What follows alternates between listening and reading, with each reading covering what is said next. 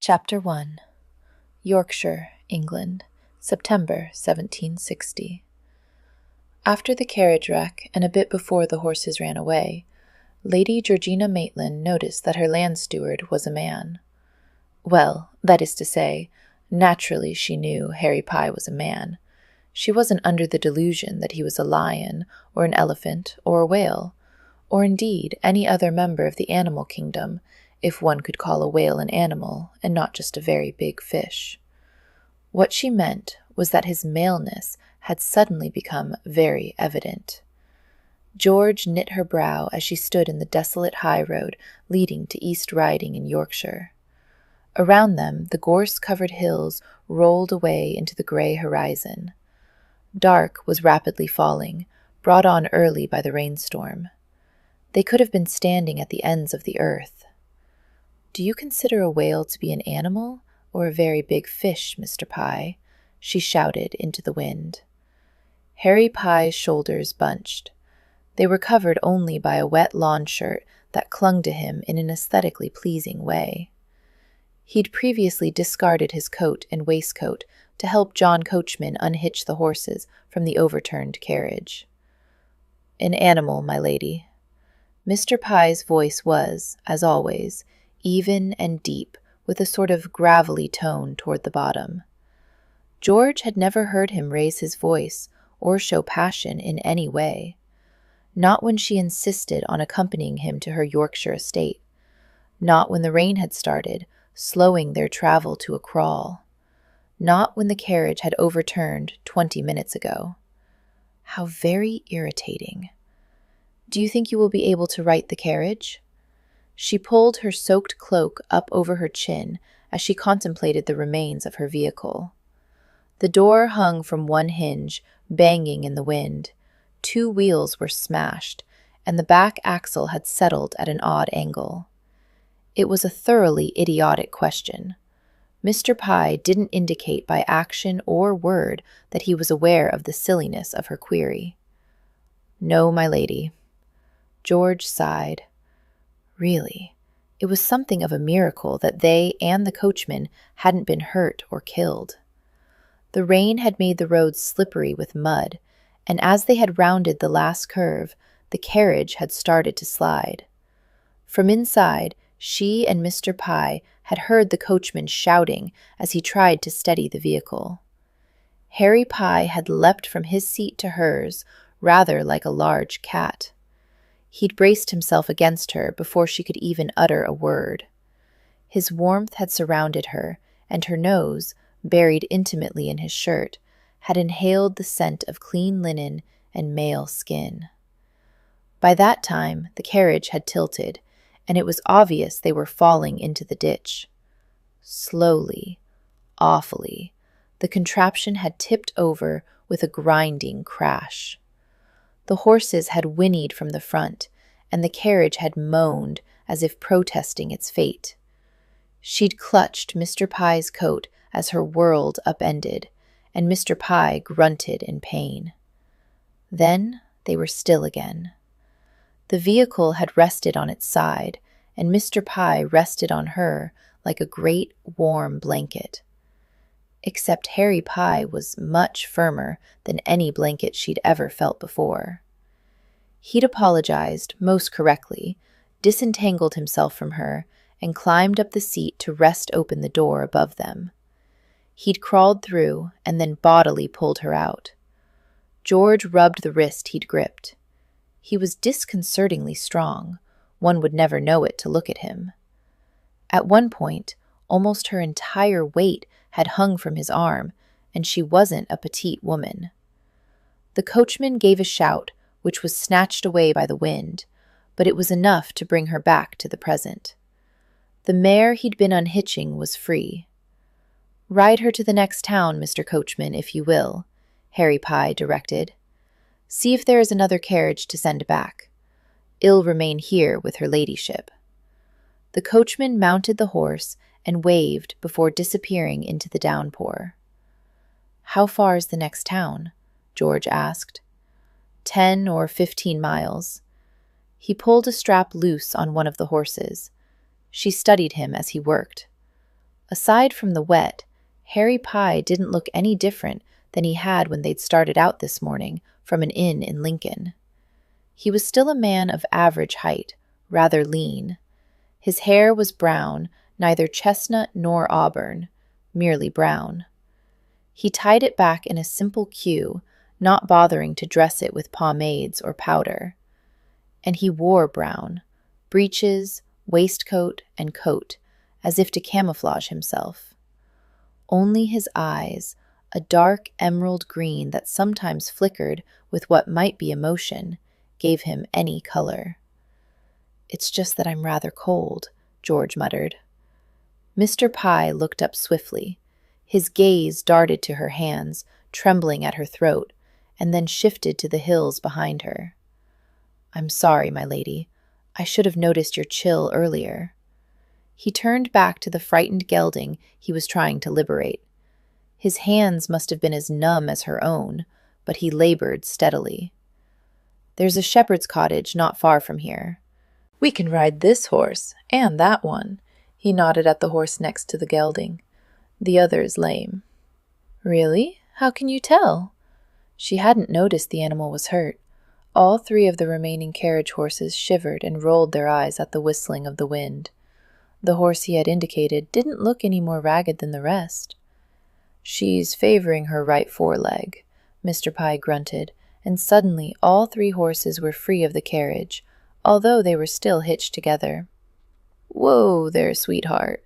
He caught the lead horse and stroked it, his tanned right hand moving tenderly over the animal's neck. The two joints on his ring finger were missing.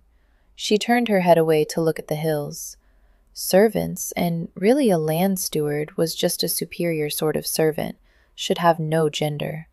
Of course, one knew they were people with their own lives and all that, but it made things so much easier if one saw them as sexless. Like a chair. One wanted a chair to sit in when one was tired. No one ever thought about chairs much otherwise, and that was how it should be. How uncomfortable to go about wondering if the chair had noticed that one's nose was running, wishing to know what it was thinking, or seeing that the chair had rather beautiful eyes. Not that chairs had eyes, beautiful or otherwise, but men did, and Harry Pye did. George faced him again. "What will we do with the third horse?" "We'll have to leave her here." "In the rain?" "Yes." "That can't be good for her." "No, my lady." Harry Pye's shoulders bunched again, a reaction that George found oddly fascinating. She wished she could make him do it more often. "Perhaps we should take her with us?" "Impossible, my lady." "Are you sure?" The shoulders tensed, and Mr. Pye slowly turned his head. In the flash of lightning that lit up the road in that instant, she saw his green eyes gleam, and a thrill ran up her spine. Then the following thunder crashed like the heralding of the apocalypse. George flinched, Harry Pye straightened, and the horses bolted. "Oh dear," said Lady Georgina, rain dripping from her narrow nose. "We seem to be in something of a fix." Something of a fix indeed. More like well and truly buggered. Harry squinted up the road where the horses had disappeared, running as if the devil himself were chasing them. There was no sign of the daft beasts. At the rate they'd been galloping, they wouldn't stop for half a mile or more. No use going after them in this downpour. He switched his gaze to his employer of less than 6 months. Lady Georgina's aristocratic lips were blue, and the fur trimming the hood of her cloak had turned into a sopping mess. She looked more like an urchin in tattered finery than the daughter of an earl. What was she doing here? If not for Lady Georgina, he would have ridden a horse from London to her estates in Yorkshire. He would have arrived a day ago at Wolseley Manor. Right now, he would be enjoying a hot meal in front of the fire in his own cottage, not freezing his baubles off, standing in the middle of the high road in the rain with the light fading fast. But on his last trip to London to report on her holdings, Lady Georgina had decided to travel with him back to Wolseley Manor, which had meant taking the carriage, now lying in a heap of broken wood in the ditch. Harry swallowed a sigh. "Can you walk, my lady?" Lady Georgina widened eyes that were as blue as a thrush's egg. "Oh, yes. I've been doing it since I was 11 months old." "Good." Harry shrugged on his waistcoat and coat, not bothering to button either. They were soaked through like the rest of him. He scrambled down the bank to retrieve the rugs from inside the carriage. Thankfully, they were still dry. He rolled them together and snagged the still-lit carriage lantern. Then he gripped Lady Georgina's elbow, just in case she was wrong and fell on her aristocratic little arse, and started trudging up the gorse-covered hill. At first, he thought her urge to travel to Yorkshire a childish fancy, the lark of a woman who never worried where the meat on her table or the jewels at her throat came from. To his mind, those who didn't labor to make their living often had flighty ideas. But the more time he spent in her company, the more he began to doubt that she was such a woman. She said gormless things, true, but he'd seen almost at once that she did it for her own amusement. She was smarter than most society ladies. He had a feeling that Lady Georgina had a good reason for traveling with him to Yorkshire. "Is it much farther?" The lady was panting, and her normally pale face sported 2 spots of red. Harry scanned the sodden hills, looking for a landmark in the gloom. Was that twisted oak growing against an outcropping familiar? Not far. At least, he hoped not. It had been years since he'd last ridden these hills, and he might have mistaken where the cottage lay, or it might have tumbled down since he last saw it. "I trust you are skilled at starting fires, Mr. Pye." His name chattered on her lips. She needed to get warm. If they didn't find the cottage soon, he'd have to make a shelter from the carriage robes. "Oh, yes, I've been doing it since I was 4, my lady." That earned him a cheeky grin.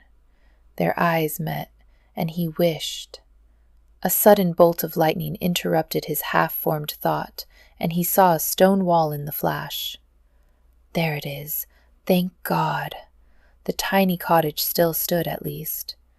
4 stone walls with a thatched roof black from age and the rain. He put his shoulder to the slick door, and after 1 or 2 shoves, it gave. Harry stumbled in and held the lantern high to illuminate the interior. Small shapes scurried into the shadows. He checked a shudder. Gah! It does smell. Lady Georgina walked in and waved her hand in front of her pink nose as if to shoo the stink of mildew. He banged the door closed behind her. "I'm sorry, my lady. Why don't you just tell me to shut my mouth and be glad I'm out of the rain?" She smiled and pulled back her hood. "I think not." Harry walked to the fireplace and found some half-burned logs. They were covered with cobwebs. "Oh, come, Mr. Pye. You know you wish to." Her teeth still chattered. 4 rickety wooden chairs stood around a lopsided table. Harry placed the lantern on the table and picked up a chair. He swung it hard against the stone fireplace. It shattered, the back coming off and the seat splintering. Behind him, Lady Georgina squeaked. "No, I don't, my lady," he said. "Truly?" "Yes." He knelt and began placing small splinters of the chair against the charred logs. "Very well. I suppose I must be nice then." Harry heard her draw up a chair. "That looks very efficient, what you're doing there." He touched the lantern flame to the slivers of wood. They lit, and he added larger pieces of the chair, careful not to smother the flame. It feels good." Her voice was throaty behind him. For a moment, Harry froze, thinking of what her words and tone might imply in a different context. Then he banished the thoughts and turned. Lady Georgina held out her hands to the blaze. Her ginger hair was drying into fine curls around her forehead, and her white skin glowed in the firelight. She was still shivering. Harry cleared his throat. "I believe you should remove your wet gown and wrap the rugs about yourself." He strode over to the door where he dumped the carriage robes. From behind him, he heard a breathless laugh. "I don't believe I have ever heard such an improper suggestion made so properly." "I didn't mean to be improper, my lady." He handed her the robes. "I'm sorry if I offended." Briefly, his eyes met hers, so blue and laughing. Then he turned his back. Behind him was a rustling. He tried to discipline his thoughts. He would not imagine her pale, naked shoulders above. "You aren't improper, as well you know, Mr. Pye. Indeed, I'm beginning to think it would be impossible for you to be so." If she only knew. He cleared his throat, but made no comment. He forced himself to gaze around the little cottage. There was no kitchen dresser, only the table and chairs. A pity, his belly was empty. The rustling by the fire ceased. "You may turn around now." He braced himself before looking, but Lady Georgina was covered in furs. He was glad to see her lips were pinker. She freed a naked arm from the bundle to point at a robe on the other side of the fireplace. "I've left one for you. I'm too comfortable to move, but I'll close my eyes and promise not to peek if you wish to disrobe as well." Harry dragged his gaze away from the arm and met her clever blue eyes. "Thank you." The arm disappeared. Lady Georgina smiled, and her eyelids fell. For a moment, Harry simply watched her. The reddish arcs of her eyelashes fluttered against her pale skin, and a smile hovered on her crooked mouth. Her nose was thin and overlong, the angles of her face a bit too sharp. When she stood, she almost equaled his own height. She wasn't a beautiful woman, but he found himself having to control his gaze when he was around her. Something about the twitching of her lips when she was about to taunt him, or the way her eyebrows winged up her forehead when she smiled. His eyes were drawn to her face, like iron filings near a lodestone. He shucked his upper garments and drew the last robe around himself. "You may open your eyes now, my lady." Her eyes popped open. "Good. And now we both look like Russians, swathed for the Siberian winter. A pity we don't have a sleigh with bells as well." She smoothed the fur on her lap. He nodded. The fire crackled in the silence as he tried to think of how else he could look after her. There was no food in the cottage, nothing to do but wait for dawn. How did the upper crust behave when they were in their palatial sitting rooms, all alone? Lady Georgina was plucking at her robe, but she suddenly clasped her hands together as if to still them. "Do you know any stories, Mr. Pye?" "Stories, my lady? Stories. Fairy tales, actually. I collect them." "Indeed." Harry was at a loss. The aristocracy's way of thinking was truly amazing sometimes. "How, may I ask, do you go about collecting them?" "By inquiring. Was she having fun with him? You'd be amazed at the stories people remember from their youth. Of course, old nursemaids and the like are the best sources. I believe I've asked every one of my acquaintances to introduce me to their old nurse." "Is yours still alive?" "I didn't have a nursemaid, my lady." "Oh," her cheeks reddened. "But someone, your mother, must have told you fairy tales growing up." He shifted to put another piece of the broken chair on the fire. "The only fairy tale I can remember is Jack and the Beanstalk." Lady Georgina gave him a pitying look. "Can't you do better than that?" "I'm afraid not." The other tales he knew weren't exactly fit for a lady's ears. "Well, I heard a rather interesting one recently from my cook's aunt when she came to visit Cook in London. Would you like me to tell it to you?" "No." The last thing he needed was to become any more intimate with his employer than the situation had already forced him to be. Yes, my lady. Once upon a time, there was a great king, and he had an enchanted leopard to serve him. She wiggled her rump on the chair. I know what you're thinking, but that's not how it goes. Harry blinked. My lady? No. The king dies right away, so he's not the hero. She looked expectantly at him. Ah. He couldn't think of anything else to say. It seemed to do. Lady Georgina nodded. The leopard wore a sort of gold chain around its neck. It was enslaved, you see, but I don't know how that came about. Cook's aunt didn't say. Anyway, when the king was dying, he made the leopard promise to serve the next king, his son. She frowned. Which doesn't seem very fair, somehow, does it? I mean, usually they free the faithful servant at that point. She shifted again on the wooden chair. Harry cleared his throat. Perhaps you would be more comfortable on the floor. Your cloak is drier. I could make a pallet. She smiled blindingly at him. What a good idea. He spread out the cloak and rolled his own clothes to form a pillow. Lady Georgina shuffled over in her robes and plopped down on the crude bed. That's better. You might as well come lie down as well. We'll be here until morning, most likely. Christ, I don't think it advisable. She looked down her narrow nose at him. Mr. Pye, those chairs are hard. Please, come lie on the rugs at least. I promise not to bite. His jaw clenched, but he really had no choice. It was a veiled order. Thank you, my lady. Harry gingerly sat beside her, had be damned if he would lie down next to this woman, order or no, and left a space between their bodies. He wrapped his arms around his bent knees and tried not to notice her scent. You are stubborn, aren't you? She muttered. He looked at her. She yawned. Where was I?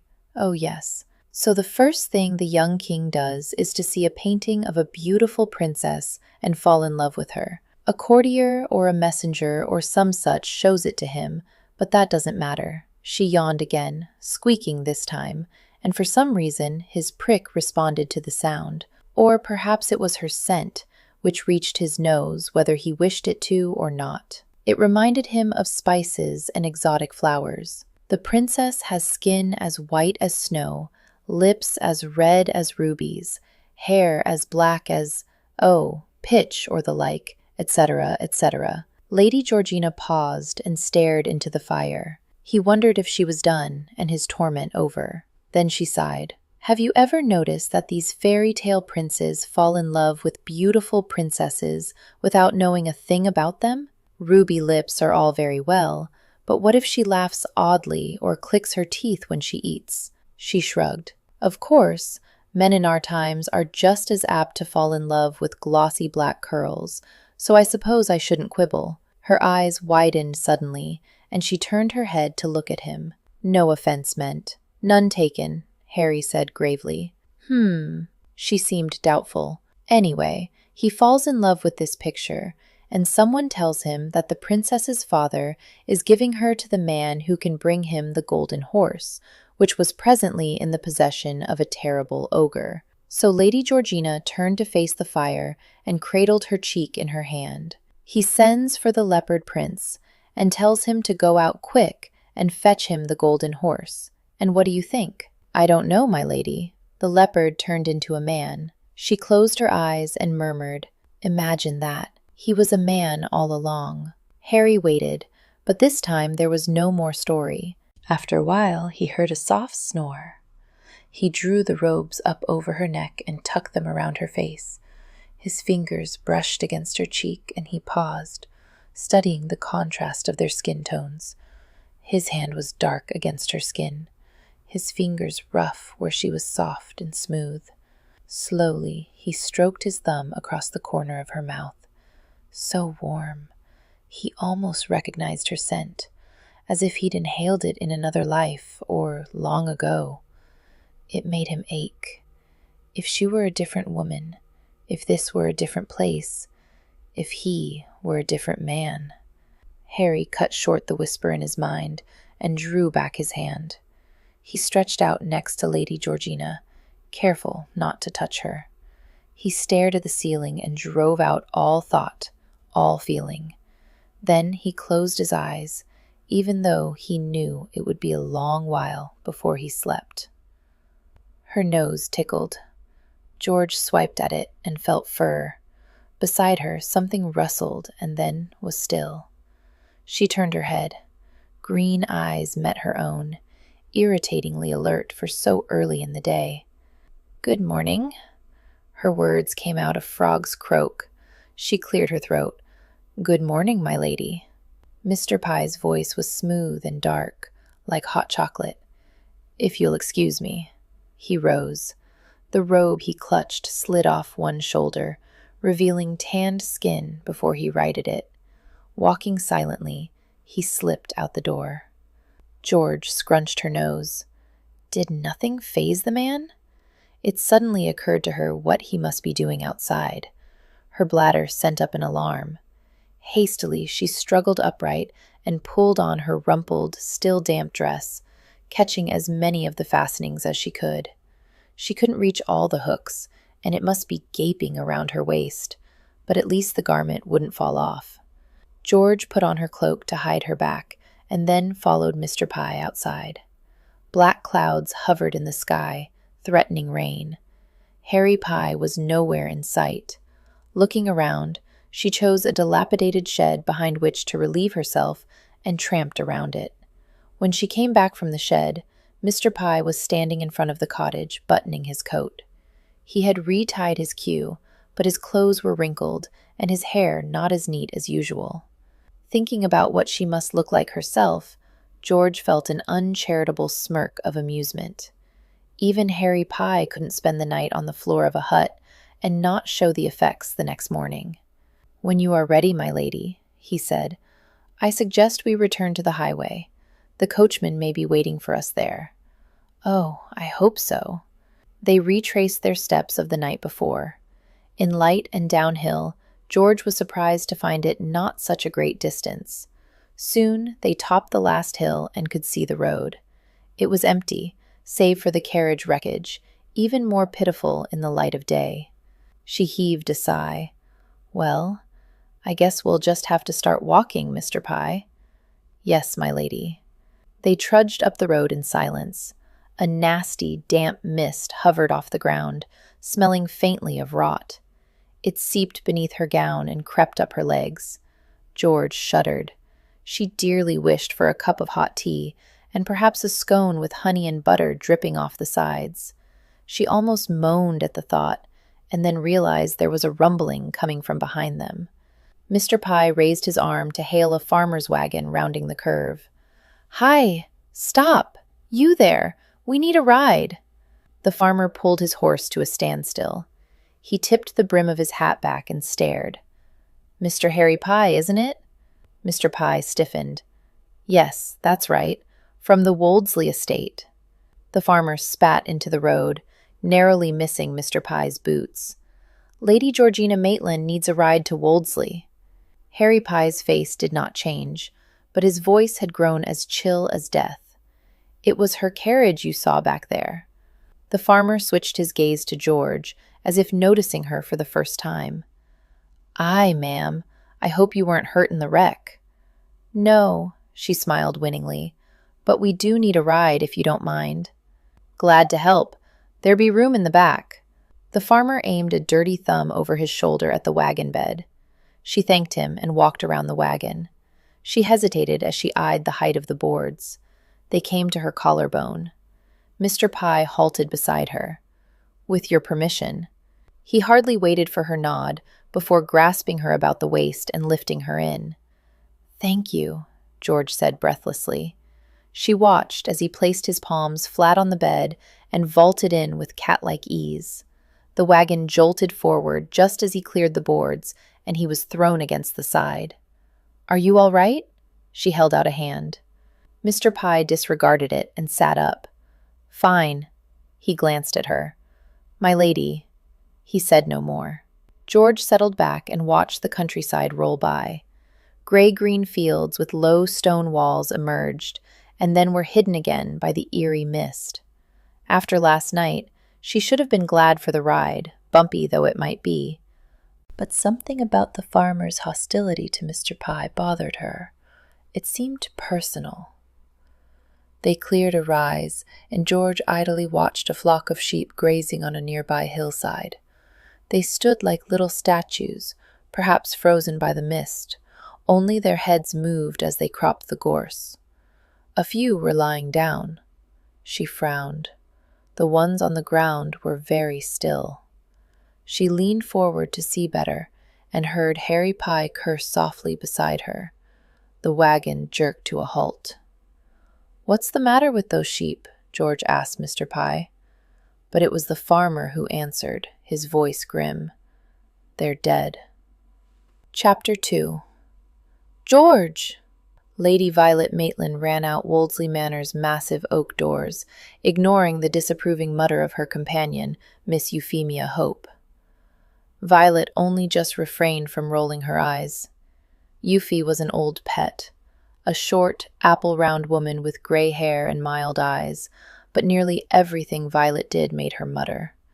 "Wherever you been? We expected you days ago, and—" She skidded to a stop on the gravel courtyard to stare at the man helping her sister from the strange carriage. Mr. Pye looked up at her approach and nodded, his face, as usual, set in an expressionless mask. What was he doing traveling with George? Violet narrowed her eyes at him. "Hello, Euphy," George said. "Oh, my lady, we're so happy you've arrived," the companion gasped. "The weather has not been all one could wish for, and we have been quite apprehensive as to your safety." George smiled in reply and wrapped her arms around Violet. "Hello, darling." Her sister's marmalade hair, several shades lighter than Violet's own exuberantly flaming head, smelled of jasmine and tea, the most comforting scents in the world. Violet felt tears prickle her eyes. "I'm sorry you were worried, but I don't think I'm so very late." George bussed her cheek and stepped away to look at her. Violet turned hurriedly to inspect the carriage, a rather dilapidated old thing that didn't look a speck like George's. "What are you doing traveling about in that for?" "Well, there lies a story." George pulled off her hood.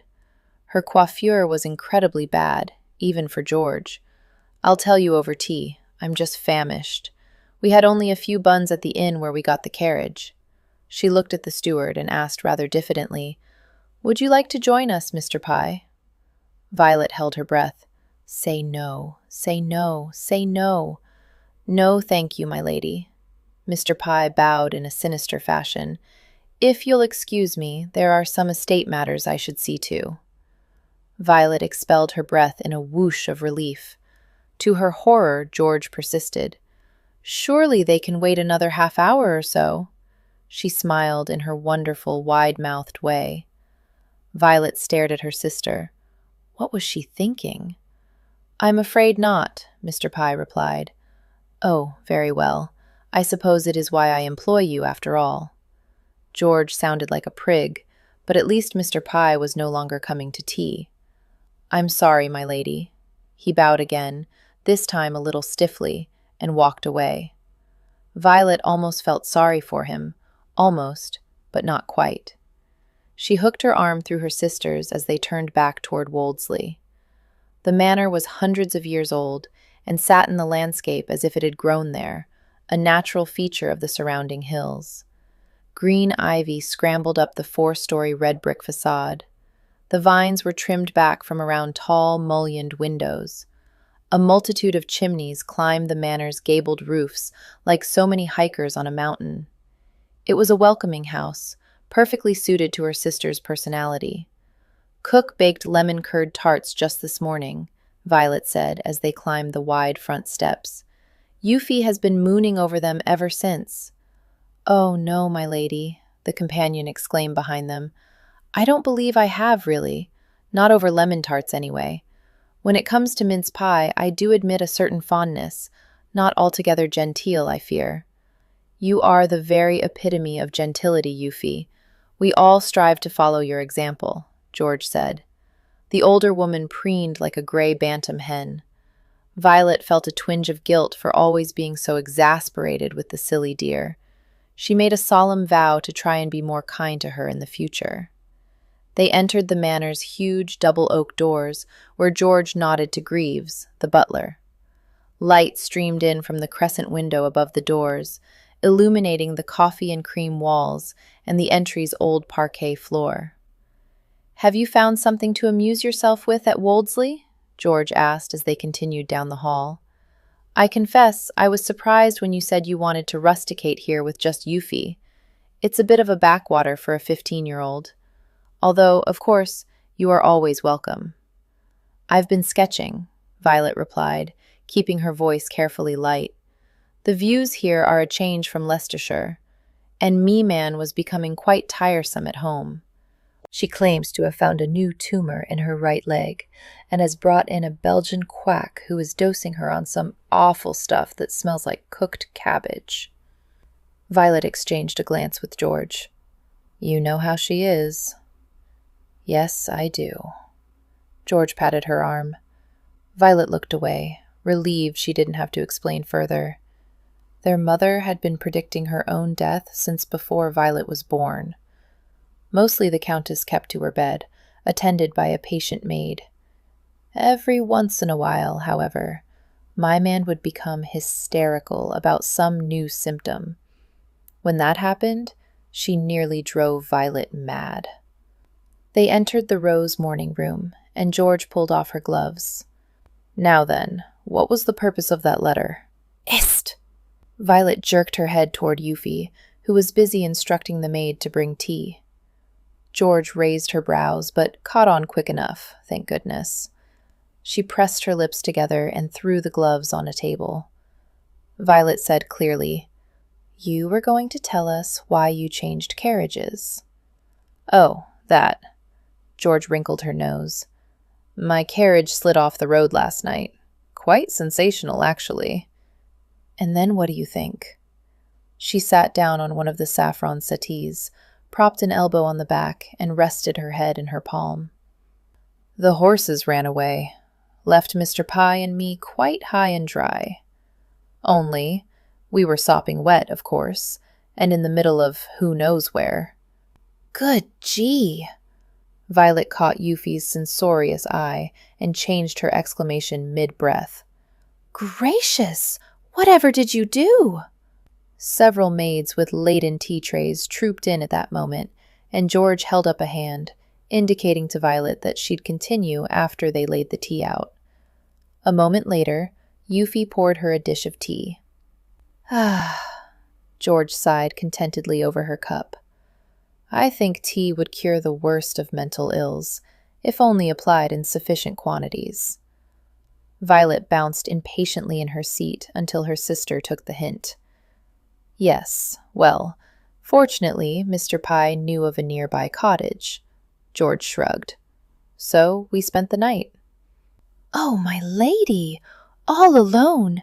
And Mr. Pye not even married?" The revelation that George had spent an entire night with a man appeared to shock Yuffie more than the carriage accident itself. I do not think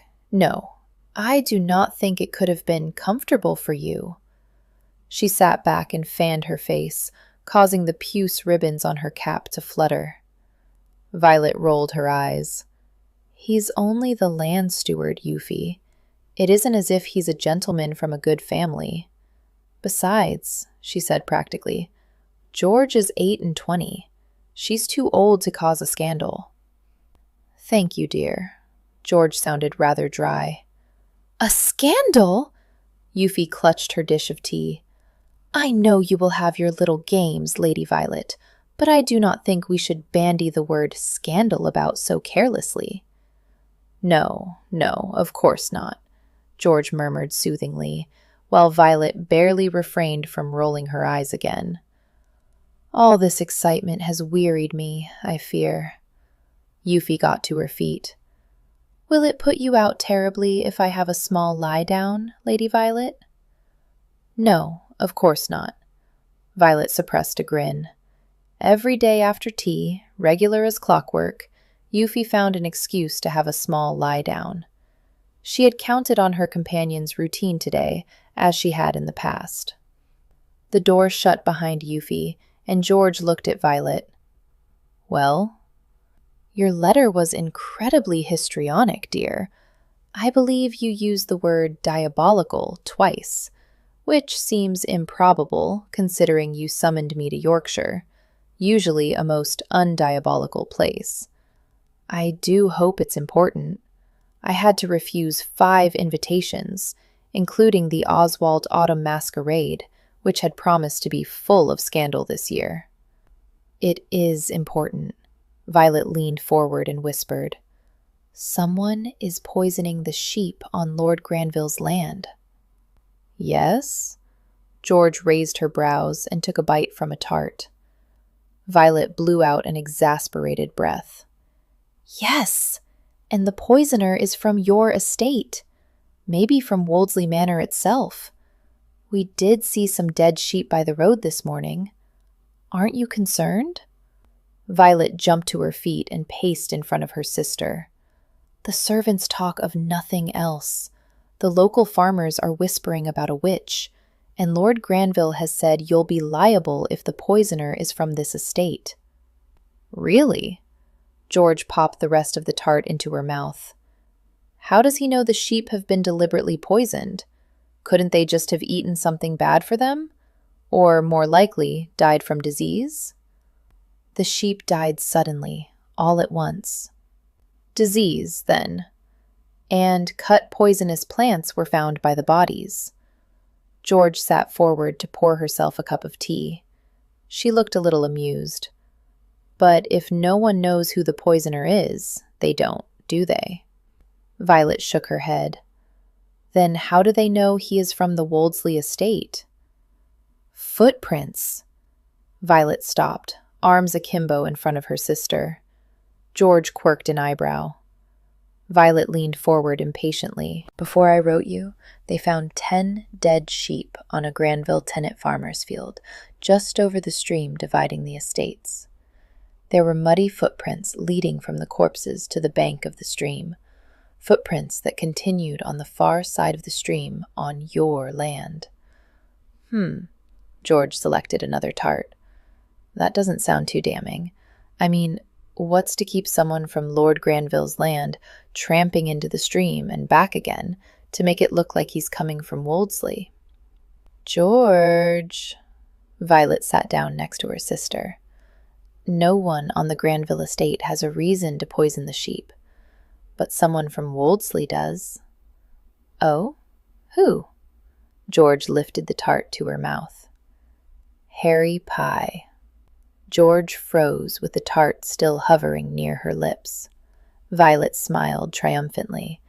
At last she'd gotten her sister's full attention. George carefully set the tart back on her plate. What possible motive could my steward have for killing Lord Granville's sheep? Revenge. Violet nodded at George's incredulous look. Mr. Pye bears a grudge for something that Lord Granville did in the past. What?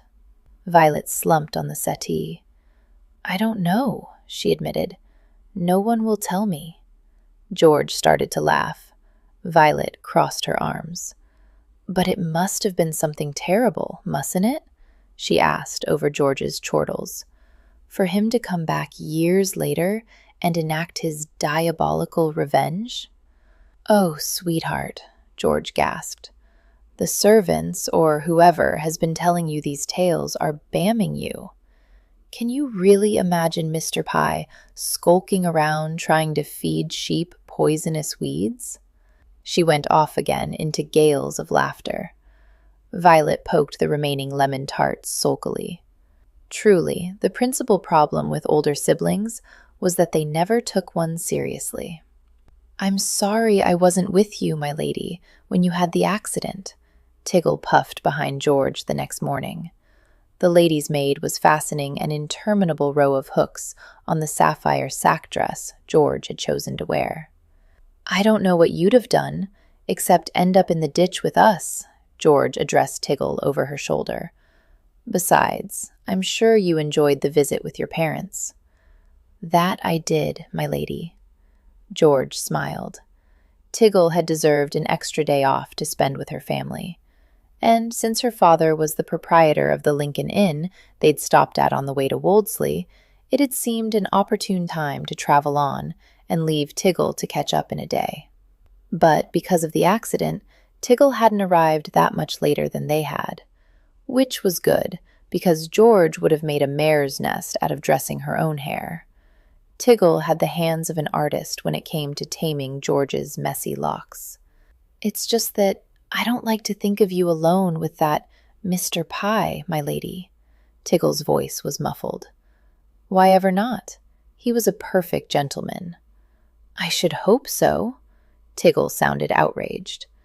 "Still, he's a bit of a cold fish, isn't he?" She gave a final tug and stepped back. "There, that's done. Thank you." George smoothed the front of her gown. Tiggle had served her since before George had come out, so many years ago now. She had laced and unlaced what must be 1,000 gowns, and had lamented with George over the frizziness of her orangey-red hair. Tiggle's own hair was a smooth golden blonde, the preferred color of all those fairy tales. Her eyes were blue, and her lips the requisite ruby red. Indeed, she was a very lovely woman. Were her life a fairy tale, George should be the goose girl and Tiggle the fairy princess. She walked to her vanity table. "Why do you think Mr. Pye is a cold fish?" She opened her jewel box and began rummaging for the pearl drops. "He never smiles, does he?" In the mirror, she could see Tiggle gathering her nightclothes. "And the way he watches a body. Makes me feel like I'm a cow he's sizing up, trying to reckon if I will calf well another season, or if he should send me to the slaughterhouse." She held out the dress George had worn during the accident and examined it critically. "Still, there are plenty of lasses hereabouts who find him fetching." "Oh?" George's voice came out a squeak. She stuck out her tongue to herself in the mirror. Tiggle didn't look up as she frowned over a hole she'd found near the gown's hem. "Aye, the maids in the kitchen talk about his fine eyes and pretty bum." "Tiggle!" George dropped her pearl earring. It rolled across the vanity's lacquered surface and came to a stop in a pile of ribbons. "Oh!"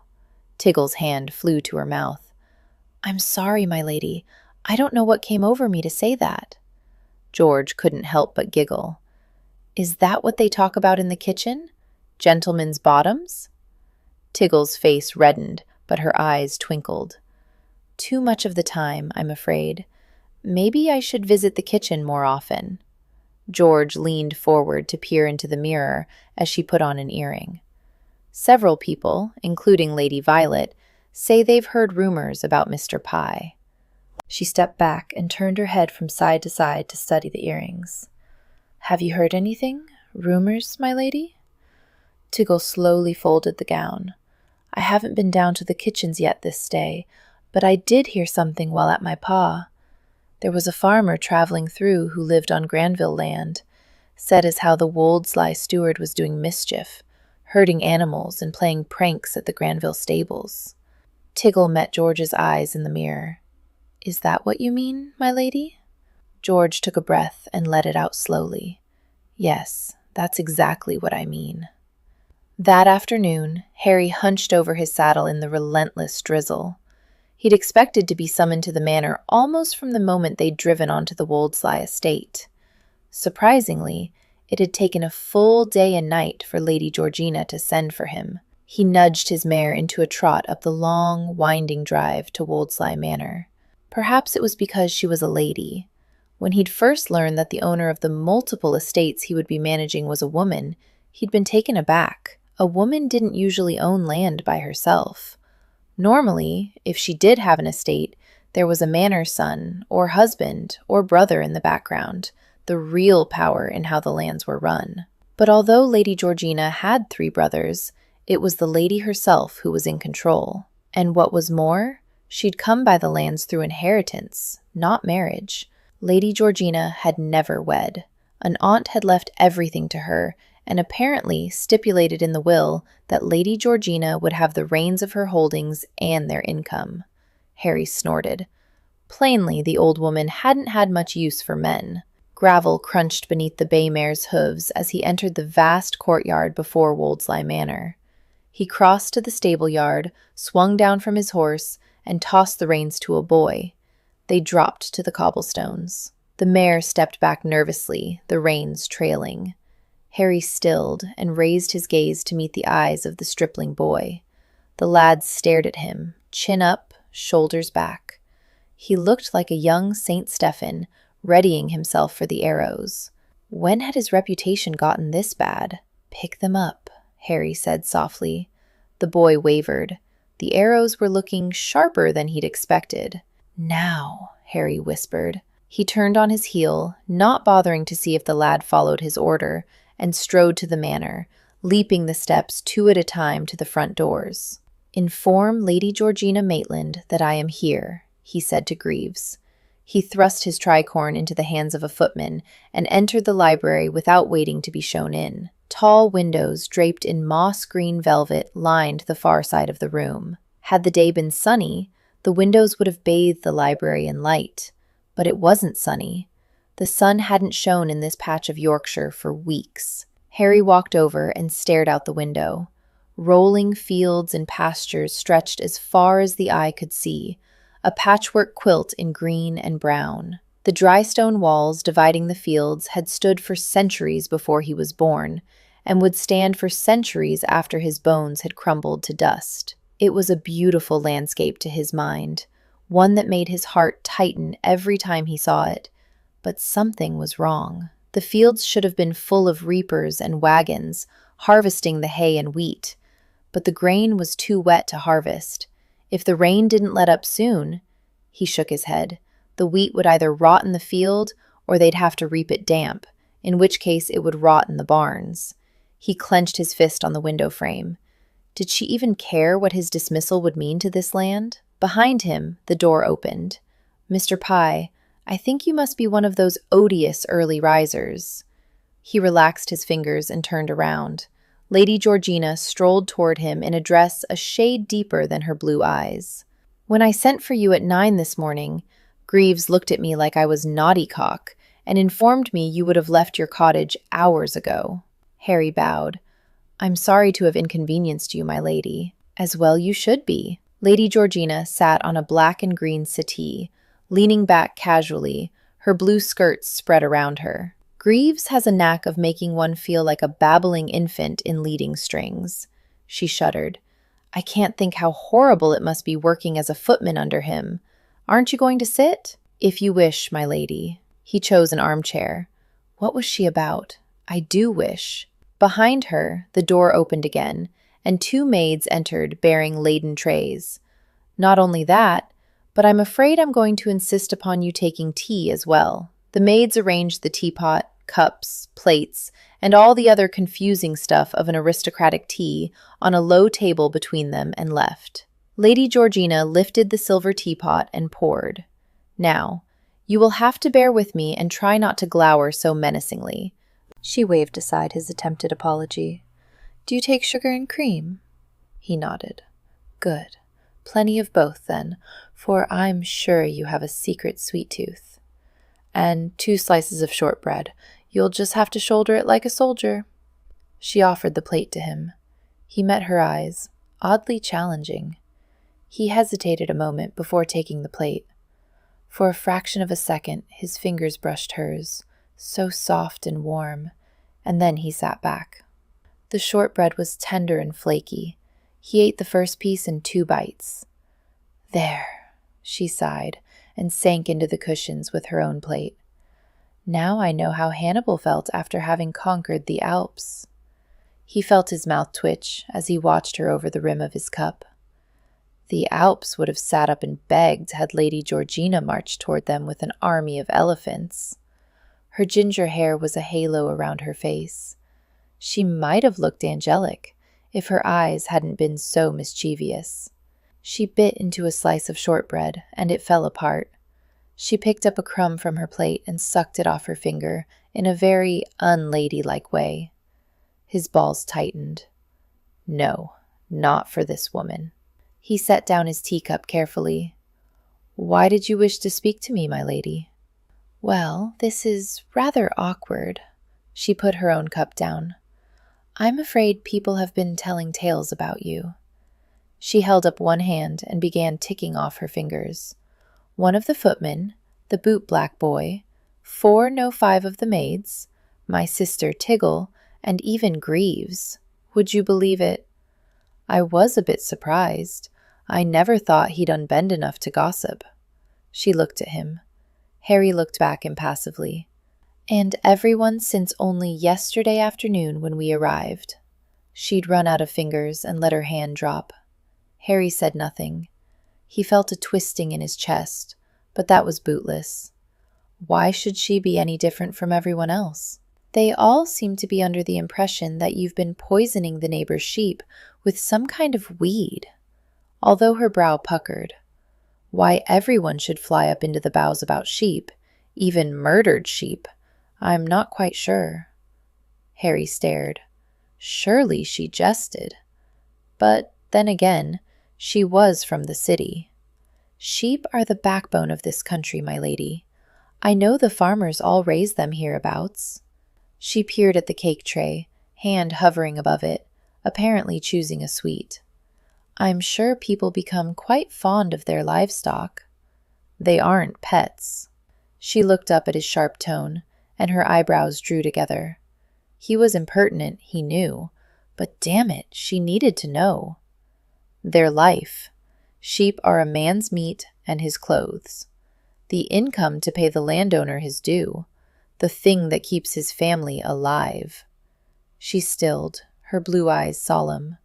He felt something light and frail connect himself in this woman, who was so far above his station. The loss of an animal might mean no new dress for a man's wife, maybe a shortage of sugar in the pantry. A couple of dead sheep could keep his children from winter shoes. For a farmer living lean, he shrugged. He might not make the rent, might have to kill the rest of his herd to feed his family. Her eyes widened. That way lies ruin. Harry gripped the settee arm, trying to explain, trying to make her understand. That way lies the poorhouse. Ah, so the thing is more serious than I knew. She sat back with a sigh. It would appear I must act. She looked at him, it seemed, regretfully. Here it was, finally. He braced himself. The front doors slammed. Lady Georgina cocked her head. What? Something crashed in the hall, and Harry leaped to his feet. Arguing voices and a scuffle were coming nearer. He placed himself between the door and Lady Georgina. His left hand drifted down to the top of his boot.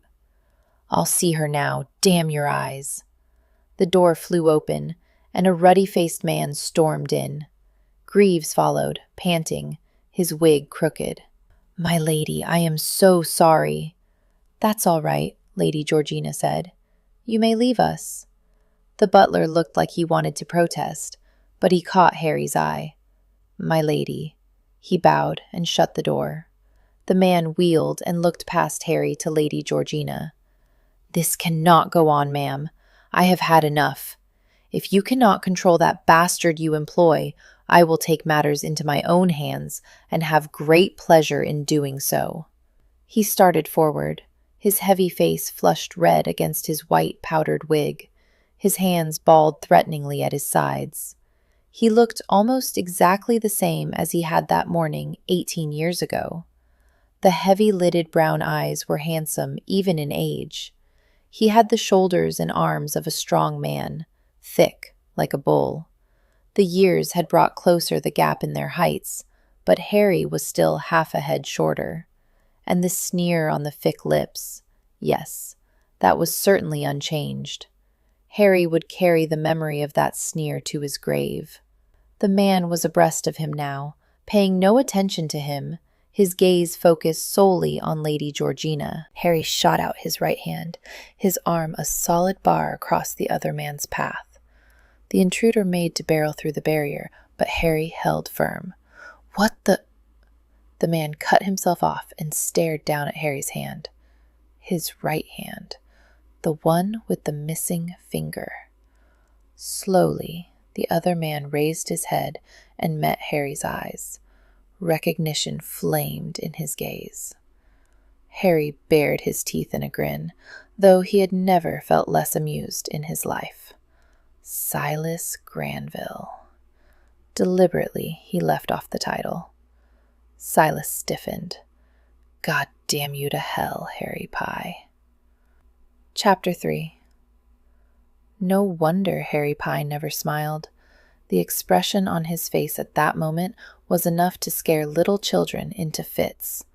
George felt her heart sink. She'd rather hoped that all the gossip about Mr. Pye and Lord Granville was just that, stories made up to entertain bored country folk. But judging from the filthy looks the two men were exchanging, not only did they know each other, but they did indeed have a nasty past. She sighed. This complicated matters. You cur! You dare show your face to me after the criminal damage you've done on my land? Lord Granville shouted directly in Mr. Pye's face, spittle flying. Harry Pye did not reply, but he had an incredibly irritating smirk on his lips. George winced. She could almost sympathize with Lord Granville. First, the tricks in my stable, the cut halters, the ruined feed, the vandalized carriages. Lord Granville addressed George, but never took his eyes from Mr. Pye. Then sheep killing. My farmers have lost over 15 good animals in the last fortnight alone, 20 before that, and all of it began when he returned to this district, employed by you, madam. He had excellent references, George muttered. Lord Granville swung in her direction. She recoiled, but Mr. Pye moved smoothly with the larger man, keeping his shoulder always between them. His show of protectiveness only enraged Lord Granville further. Enough, I say. I demand you dismiss this scoundrel. Lord Granville spat the word. Blood always shows.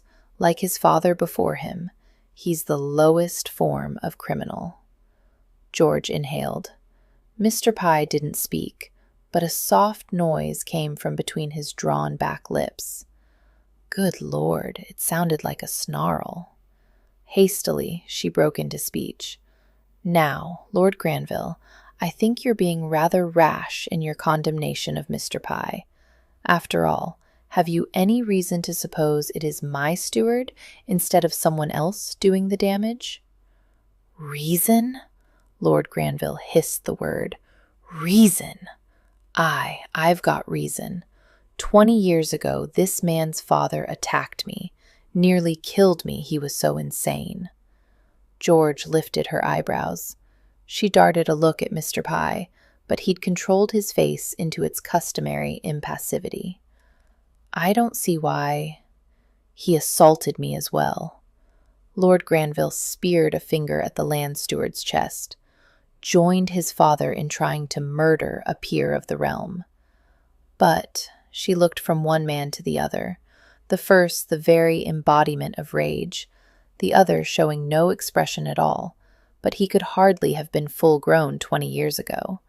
Wouldn't he be a boy of 12? Mr. Pye spoke for the first time since he'd uttered the other man's name. His voice was quiet, almost a whisper. And it was 18 years ago. Exactly. 12 is plenty old enough to murder a man. Lord Granville batted aside the objection with the flat of his hand. It's well known that the common rabble mature early, the better to breed more vermin. At 12, he was as much a man as he is now. George blinked at this outrageous statement, said with a perfectly straight face, and apparently believed as fact by Lord Granville. She glanced again at Mr. Pye, but if anything, he appeared bored. Obviously, he'd heard this sentiment, or ones very like it before. She wondered briefly how often he'd listened to such drivel in his childhood. She shook her head. Be that as it may, my lord, It does not sound as if you have concrete evidence of Mr. Pye's culpability now, and I really do feel Lord Granville threw something down at her feet. I have evidence." His smile was quite odious. George frowned and looked at the thing by her embroidered shoe tip. It was a little wooden figure. She bent to pick it up, a small, treacle-colored figurine, no larger than the ball of her thumb. Its features were partially obscured by dried mud. She turned it over, rubbing the dirt off. A hedgehog carved in exquisite detail emerged. The artist had cleverly taken advantage of a dark spot in the wood to highlight the bristles on the tiny animal's back. "How sweet!" George smiled in delight. Then she became aware of the silence in the room. She looked up and saw the dreadful stillness with which Mr. Pye stared at the carving in her hand. Dear Lord, surely he hadn't really— "That, I think, is evidence enough," Lord Granville said. "What?" "Ask him." Granville gestured at the hedgehog, and George instinctively closed her fingers as if to protect it. "Go on. Ask him who made that." She met Mr. Pye's eyes. Was there a flicker of regret in them? "I did," he said. George cradled the carving in her two hands and brought them to her breast. Her next question was inevitable. "And what does Mr. Pye's hedgehog have to do with your dead sheep?" "It was found next to the body of a ram on my land." Lord Granville's eyes bore the unholy light of triumph. "Just this morning." "I see.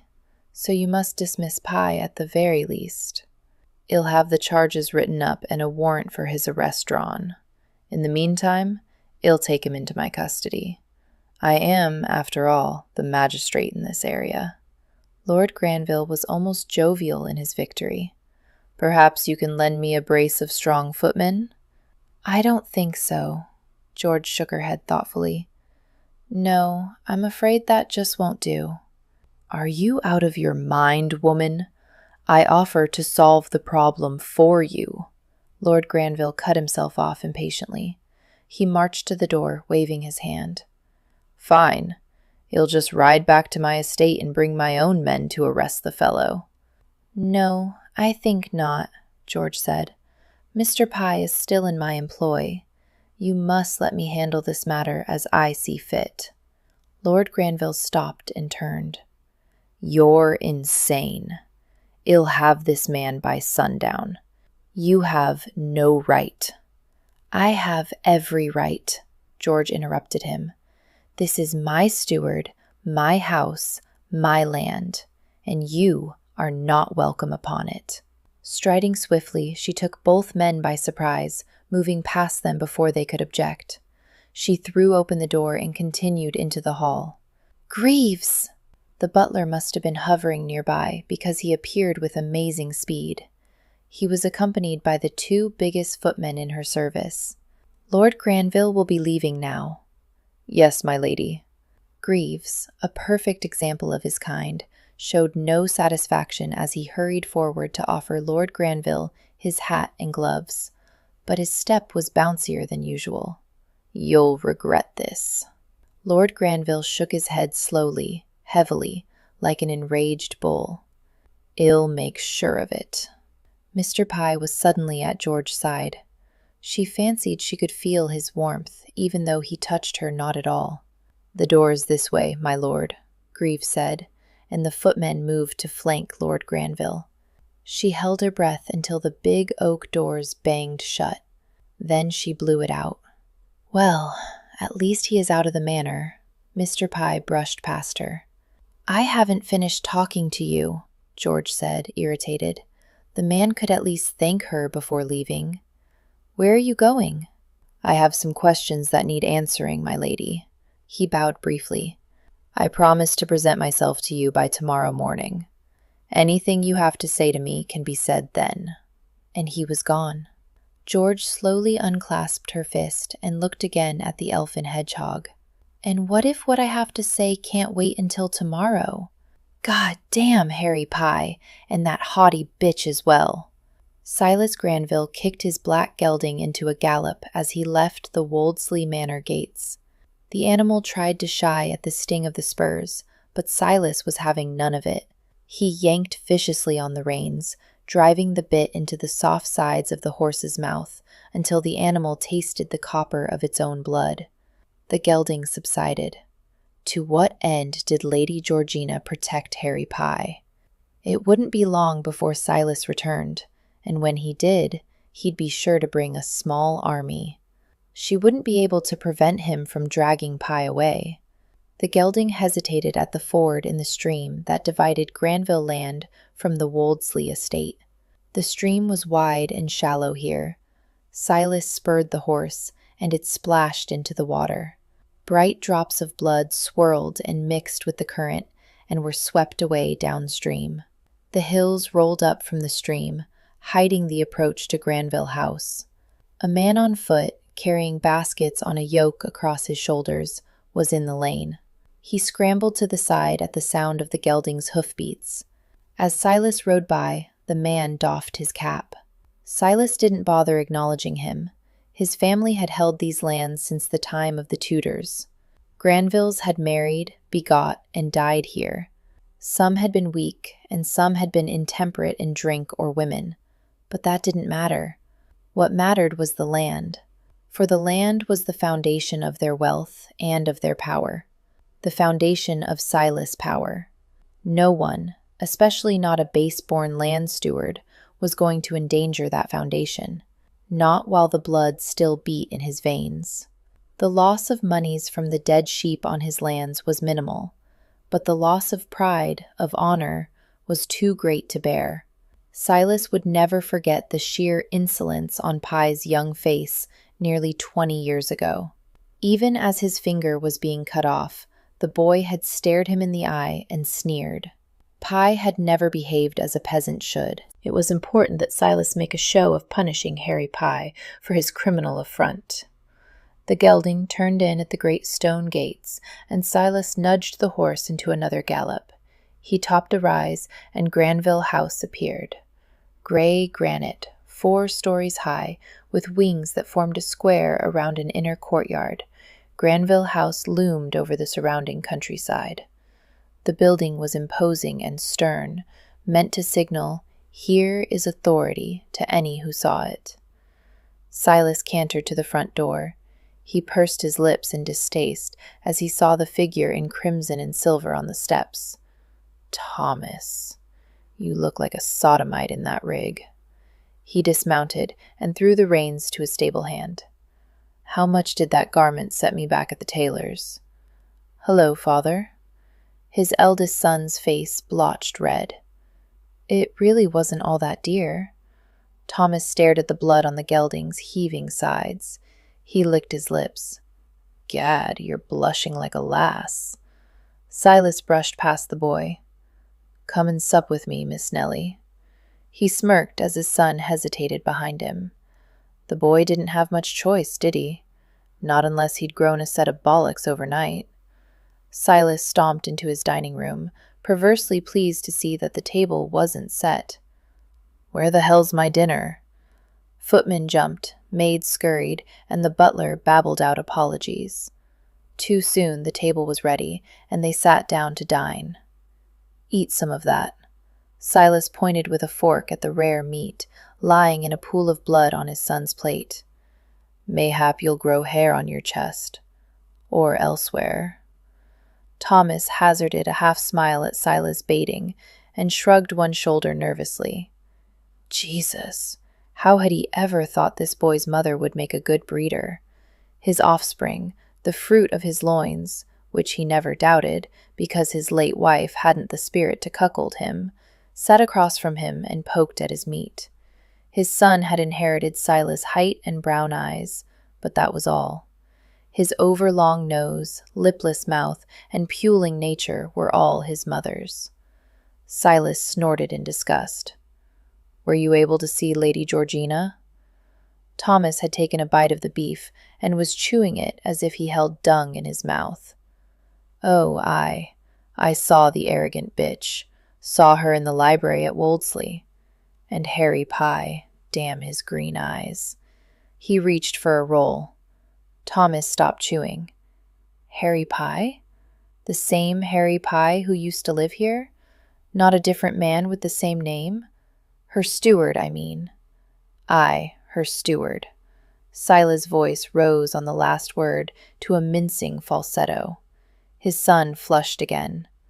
It's not like I'm apt to forget those green eyes any time soon. I suppose not. Silas looked hard at his son, his eyes narrowed. You'll have him arrested? Thomas spoke quickly, one shoulder up. As to that, I've run into a slight problem. Silas curled his upper lip. Seems Lady Georgina doesn't want her steward arrested, stupid wench. He took another swig of ale. Doesn't think the evidence is damning enough. Probably doesn't care one way or the other about dead livestock. My dead livestock, seeing as she's from London. The carved figurine didn't convince her? No, it did not. Silas picked a bit of gristle from between his front teeth. Ridiculous to let a woman have that much land anyway. What's she want it for? Probably cares more for gloves and the latest dance in London than she does for her estate. The old woman should have left it to a man. Or made her get married so she'd have a husband to run it. Perhaps, Thomas hesitated, perhaps I could talk to her? You? Silas flung back his head and laughed until he began to choke. Tears appeared in his eyes, and he had to take a drink. Thomas was silent on the other side of the table. Silas wiped his eyes. It's not as if you have a way with the ladies now, is it, Tommy, my boy? Not like your brother, Bennett. That lad had his first cream jug while still in the schoolroom. Thomas' head was bowed. His shoulders twitched up and down. Have you ever even bedded a wench? Silas asked softly, slyly. Ever felt soft, fat titties? Ever smelled the fishy odor of eager twat? He leaned back, balancing his chair on two legs, and watched his son. Ever plunged your pud into a willing woman and fucked her until she screamed? Thomas jerked. His fork slid off the table and rattled onto the floor. Silas sat forward. The front legs of his chair came down with a thump. I thought not.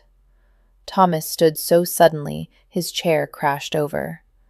Bennett isn't here, is he? And not likely to be here any time soon. Silas pursed his lips at that. I'm your oldest son. This will be my land someday. Let me try to talk to Lady Georgina.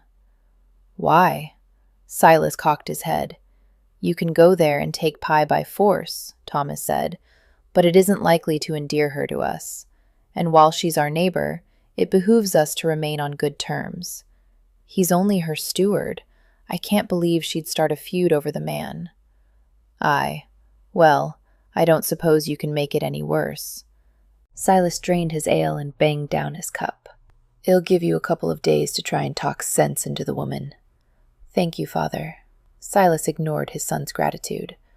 And when you fail, I'll break down the doors of Wolseley if I have to, and drag Harry Pye out by his neck. Harry shivered as he guided the bay mare up the track leading to his cottage.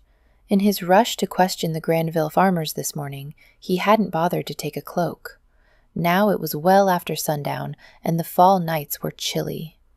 Overhead, the leaves in the trees rattled in the wind. He should have waited and let Lady Georgina say whatever she was going to say this morning. But the realization that someone was actively trying to implicate him in the sheep killings had spurred him from the room. What was happening? There had been vicious rumors for weeks that he was the killer. Gossip that had started almost from the moment the first dead sheep had been found a month ago. But Harry had brushed aside talk. A man couldn't be arrested for talk. Evidence was a different matter. His cottage stood off the main drive to Wolseley Manor, built, God only knew why, in a little copse. Across the drive was the gatekeeper's cottage, a much bigger building. He could have turned the gatekeeper out and taken possession of the larger house when he had first came to Wolseley. A steward, after all, was higher in status than a mere gatekeeper. But the man had a wife and family, and the smaller cottage was farther back from the drive and hidden in the trees. It had more privacy, and he was a man who treasured his privacy. He swung down from the mare and led her to the tiny lean-to against the back of the cottage. Harry lit the lantern hanging inside the door and took off the horse's saddle and bridle. Weariness of body and spirit dragged at his limbs, but he carefully rubbed down the mare, watered her, and gave her an extra scoop of oats. His father had drummed into him at an early age the importance of taking care of one's animals. With a final pat for the already dozing mare, he picked up the lantern and left the stable. He walked around the cottage on the well-worn path toward the door. As he neared the front door, his step faltered. A light flickered through his cottage window. Harry put out his lantern. He backed into the underbrush beside the path and hunkered down to think. From the size of the light, it looked to be a single candle. It didn't move, so it probably stood on a table inside. Maybe Mrs. Burns had left the candle burning for him. The gatekeeper's wife sometimes came to clean and leave him a meal. But Mrs. Burns was a thrifty woman, and Harry doubted she would waste a candle, even a tallow candle like the ones he used, on an empty cottage. Someone waited for him inside. And wouldn't that be a surprise after arguing with Granville this morning? If they meant to jump him, surely they would have taken care to wait in darkness. After all, he hadn't suspected anything until he'd seen the light. Had his cottage been dark, he'd have gambled up, as trusting as a newborn lamb. Harry gave a soft snort. So, they, whoever they were very assured, waiting for him in his own home. They figured that even with the light showing so plainly from his windows, he'd be stupid or brash enough to walk right in. And maybe they were right. Harry set the lantern down, took the knife from his boot, and rose silently from his crouch. He stole to the cottage wall. His left hand held the knife by his thigh.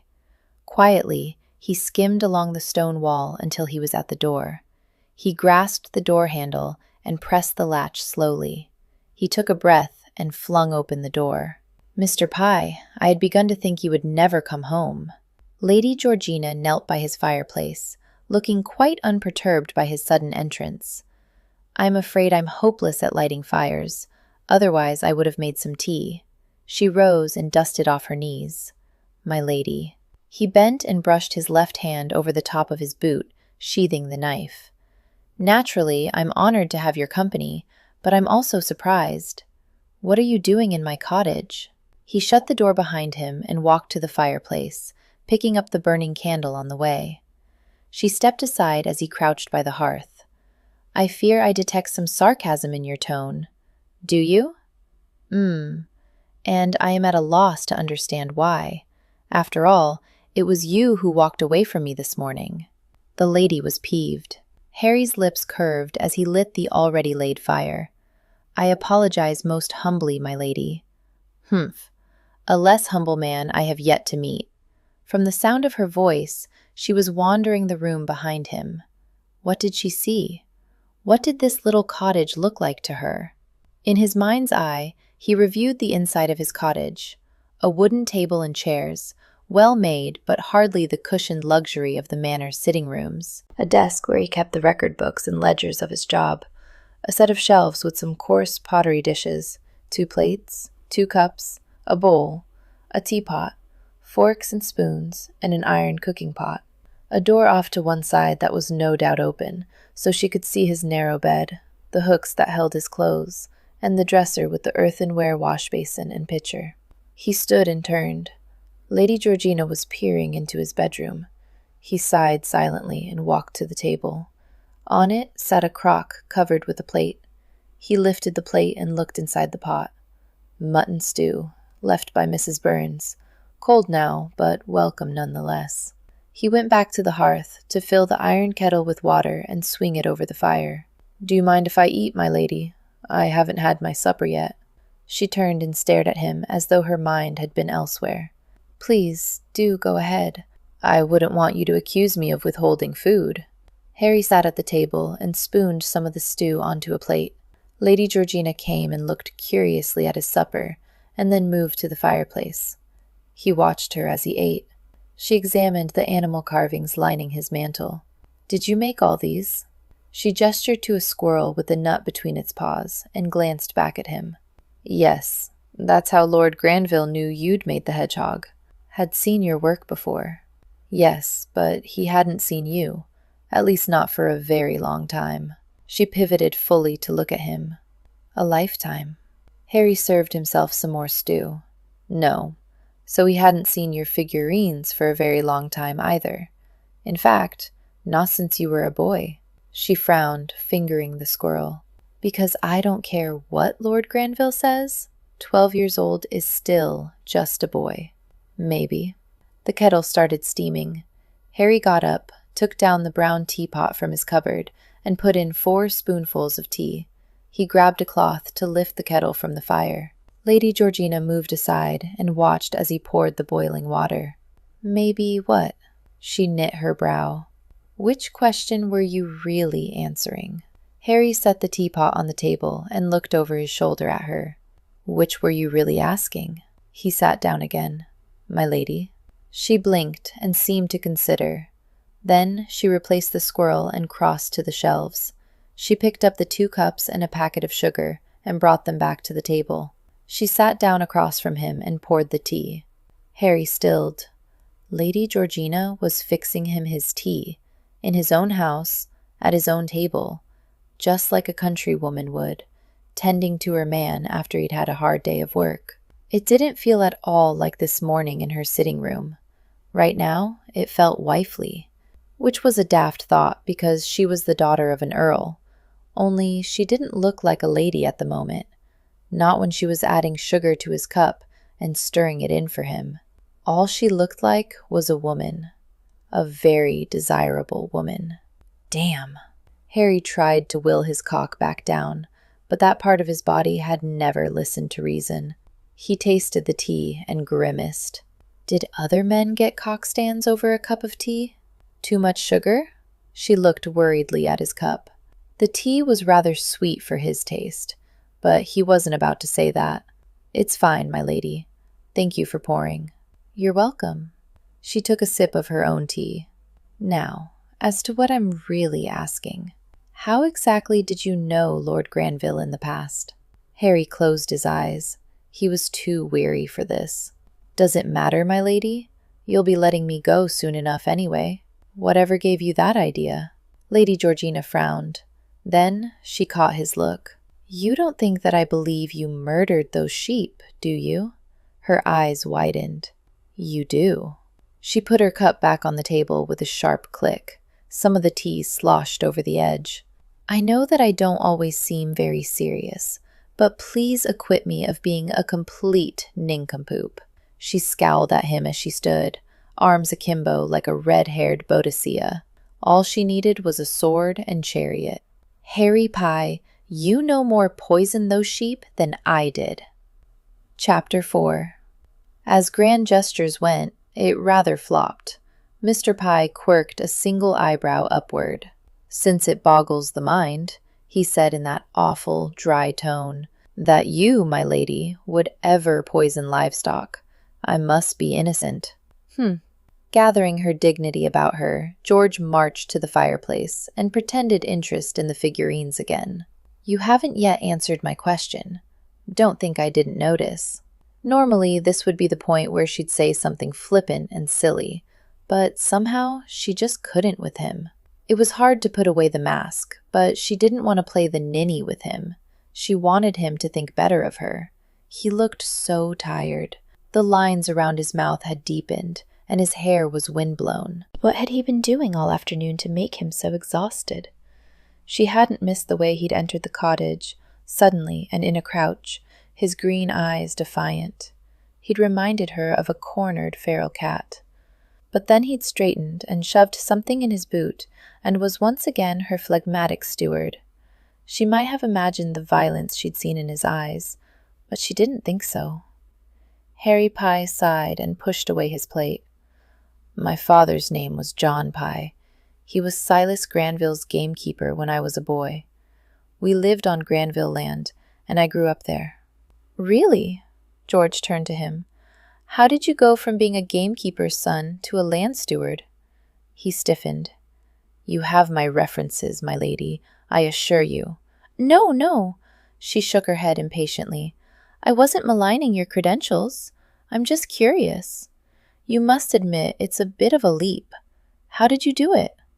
Hard work, my lady. His shoulders were still bunched. George raised her eyebrows and waited. I got work as a gamekeeper on a big estate when I was 16. The land steward there discovered I could read and write and do sums. He took me on as sort of an apprentice. When a position on a smaller, neighboring estate became open, he recommended me. He shrugged. From there, I worked my way up. She tapped her fingers against the mantelpiece. There had to be more to the story than that. Few men of Mr. Pye's age managed estates as large as hers, and how had he gotten an education anyway? But that matter could wait until later. She had more pressing questions at the moment. She picked up a rabbit and rubbed its smooth back.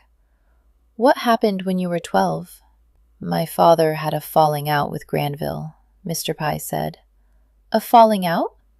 George replaced the rabbit and chose an otter. Dozens of the little wood carvings crowded the mantelpiece, each in exquisite detail. Most were of wild animals, although she spied a shepherd's dog. They fascinated her. What kind of a man would carve such things? Lord Granville said your father tried to kill him. That sounds like much more than a falling out. Daw struck him. Merely that. He spoke slowly, as if choosing his words with care. I sincerely doubt he meant to kill Granville. Why? She placed the otter next to the rabbit and made a little circle with a turtle and a shrew. Why did he attack his employer and lord? Silence. George waited, but he didn't answer. She touched a stag, standing on 3 legs, the 4th lifted as if to flee. And you? Did you mean to kill Lord Granville at the age of 12? The silence stretched again, but finally Harry Pye spoke. Yes. She let her breath out slowly. A commoner, child or not, could be hung for trying to kill a peer. What did Lord Granville do? He had my father and me horsewhipped. The words fell into the stillness, like pebbles into a pond, emotionless, simple. They belied the violence a horsewhipping would do to a young boy's body, to his soul. George closed her eyes. Oh, dear Lord, don't think of it. It's in the past. Deal with the present. So you do have a motive for killing the sheep on Lord Granville's land. She opened her eyes and focused on a badger. Yes, my lady, I do. And is this story common knowledge in the district? Do others know you've such enmity for my neighbor? She placed the badger in alliance with the stag. The little creature's head was lifted, teeth bared. It made a formidable foe. I didn't hide my past and who I was when I returned as the Wolseley steward. Mr. Pye rose and took the teapot to the door. He opened it and tossed the dregs into the bushes. There are some who remember what happened 18 years ago. It was a scandal at the time. The dry tone was back. Why did you return to this neighborhood? She asked. Was he looking for revenge in some way? It does seem a bit of a coincidence that you should be working on the estate neighboring the one you grew up on. He hesitated with the teapot dangling from one hand. No coincidence, my lady. He walked deliberately to the cupboard, his back to her. I pursued this position as soon as it opened. As you said, I grew up here. It's my home. It had nothing to do with Lord Granville. Well, Mr. Pye looked at her over his shoulder, a devilish gleam in his green eyes. It didn't hurt that Granville would be irked to see me here. George felt her lips lift. Does everyone know about your carvings? She waved a hand at the menagerie. He'd brought out a dishpan and soap, but he paused to glance at the animals lining the mantelpiece. Probably not. I'd only made a few carvings when I was a boy here." He shrugged and began washing the tea things. Dahl was known for his whittling. He taught me. She took a cloth from the shelf, picked up a teacup Mr. Pye had rinsed, and began drying it. He glanced sideways at her, and she thought she detected surprise. "Good. Then whoever put the hedgehog by the dead sheep either knew you before or had been in this cottage since your residence." He shook his head. "The only visitors I've had are Mr. Burns and his wife. I pay her a bit to tidy for me and make me a meal once in a while." He pointed his chin at the empty crock that had held his dinner. George felt a rush of satisfaction. Had not brought a woman here. But then she frowned. "Perhaps you confided in a woman you've been walking out with." She winced. Not the most subtle of inquiries. Good Lord, he must think her a widgeon. Blindly, she put out her hand for another teacup and collided with Harry Pye's hand, warm and slippery with soap. She looked up and met his emerald eyes. "I haven't walked out with a lass, not since entering your employ, my lady." He picked up the crock to wash it. "Ah, well, good. That narrows it down a bit." Could she sound any more a ninny if she tried? "Then do you know who could have stolen the hedgehog? I presume it was taken from above your fireplace." He rinsed the crock and picked up the basin. Carrying it to the door, he threw out the washing water. He caught the open door. "Anyone could have taken it, my lady." He pointed to the door handle. There was no lock. "Oh," George muttered, "that doesn't narrow it down." "No, my lady." He sauntered back to the table, the firelight illuminating one side of his face and throwing the other half into darkness. His lips curved. Did he think her funny? "Where did you go this morning?" she asked. "I went to question the farmers who found the dead sheep and my carving." He stopped only a foot away from her. She could feel the warmth of his chest, not quite touching hers. Was he staring at her mouth? He was. "I wondered if one of them had left the hedgehog, but they were men I didn't know, and they seemed honest enough." "I see." Her throat was dry. She swallowed.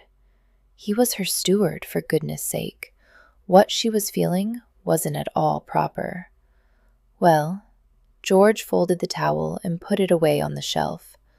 "We shall just have to do some more research tomorrow." "We, my lady?" "Yes, I shall accompany you. Just this morning Lord Granville threatened you." Harry Pye wasn't looking at her mouth anymore. In fact, he was frowning into her eyes. George felt a twinge of disappointment. "You'll need my help." "I've no need of your help, my lady. You shouldn't be gadding about the countryside while—" He trailed off as a thought struck him. "How did you come to my cottage?" "Oops. I walked." It's over a mile from here to Wolseley."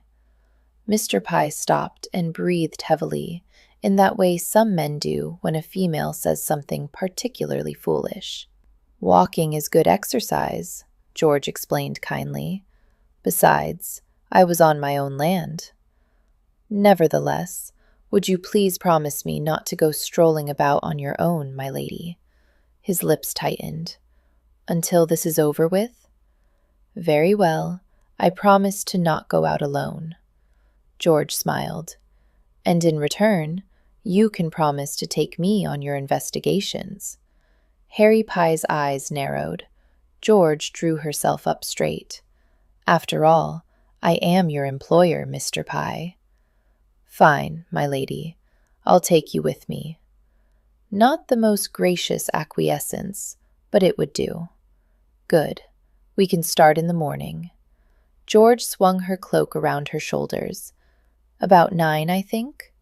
"Well, take my gig." "As you wish, my lady." Mr. Pye advanced ahead of her to the cottage door. "I'll walk you back to Wolseley." "No need. I asked that the carriage be brought round at 9. It should be here by now." And indeed, when Mr. Pye swung wide the door, A footman was waiting discreetly by the path. Her steward eyed the man. He must have approved, for he nodded. "Good night, my lady. Until tomorrow morning." George drew the hood up over her hair. "Good night." She walked to the footman and then glanced over her shoulder. Harry Pye stood in his doorway, silhouetted by the firelight behind him. She couldn't read his expression. "What are you doing up so early?" Violet stared at her sister, already dressed and hurrying down the stairs, as she stepped backward into her room to check the clock. 8 in the morning. "Oh, hello, dear." George did a little half-whirl on the stairs, peering up at her. "I'm just, going for a drive." "Going for a drive?" Violet repeated. "By yourself? At 8 in the morning?" George tilted her chin, but her cheeks were turning pink. "Mr. Pye will accompany me. He wishes to show me some things around the estate. Tenants and walls and crops and such, I suppose. Terribly boring, but necessary." "Mr. Pye? But, George, you can't go out alone with him." "Why not? He is my land steward, after all. It's his job to keep me informed about estate matters." "But I really must go, dear. The man is apt to take off without me if I'm late." And with that, George all but ran down the stairs. Violet followed more slowly, her brow knit in thought. What was George about? She couldn't still trust the land steward, could she? Not after the accusations she heard. Not after Lord Granville had stormed the manor yesterday. Perhaps her sister was trying to find out more about Mr. Pye on her own. But in that case, why had she blushed? Violet nodded to the footman as she entered the morning room where breakfast was served. She had the gold and pale blue room to herself. Yuffie never rose before 9 in the morning, even in the country.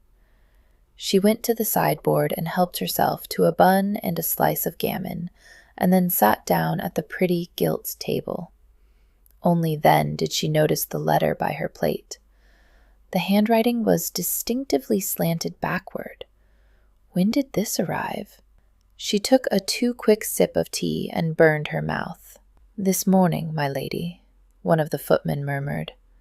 It was a silly question, and she wouldn't have asked it, but she'd been stalling before opening the letter. She picked it up and turned it over to pry up the seal with a butter knife. She took a deep breath before unfolding the paper, and then had trouble releasing it. It was important she not show her emotions before the servants, but it was difficult. Her worst fears had been realized. She'd had 2 months of respite, but now that was over. He'd found her. One of the problems with women, and there are many, is they think nothing of messing about in a man's business. Harry Pye remembered Dee's words when he saw Lady Georgina's carriage the next morning at 8:30. She wasn't taking any chances, his lady. She'd driven the old gig to the part of Woldsey Drive that intersected the cutoff to his cottage. There was no way he could escape the estate without her seeing him, and she was a half-hour earlier than their agreed-upon meeting time of 9 o'clock. It was almost as if she'd feared he would try to leave without her, and since he'd planned exactly that, her appearance was all the more annoying. "Good morning." Lady Georgina waved happily. She was wearing some sort of red and white patterned frock that should have jarred with her ginger hair, but didn't. On her head was a wide-brimmed hat tilted rakishly down in front and up in back where her hair was massed. Red ribbons on the crown of the hat fluttered in the breeze. She looked dainty and aristocratic, like she was out for a picnic in the country. "I've had cook pack a luncheon," she called as he neared, confirming his worst fears. Harry stopped himself in time from casting his eyes heavenward. God help me. "Good morning, my lady." It was another dreary gray day. No doubt they would be rained on before the morning was out. "Would you like to drive?" She scooted across the seat to make room for him. "If you don't mind, my lady." He climbed in, making the gig rock on its oversized wheels. "Oh no, I don't mind at all." He could feel her gaze as he gathered the reins. "I can drive, naturally. It's how I arrived here this morning, after all. But I find it's much nicer to watch the scenery without worrying about the horses and the road and all that." Indeed. Lady Georgina sat forward, her cheeks flushed with the wind. Her lips were slightly parted like a child looking forward to a treat. He felt a smile form on his own lips. "Where will we be going today?" she asked. He brought his eyes back to the road. "I want to visit another of the farmers whose sheep were killed. I need to find out what exactly killed the animals." "Wasn't it a poisonous weed?" "Yes," he replied, "but no one I've talked to seems to know what kind, and it could be several. Wolfsbane is poisonous, though rare in these parts. Some folk grow belladonna and foxglove in their gardens. Both can kill sheep and people as well. And there are common plants, such as tansy, that grow wild in pastures and will kill sheep if they eat enough. I had no idea there are so many poisons growing in the countryside. It quite makes one shiver. What did the Medicis use?" "The Medicis?" Lady Georgina wriggled her little rump on the carriage seat. "You know, those deliciously horrible Italians with the poison rings that went about killing anyone who looked at them askance. What do you suppose they used?" "I don't know, my lady." The way her mind worked. "Oh," she sounded disappointed. "What about arsenic? That's very poisonous, isn't it?" "It's poisonous, but arsenic isn't a plant." "No? Then what is it?" He had no idea. "A sort of seashell that is ground into a powder, my lady." There was a short pause while she thought that one over. Harry held his breath. Out of the corner of his eye, he saw her squint at him. "You're making that up, my lady?" "That bit about arsenic being a sort of seashell." She lowered her voice on the last words to mimic him. "I assure you." Harry kept his tone bland. "It's a pinkish seashell found only in the Adriatic Sea. The local villagers harvest the shells with long rakes and sieves. There is a yearly festival to celebrate the catch." He fought to prevent his lips from twitching. "The annual Adriatic Arsenic Assail." Silence. And, he was fairly certain, stunned silence at that. Harry felt a surge of pride. It wasn't just any man who could make Lady Georgina lose her power of speech. Not that it lasted long. "I shall have to watch you, Mr. Pye."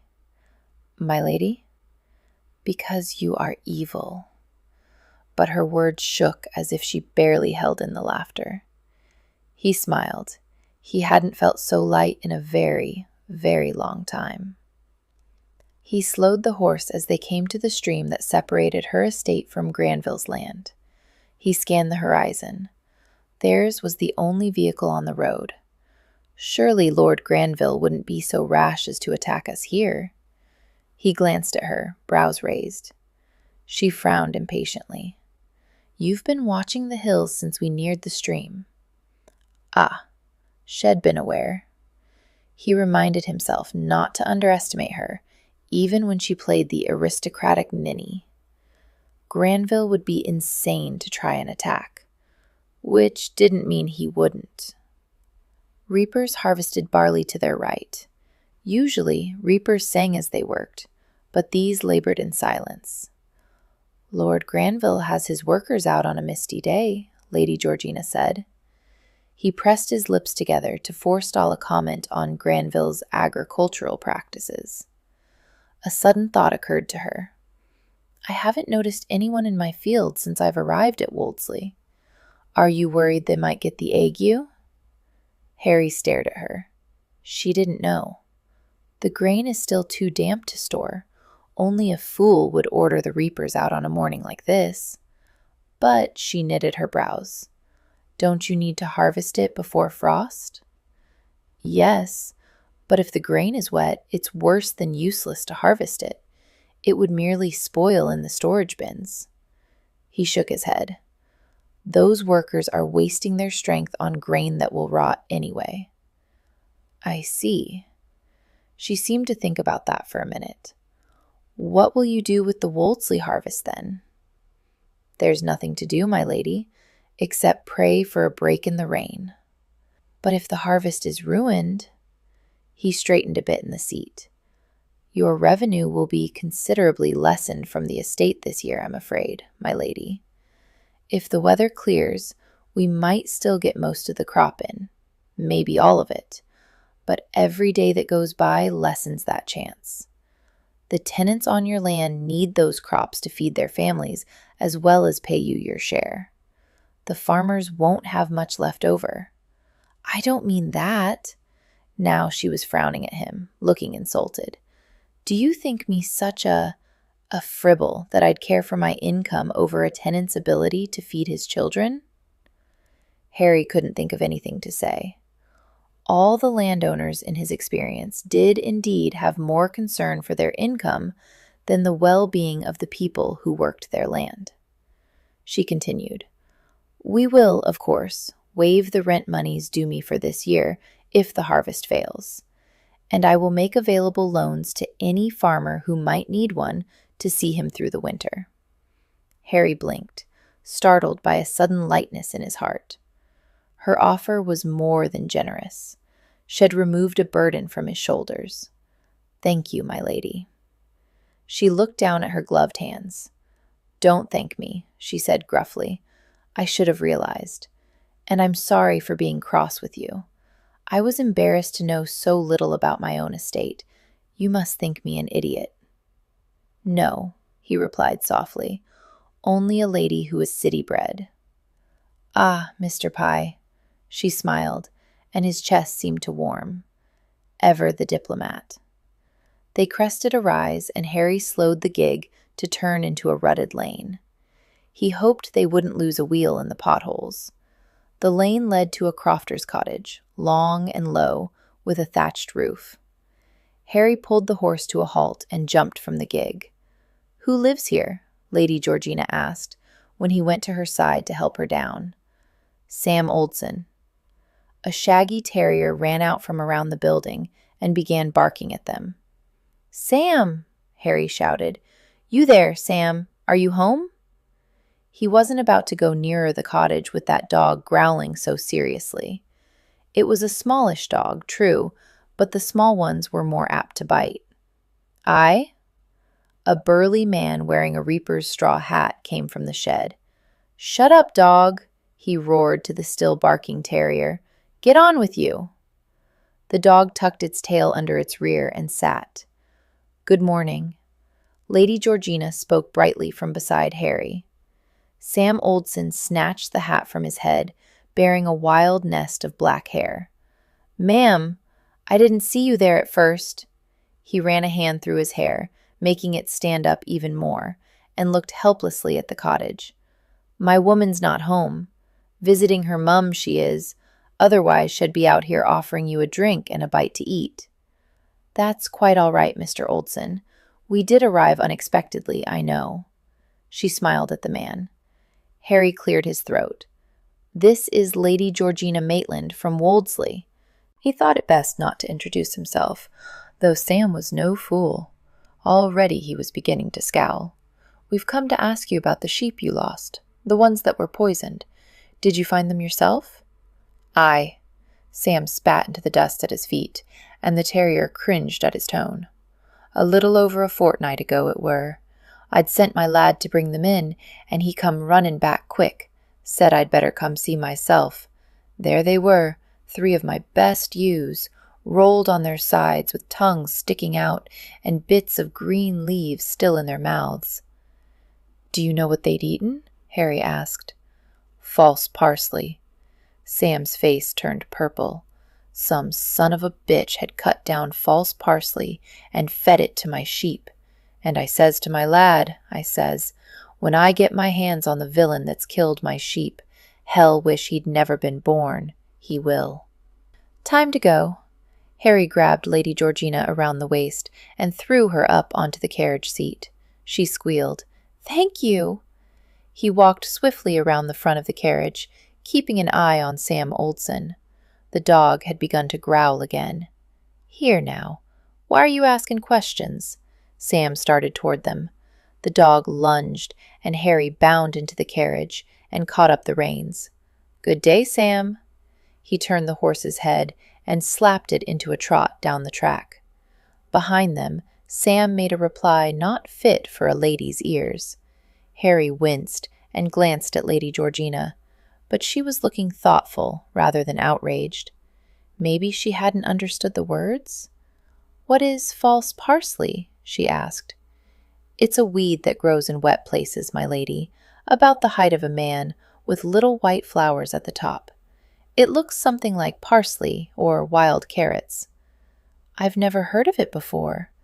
Lady Georgina's brows were knit. "You probably know it by its other name," Harry said. "Hemlock." Chapter 5. "Do you know that when I first met you, I didn't like you?" Lady Georgina asked idly as the old gig jolted over a hole in the road. They were driving slowly down a track on the way to Tom Harding's cottage. Harding had lost 2 sheep last week. Harry only hoped he wasn't pushing their luck, staying on Granville land so long. He tore his mind away from thoughts of hemlock and dead sheep and stared at her. How was he supposed to answer a question like that? "You were so stiff, so correct." She twirled her parasol. "And I had the distinct feeling you were looking down your nose at me, as if you didn't particularly like me either." He remembered the interview many months before in her London townhouse. She'd kept him waiting in a pretty pink sitting room for over an hour. Then suddenly she'd blown in, chattering at him as if they'd already met. Had he glowered at her? He didn't know, but it was likely. Back then, she'd conformed to all his expectations of an aristocratic lady. Funny how his estimation of her had changed since. "That's probably why Violet so dislikes you," she said now. "What?" He'd lost the thread of her conversation. Again, she waved a hand. "The sternness, the correctness that you display. I think that's why Violet doesn't care for you very much." "I'm sorry, my lady." No, you needn't apologize. It's not your fault." He raised an eyebrow. "It's our father's." She glanced at him and must have read the puzzlement on his face. Father was stern and terribly correct as well. "You probably remind Violet of him." She said I reminded her of your father? An earl? "No, of course not. I doubt she consciously has noticed the superficial resemblance." His mouth twisted. "I'm flattered to be compared to your father, my lady, superficially or not." "Oh, Lord, and now you're using that terribly dry tone." He shot a startled look at her. Her eyes widened. "I never know if I should throw myself from a cliff when I hear it, or simply slink into some corner and try and make myself invisible." She could never make herself invisible, at least not to him. He'd smelled her exotic fragrance, if nothing else. He straightened. "I assure you—" "Never mind." She cut him off with a wave. "If anyone should apologize, it should be me. My father was an awful man, and I had no business comparing the two of you." How to reply to that? Not that we saw father all that much, of course. Only once a week, sometimes less, when Nanny brought us down for inspection. Inspection? He'd never understand the rich. It really was the most terrifying thing. I never could eat beforehand, or I'd be in danger of losing the meal on his boots. And wouldn't that be a horror? She shivered at the thought. We'd line up, my brothers and I, all in a row. Scrubbed, polished, and silent, we'd wait for father to give his approval. Quite agonizing, I assure you. He glanced at her. Despite her words, Lady Georgina's face was bland, almost careless, but she wasn't quite as good at disguising her voice. He wouldn't have noticed it a week ago, but today he detected the strain. Her old man must have been a right bastard. She was looking down at her hands now, folded in her lap. "And, you see, at least we had each other, my brothers and I, when we went for inspection. But Violet is the youngest. She had to do it all alone after the rest of us grew up and left." "When did the Earl die?" 5 years ago now. He was on a fox hunt. He was very proud of his kennel of foxhounds, and his horse balked at a hedge. The horse stayed behind, but father went over and broke his neck. He was already dead when they brought him home. Mother had an hysterical fit and took to bed for the next year. She didn't even rise for the funeral. I'm sorry. So am I. Mostly for Violet's sake. Mother has always been delicate, her words. She spends a great deal of her time inventing illnesses and then calling for the latest ridiculous cure. She stopped suddenly and inhaled. He waited, handling the reins as the horse trotted around a bend. Then she said softly, I'm sorry. You must think me terrible. No, my lady. I think that your sister is lucky to have you. She smiled then, that bright, open smile that made his balls tighten and his breath catch. Thank you. Although I don't know if she would agree with you at the moment. Why is that, my lady? I don't know why exactly, she said slowly, but something seems to be wrong. She's angry at me. No, it's not that plain. She's distant, as if she's keeping part of herself back from me. He was out of his depth here, but he tried.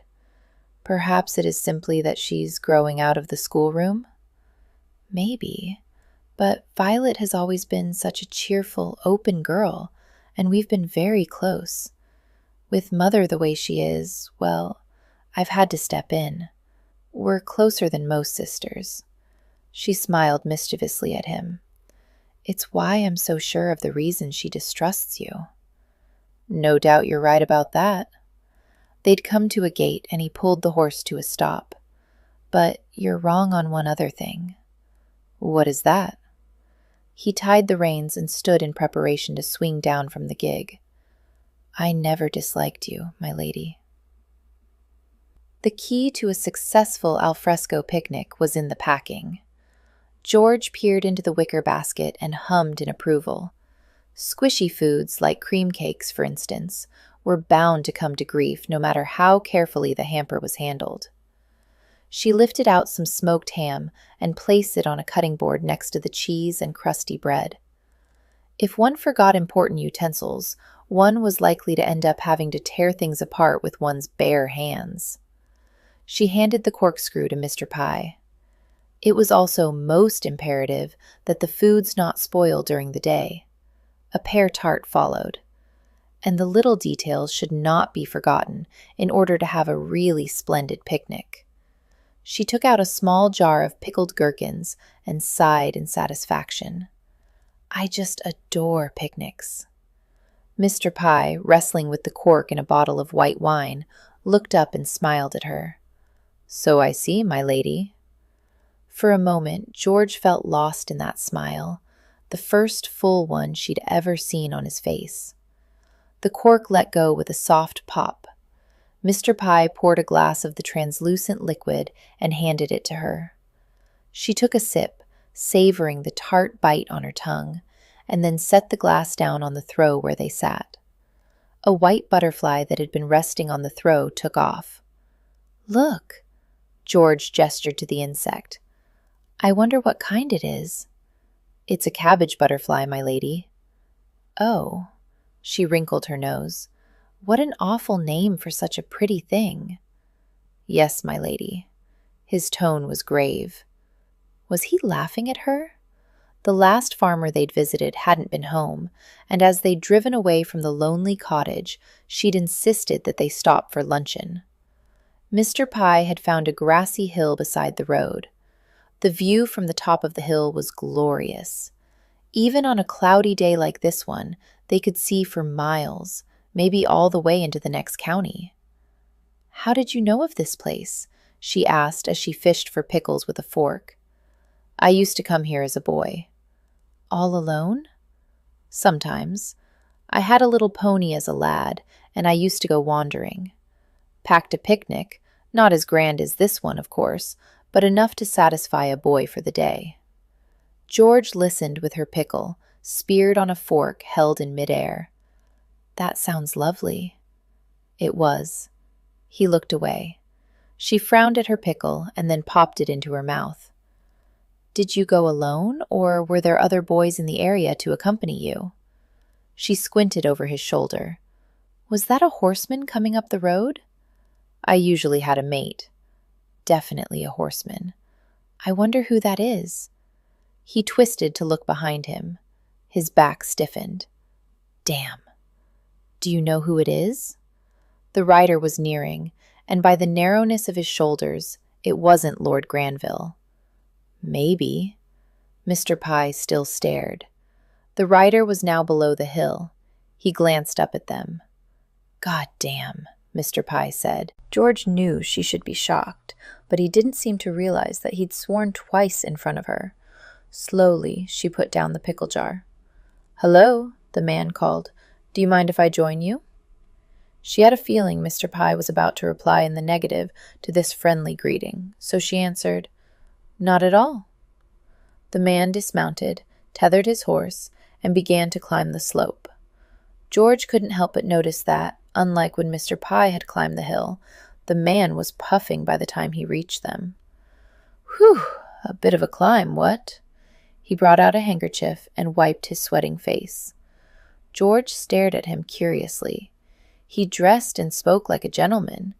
Tall and long-boned, he had an ingratiating smile on thin lips, and his brown eyes were familiar. "I'm sorry to bother you, but I noticed the carriage and thought I'd introduce myself." He bowed. "Thomas Granville, at your service." "And you are?" "Georgina Maitland. This is—" But Mr. Granville interrupted. "Ah, I thought so. Or rather, I hoped so. May I?" He gestured at the throw. "Please." "Thank you." He lowered himself carefully. "Actually, I wanted to apologize for my father's behavior yesterday. He told me that he'd visited you and that you'd disagreed. And knowing my father—" "That's nice of you, neighbors and all." Mr. Granville waved his hand vaguely. "I thought there must be a way we can settle this peacefully." "How?" Mr. Pye's one word dropped onto the conversation, flattening it. George glanced sharply at him. Mr. Granville turned to speak, looked Mr. Pye in the face, and coughed. Mr. Pye handed him a glass of wine. "Harry!" Mr. Granville gasped when he could draw breath. "I didn't realize that was you until I saw—" "How," Harry Pye inquired, "do you plan to settle the problem without bloodshed?" "It'll have to stop, of course. The sheep poisoning, I mean. And the other mischief." "Plainly. But how?" "You'll have to leave, I'm afraid, Harry." Mr. Granville shrugged one shoulder jerkily. "Even if you repaid the cost of the livestock and the damage to Father's stable, he's not going to let it go. You know what he's like." Mr. Granville's gaze dropped to Harry Pye's mutilated right hand resting on his knee. George followed his eyes and felt a cold wave wash over her body when she saw Harry flex the remaining fingers. "And if I don't leave?" Mr. Pye replied in a deadly calm voice, as if he were inquiring the time. "You don't have a choice." Mr. Granville looked to George, apparently for support. She raised her eyebrows. He turned back to Mr. Pye. "It's for the best, Harry. I can't answer for what will happen if you don't." Harry Pye didn't reply. His green eyes had grown stony. Nobody spoke for an uncomfortable period of time. Mr. Granville suddenly slapped his hand on the throw. "Disgusting things." He lifted his hand, and George saw that he'd squashed the cabbage butterfly. She must have made a sound. Both men looked at her, but it was Mr. Granville who spoke. "The butterfly. They come from worms that devour leafy crops. Nasty things. All farmers hate them." She and Mr. Pye were silent. Mr. Granville's face reddened. "Well, I must be going. Thank you for the repast." He stood and clambered back down the hill to his horse. Harry Pye watched him go, eyes narrowed. George looked down at the pickle jar beside her hand. She hadn't the appetite for them any more. She sighed mournfully. A perfect picnic ruined. "You don't like him?" Lady Georgina frowned, looking down at the picnic blanket. She was trying to fold it, but it was turning into a tangled mess. Who? Harry took it from her and shook out the fabric, then handed her the corners on one end.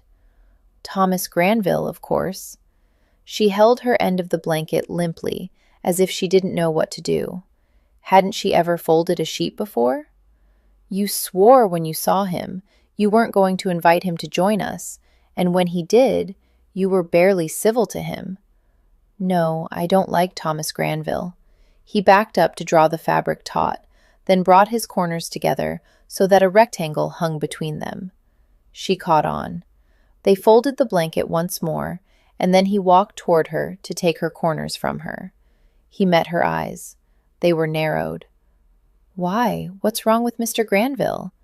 He's his father's son. I don't trust him. He knew you. Her head was cocked to the side, as if she were a curious thrush. You knew each other. Aye. She opened her mouth, and he expected more questions, but she simply pressed her lips together again. Silently, they packed away the rest of the picnic. He took the basket from her, and they climbed down to the waiting gig. He stowed the basket under the seat and then turned to her, stealing his features. It was harder to keep his emotions in check around her these days. She watched him with thoughtful blue eyes. Who do you think is poisoning the sheep? He put his hands around her waist. I don't know. He felt the stiffness of her stays, and beneath that, warmth. He lifted her into the gig and let go before she could see the longing in his eyes. He jumped into the seat beside her and untied the reins. Maybe it's Thomas Granville, she said. Why? To make it seem as if you were doing the crime? To enrage his father? Because he hates the smell of wet wool? I don't know. He could feel her gaze on him, but he kept his eyes straight ahead as he guided the horse back to the road. The gelding liked to play games if the driver wasn't paying attention. He thought about her words. Thomas. Why would Thomas? A sound like steam escaping from a lidded pot came from her lips.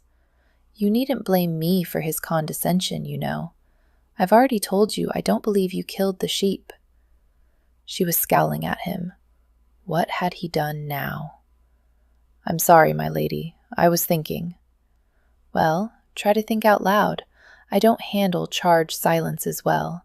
They make me nervous. His lips twitched. I'll remember that. Do. They rode another quarter-mile in silence before she spoke again. What else did you do when you were a boy? He glanced at her. She caught the look. Surely you can tell me that. All of your childhood can't be a secret. No, but it isn't very interesting. I mostly help my dad. She leaned toward him. And? We walked the land, checked traps, watched for poachers. That's what a gamekeeper does. A memory of his father's strong, leathery hands delicately setting a trap came to him. Strange how he could remember the hands, but not the face. And did you find any poachers? Aye, of course. He was pleased that his voice was steady. There are always poachers, and Granville had more in his fair share because he was so mean to his tenants. Many poached for food. What did your father do? Her hand, which had been lying on her lap, slipped, resting now alongside his thigh. Harry kept his gaze ahead and shrugged. Mostly, he'd turn a blind eye. If they took too much, he'd tell them to do their hunting elsewhere. But that would have put him in conflict with his employer, wouldn't it? If Lord Granville found out he wasn't arresting every poacher. It might have, if Granville found out. Turned out he didn't. He'd been more interested in other things, hadn't he? I would have liked to have known your father, she mused. He could have sworn he felt her fingers press against his leg. He looked at her curiously. Would you? A gamekeeper? Yes. What else did you do when you were a boy? What did she want from him? Why all these questions, and why the hand against his leg? Her fingers felt as if they burned straight through his breeches to his skin beneath. "That's about it, my lady. Roaming the land, checking traps, looking for birds' eggs." "Birds' eggs?" "Aye." He glanced at her, then down at her hand. "Used to collect them as a boy." She was frowning and didn't seem to notice his gaze. "But where would you find them?" "In the nest."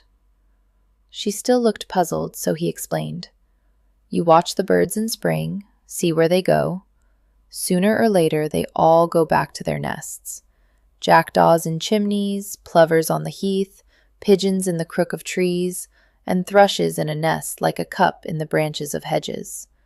You wait and you watch, and if you're patient, you see where the eggs are.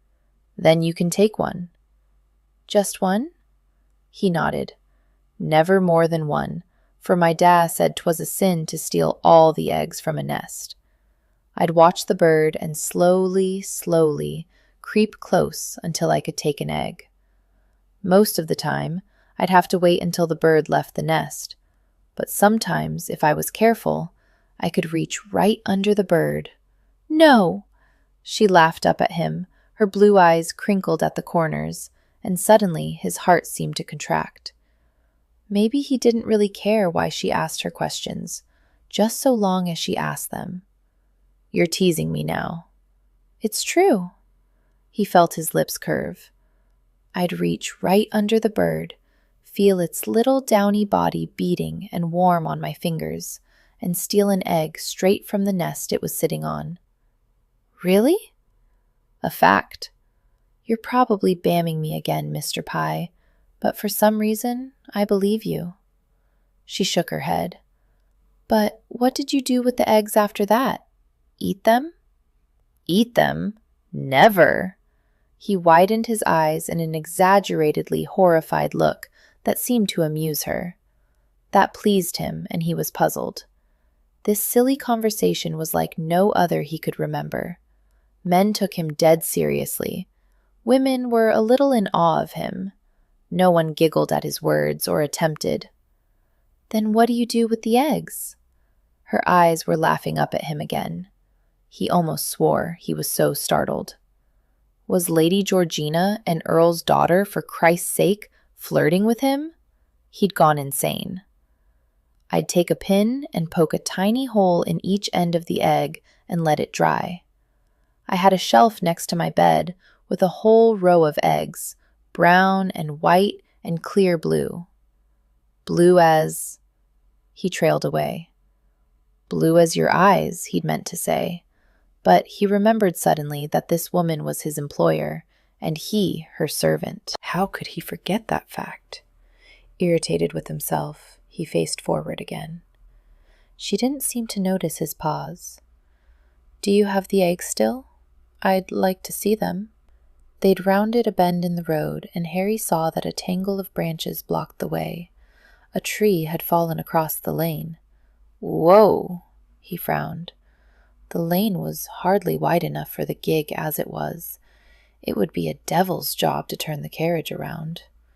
What? 4 men suddenly appeared from behind the tangled branches. They were big, they looked mean, and they each held a knife in their hand. Shit. Chapter 6. George screamed as Harry Pye made a heroic attempt to pull the horse around. The lane was too narrow, and the men were upon him in seconds. Mr. Pye kicked the first in the chest with a booted foot. The second and third overwhelmed and dragged him from the carriage. The fourth dealt him a horrendous blow to the jaw. Oh, my sweet Lord! They were going to kill him. George felt a second scream clog her throat. The gig jolted as the horse half reared. It was frightened and trying to run. Stupid animal, even though it had nowhere to go. George frantically scrabbled for the reins on the floor of the gig, cursing under her breath and banging her head against the seat. "Watch it! He's got a knife!" That wasn't Mr. Pye's voice. George chanced raising her head and saw to her relief that Harry Pye did indeed have a knife. He held a thin, gleaming blade in his left hand. Even from this distance, it looked rather nasty. He was in a strangely graceful fighter's crouch in the road, both hands in front of him. He appeared to know what he was doing, too. One of the villains was bleeding from his cheek, but the other three were circling, trying to flank him, and the odds didn't look good. The gig lurched again. She lost sight of the action as she fell and cracked her shoulder against the seat. "Will you hold still, you silly beast?" she muttered. The reins were sliding toward the front, and if she lost them, she'd never get control of the gig. Shouts and grunts came from the fighters, interspersed with the awful sound of fists hitting flesh. She daren't risk looking up again. She held on to the seat with one hand to steady herself and strained with the other toward the slithering reins. Almost. Her fingertips grazed the leather, but the horse jolted, sending her back against the seat. She just kept her footing. If the horse would only hold still. One more second. She dived and triumphantly came up with the reins. Quickly she sawed them, little minding the horse's mouth, and tied them to the seat. She chanced a glance. Harry Pye was bleeding from his forehead. As she watched, an attacker lunged at him from his right. Mr. Pye whirled in a powerful move and kicked at the other man's legs. A second thug clawed at his left arm. Mr. Pye twisted and performed some sort of maneuver, too fast for her to see. The man screamed and staggered back with a bloody hand. But the first man took advantage of the distraction. He hit Mr. Pye again and again in the middle. Harry Pye grunted with each blow, doubling over, valiantly trying to swing his knife. George set the carriage brake. The third and fourth men advanced. The first man punched Mr. Pye once more, and he fell to his knees, retching. Mr. Pye was going to die. "Oh my God, oh my God, oh my God!" George scrambled under the seat and brought up a sackcloth-wrapped bundle. Shaking the cloth free, she clutched one of the dueling pistols in her right hand, raised it with a straight arm, aimed at the man standing over Mr. Pye, and fired. Bang! The explosion nearly deafened her. She squinted through the smoke and saw the man reel away, clutching his side. Got the bastard. She felt a thrill of bloodthirsty glee. The remaining men, including Harry Pye, had turned in her direction with varying degrees of shock and horror. She raised the second pistol and took aim at another man. The man flinched and ducked. Gor blimey, she's got a pistol. Apparently the thought that she might be dangerous had never crossed their minds. Harry Pye rose, pivoted silently, and slashed at the man nearest him. "Jesus!" the man screamed, holding a hand to his bloody face. "Let's go, lads!" The thugs turned and dashed back the way they'd come. The lane was suddenly quiet. George heard the blood rushing in her veins. She carefully set the pistols down on the seat. Mr. Pye still looked in the direction the men had disappeared. He seemed to decide that they were gone, for he lowered the hand holding the knife. Bending, he slipped it inside his boot. Then he turned to her. The blood from the wound on his forehead had mixed with sweat and smeared down the side of his face. Stray hairs from his queue stuck to the gore. He breathed deeply, his nostrils flaring as he tried to catch his breath. George felt strange, almost angry. He walked toward her, his boots scraping against the rocks in the road. "Why didn't you tell me you'd brought pistols?" His voice was raspy and deep. It demanded apology, concession, even submission. George didn't feel like giving any. She began firmly, strongly, even haughtily. She didn't have a chance to finish because he was in front of her. He grabbed her about the waist and yanked her from the carriage. She half fell against him. She put her hands on his shoulders to keep from toppling over. He pulled her against him until her breasts were quite squashed into his chest, which, strangely, felt very nice. She lifted her head to ask him what exactly he thought he was about. And he kissed her. Luscious, firm lips that tasted of the wine they'd drunk at luncheon. They moved over hers in an insistent rhythm. She could feel the prickle of his stubble and his tongue running over the crease of her lips until she opened them, and then... Someone was moaning, and it might very well be her, because she had never been kissed like this before in her whole life. His tongue was actually inside her mouth, stroking and teasing hers. She was about to melt. Maybe she already was melting. She felt absolutely drenched. And then he lured her tongue into his mouth and suckled it, and she lost all control and wrapped her arms about his neck and suckled him back. The horse, stupid animal, chose that moment to whicker. Mr. Pye jerked his head away. He glanced around. "I can't believe I did that." "Nor I," George said. She tried to pull his head back down so he would do it again. But suddenly, he picked her up and deposited her on the carriage seat. While she was still blinking, he crossed to the other side and jumped in. Mr. Pye placed the still loaded pistol in her lap. "It's dangerous here. They may decide to come back." Oh. All her life she had been warned that men were slaves to their desires, that they held their impulses in barely controlled check. A woman, a lady, must be very careful of her actions, so she did not put spark to the gunpowder that was a man's libido. The consequences of a lady's carelessness were never fully explained, but the hints were dire indeed. George sighed.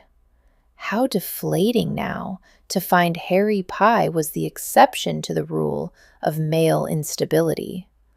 He maneuvered the gig around, alternately cursing and cajoling the horse. Finally, he got it turned back the way they'd come, and urged the gelding into a brisk trot. George watched him. His face was grimly set. There was no evidence of the passion with which he'd kissed her only moments ago. Well, if he could be sophisticated, then so could she. "Do you think Lord Granville had those men attack us, Mr. Pye?" "They attacked only me. So, yes, it could be Lord Granville. He's the most likely." He looked thoughtful. "But Thomas Granville rode up the lane only minutes before we did. He could have warned the toughs if they were in his pay." "You think he is in league with his father, despite his apology?" Mr. Pye pulled a handkerchief out of an inside pocket and gently wiped her cheek with one hand. The handkerchief came away with blood on it. He must have rubbed his blood on her when they'd kissed. "I don't know, but there's one thing I'm sure of." George cleared her throat. "What is that, Mr. Pye?" He tucked away his handkerchief. "You can call me Harry now." Harry pushed open the door to the Cock and Worm and was immediately smothered in smoke. West Dykey, the village closest to Woldsey Manor, was just large enough to boast 2 taverns. The first, the White Mare, was a half-timbered building with a few rooms and could be called an inn. Because of this, it offered meals and drew the more respectable business, passing travelers, local merchants, and even gentry.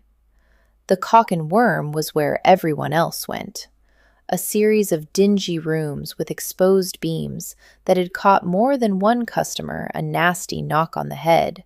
The Cock and Worm had windows permanently blackened from pipe smoke.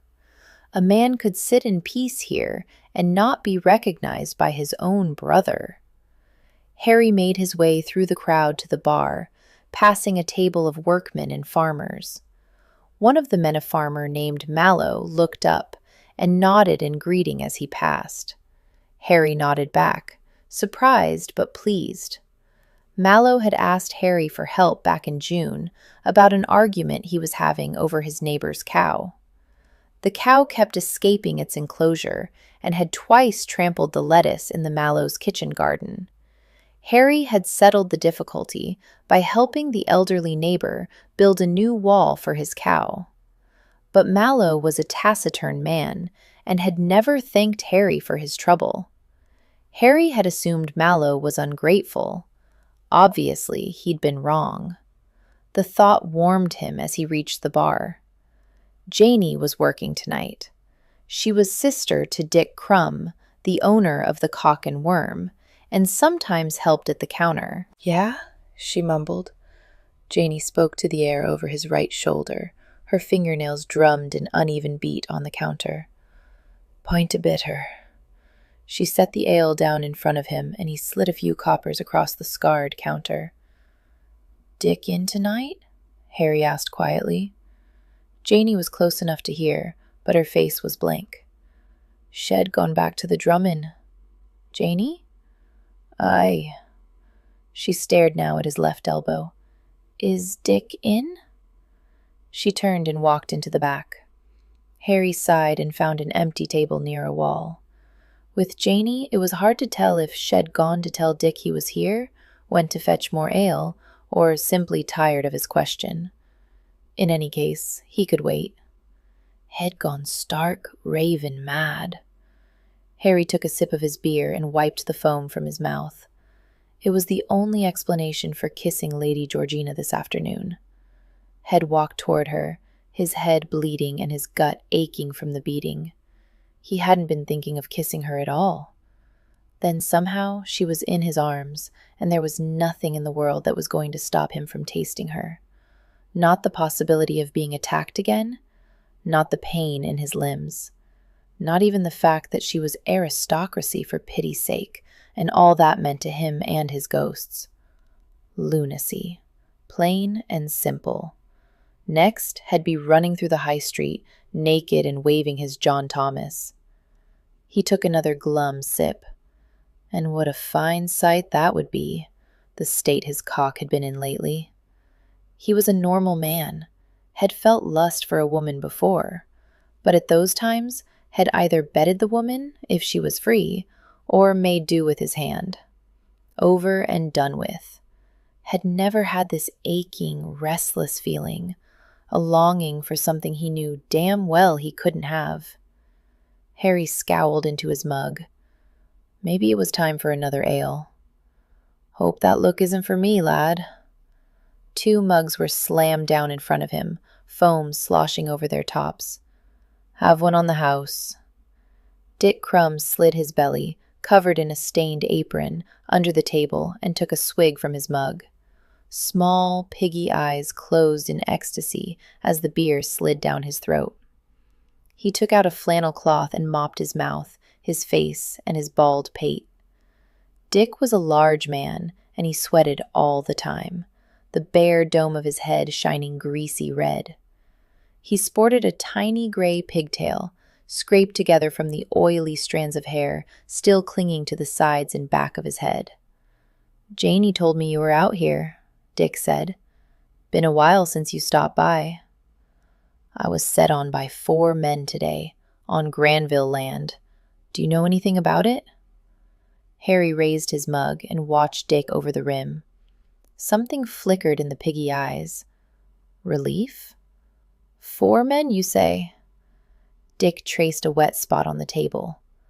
"Lucky you're alive. Lady Georgina had a pair of pistols." Dick's eyebrows flew up to where his hairline should have been. "That's so. You were with the lady then?" "Aye." Well, Dick sat back and tipped his face to the ceiling. He took out the flannel and began wiping his head. Harry was silent. Dick was thinking, and there was no point in hurrying him. He sipped his ale. "See here." Dick sat forward. "The Timmins brothers usually stop in at night, Ben and Hubert. But tonight, only Ben's been by, and he was limping a bit. Said he was kicked by a horse, but that don't seem likely, do it, seeing as how the Timmins haven't got a horse." He nodded triumphantly and upended his mug again. "Who do the Timmins work for, do you know?" "Well," Dick stretched the word out as he scratched his head. "They're jacks of all trades, see? But they mostly help out Hitchcock, who tenants for Granville." Harry nodded, unsurprised. Granville was behind it. "Now, I didn't say that." "No, but you didn't have to." Dick shrugged and raised his mug. "So," Harry said softly, "who do you think killed Granville's sheep?" Dick, caught as he swallowed, choked. Out came the flannel again. "As to that," he gasped when he could speak again, "I figured like everyone else in these parts that it was you." Harry narrowed his eyes. "Did you?" "Made sense. What Granville did to you, did to your father." Harry was silent, which must have made Dick uneasy. He patted the air. "But after I'd mulled on it a bit, it didn't seem right. I knew your da, and John Pye wouldn't never hurt another man's bread and butter." "Even after Granville?" "Your da was the salt of the earth, lad. He wouldn't have harmed a fly." Dick raised his mug as if in toast. The salt of the earth. Harry was silent as he watched the other man make his tribute. Then he stirred. "If you've ruled me out, who do you think is poisoning the sheep?" Dick frowned into the bottom of his empty mug. "Granville's a hard man, as well you know. Some say he's got the devil riding his back. It's as if he takes his joy in life from causing misery to others. There's more than your father that have been blasted by him over the years." "Who?" "Plenty of men were thrown off land their families had farmed for decades. Granville don't make allowances for bad years when he collects his money," Dick said slowly. "Then there was Sally Forthright. What about her?" "She was Martha Burns' sister, as is the Woldsey gatekeeper's wife. Granville messed with her, it's said, and the lass ended her life in a well." Dick shook his head. "Wasn't more than 15. There are probably many like her in these parts." Harry studied the depths of his own mug. Knowing Granville, aye. Dick turned his face to the side and wiped it with the flannel. He sighed heavily. "Bad business. I don't like talking about it." "Nor do I. But someone's killing those sheep." Dick suddenly leaned across the table. His ale-soaked breath washed over Harry as he whispered, "Then maybe you should be looking a little closer to the Granville estate. They say Granville treats his firstborn son like a turd in his tea. The man must be your age, Harry. Can you imagine what that would do to your soul after 30 years? "Aye," Harry nodded. "I'll keep Thomas in mind." He drained his mug and set it down. "Is that everyone you can think of?" Dick grabbed all 3 mugs in one fist and stood up. He hesitated. "You might try Annie Pollard's family. I don't know what went on there, but it was bad, and Granville was in the middle of it." "And Harry?" Harry had risen and put on his hat. "Yes?" "Stay away from aristo ladies. The piggy eyes were sad and old. They won't do you any good, lad." It was well past midnight, the moon hanging high and full like a swollen pale pumpkin, when Harry crossed through the Woldsey gates later that night. The first thing he saw was Lady Georgina's carriage standing in the drive. The horses hung their heads, asleep, and the coachman gave him a dirty look as Harry turned into the track leading to his cottage. The man had obviously been waiting a while. Harry shook his head. What was she doing at his cottage, the second night in a row? Was she bent on plaguing him into an early grave? Or did she see him as something to amuse herself with here in the country? The last thought made him scowl as he stabled his mare. He was scowling still when he walked into his cottage. But the sight that met his eyes made him stop and sigh. Lady Georgina was asleep in his high-backed chair. The fire had died to glowing coals beside her. Had the coachman lit it for her, or had she managed on her own this time? Her head was tilted back, her long, slim throat exposed trustingly. She'd covered herself with a cloak, but it had slid down, pooling at her feet. Harry sighed again and picked up her cloak, laying it gently over her. She never stirred. He took off his own cloak, hung it on a knob by the door, and advanced to stir the coals. On the mantelpiece above the hearth, the carved animals had been placed into pairs, facing each other as if they were dancing a reel. He stared at them a moment, wondering how long she'd been waiting. He laid more wood on the fire and straightened. He wasn't sleepy, despite the hour and drinking 2 pints. He went to the shelves, took down a box, and brought it to the table. Inside was a short, pearl-handled knife and a piece of cherry wood about half the size of his palm. He sat at the table and turned the wood over in his hands, rubbing the grain with a thumb. He'd thought at first of making a fox from it. The wood was the reddish-orange color of a fox's fur, but now he wasn't sure. He picked up the knife and made the first cut. The fire crackled and a log fell. After a while, he looked up. Lady Georgina was watching him, her cheek cradled in one palm. Their eyes met, and he looked back down at the carving. "Is that how you make all of them?" Her voice was low, throaty from sleep.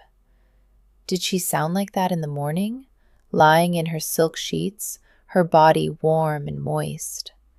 He pushed the thought aside and nodded. "That's a pretty knife." She shifted to face him, curling her feet on the chair. "Much nicer than the other one." "What other one?" "The nasty-looking one in your boot. I like this one better." He made a shallow cut, and a curling strip of wood fell to the table. "Did your father give it to you?" She spoke slowly, sleepily, and it made him hard. He opened his fist and stared at the pearl handle, remembering. "No, my lady." She raised her head a little at that. "I thought I was to call you Harry, and you could call me George." "I never said that." "That isn't fair." She was frowning. "Life seldom is, my lady." He shrugged his shoulders, trying to relieve the tightness. Course, the tightness was mostly in his balls, not his shoulders, and shrugging sure as hell wouldn't help that. She stared at him a minute longer, and then turned to look into the fire. He felt the moment her eyes left him. She took a breath. "Do you recall the fairy tale I told you? The one about the enchanted leopard that was really a man?" "Aye." "Did I mention that he wore a golden chain around his neck?" "Yes, my lady." "And on the chain there was a tiny emerald crown." "Did I say that?" Shed turned back to him again. He frowned at the cherry wood. "I don't remember. Sometimes I forget the details." She yawned. "Well, he was really a prince, and on his chain there was a tiny crown with an emerald in it, the exact green color of the Leopard Prince's eyes." "That wasn't in your story before, my lady," he cut in. "The color of his eyes." "I did just tell you that sometimes I forget the details." She blinked at him innocently. "Huh." Harry started carving again. Anyway, the young king had sent the Leopard Prince to get the golden horse from the evil ogre. You do remember that part, don't you? She didn't wait for an answer. So the Leopard Prince changed into a man, and he held the emerald crown on his golden chain. Harry looked up as she trailed off. Lady Georgina was staring into the fire and tapping a finger against her lips. "Do you suppose that was the only thing he was wearing?" Oh God, she was going to kill him. His cock, which had started subsiding, leaped up again. I mean, if he was a leopard before, he couldn't very well have been wearing clothes, could he? And then, when he changed into a man, well, I think he'd have to be nude, don't you? No doubt. Harry shifted on his chair, glad the table hid his lap. Lady Georgina pondered a moment more, and then shook her head. So, he was standing there, evidently in the nude, grasping the crown, and he said, "I wish for an impenetrable suit of armor and the strongest sword in the world." And what do you suppose happened? He got the armor and sword. Well, yes. Lady Georgina seemed put out that he'd guessed what any 3-year-old could have. But they weren't ordinary weapons. The armor was pure gold, and the sword was made of glass. What do you think of that? I think it doesn't sound very practical. What? Bet a woman made this story up. Her eyebrows arched at him. Why? He shrugged. The sword would break the first time he swung it, and the armor would give to even a weak blow. Gold's a soft metal, my lady. I hadn't thought of that. She tapped her lips again. Harry returned to his whittling. Women. They must have been enchanted, too. Lady Georgina waved away the problem of faulty equipment. So he went and got the golden horse. What, just like that? He stared at her, an odd sense of frustration filling his chest. What do you mean? Wasn't there a grand fight then? He gestured with the wood. A struggle to the death between this Leopard Prince and the evil ogre? The ogre must have been a tough bird. Others would have tried to take his prize before. What made our fellow so special that he could defeat him? The armor and the silly glass sword. Yes, all right, but others would have had magical weapons. He's an enchanted Leopard Prince. Lady Georgina was angry now. He's better, stronger than all the others. He could have defeated the evil ogre with a single blow, I'm sure. Harry felt his face heat, and his words came too fast. If he's as powerful as all that, my lady, then why doesn't he free himself?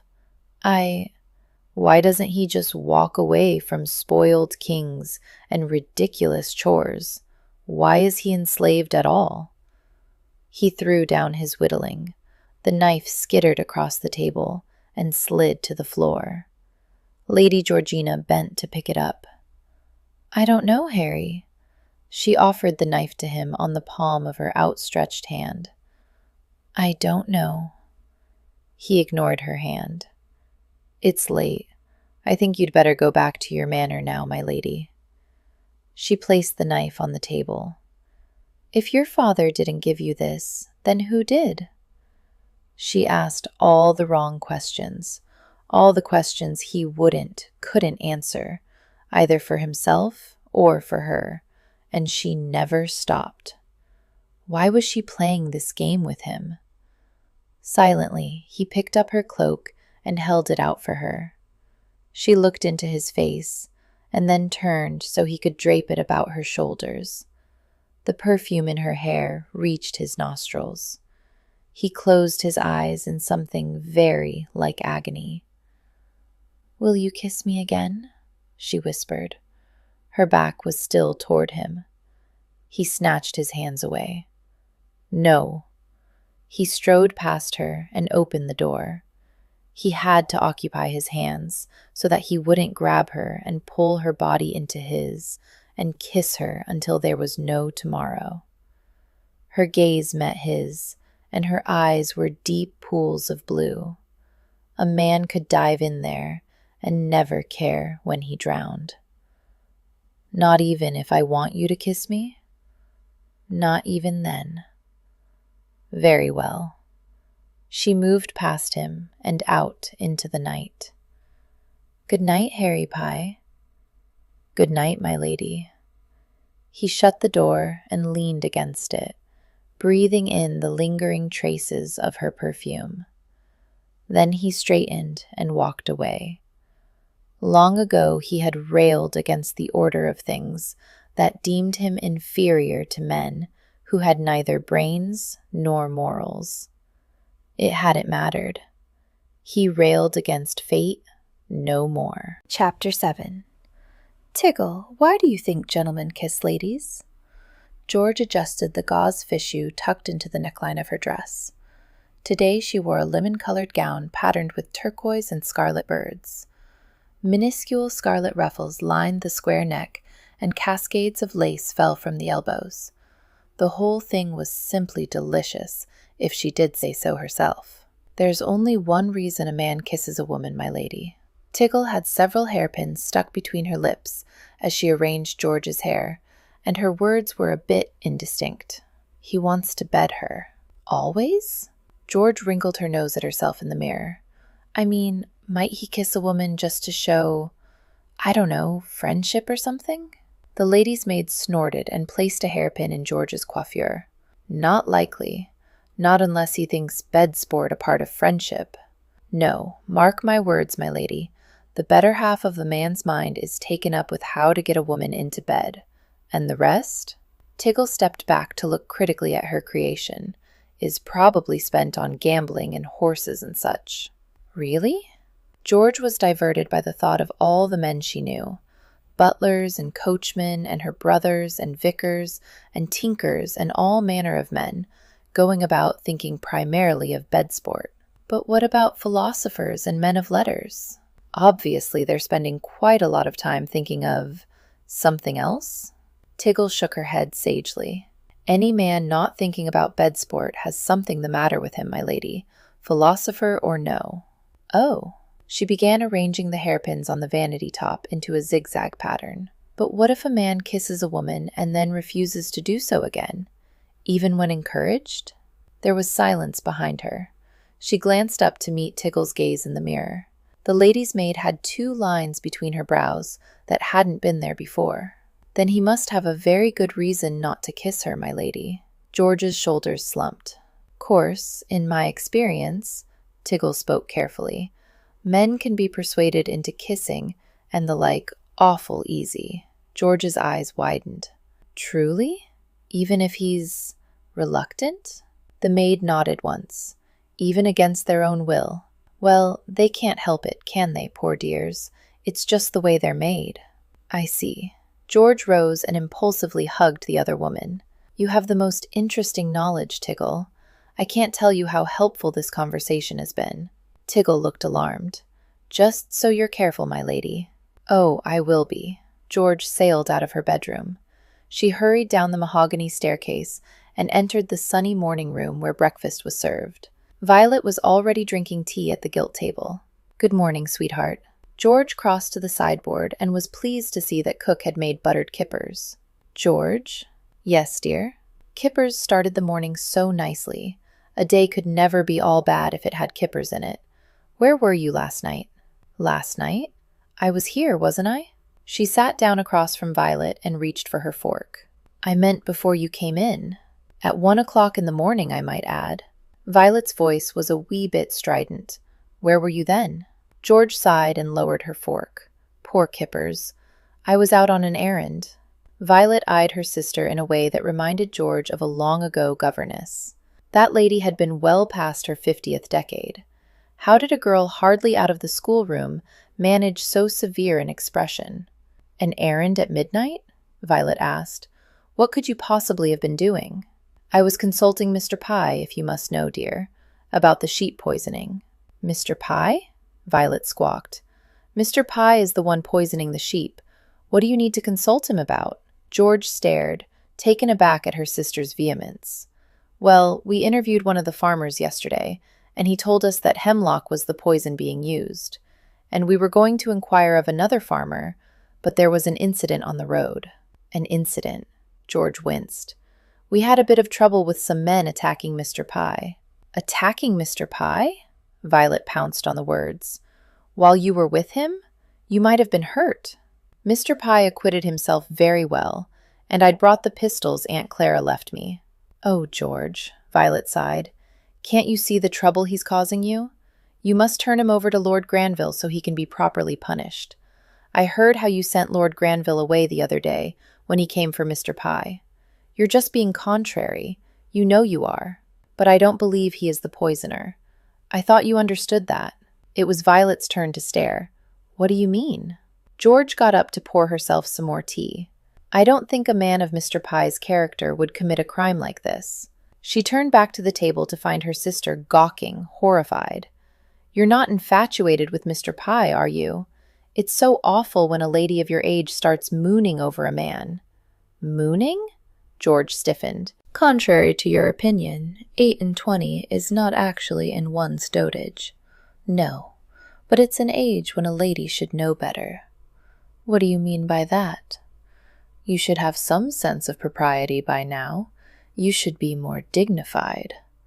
Dignified? Violet slapped the table, making the silverware rattle. You don't care what others think about you. You don't— What are you talking about? George asked, genuinely confused. Why are you doing this to me? Violet wailed. It's not fair. Just because Aunt Clara left you piles of money and land, you think you can do anything you want. You never stop to consider those around you and how your actions might affect them. What is the matter with you? George set down her cup. I simply don't believe a tendre I may or may not have is any of your concern. It's my business when what you do reflects on the family, on me. Violet stood up so abruptly her teacup overturned. An ugly brown stain started migrating across the tablecloth. You know very well it isn't proper to be alone with a man like Mr. Pye, and yet you're having sordid assignations with him at night. Violet, that's quite enough. George was startled at her own anger. She hardly ever raised her voice to her younger sister. Quickly, she held out a hand in appeasement, but it was too late. Violet was beet red and had tears in her eyes. Fine, she shouted. Make a fool of yourself over some base-born yokel. He's probably only interested in your money anyway. The last words hung horribly in the air. Violet looked stricken for a moment, then she spun violently and ran out the door.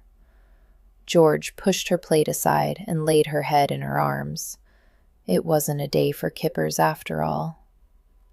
Violet pounded up the stairs, her vision blurred. Why, oh, why must things change? Why couldn't everything stay the same? At the top, she turned right, striding as fast as possible in her voluminous skirts. A door ahead of her opened. She tried to duck away, but wasn't quick enough. You're quite flushed, dear. Is something amiss?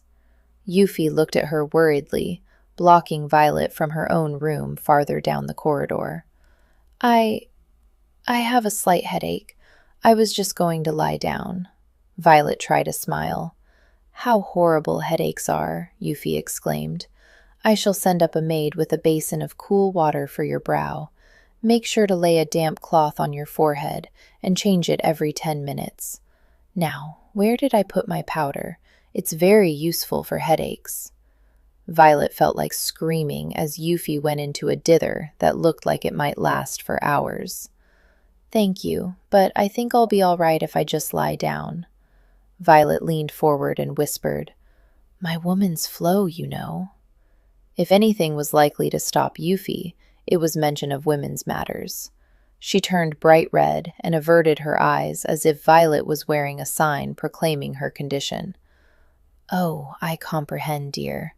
Well then, you just go lie down, and I'll see if I can find my powder.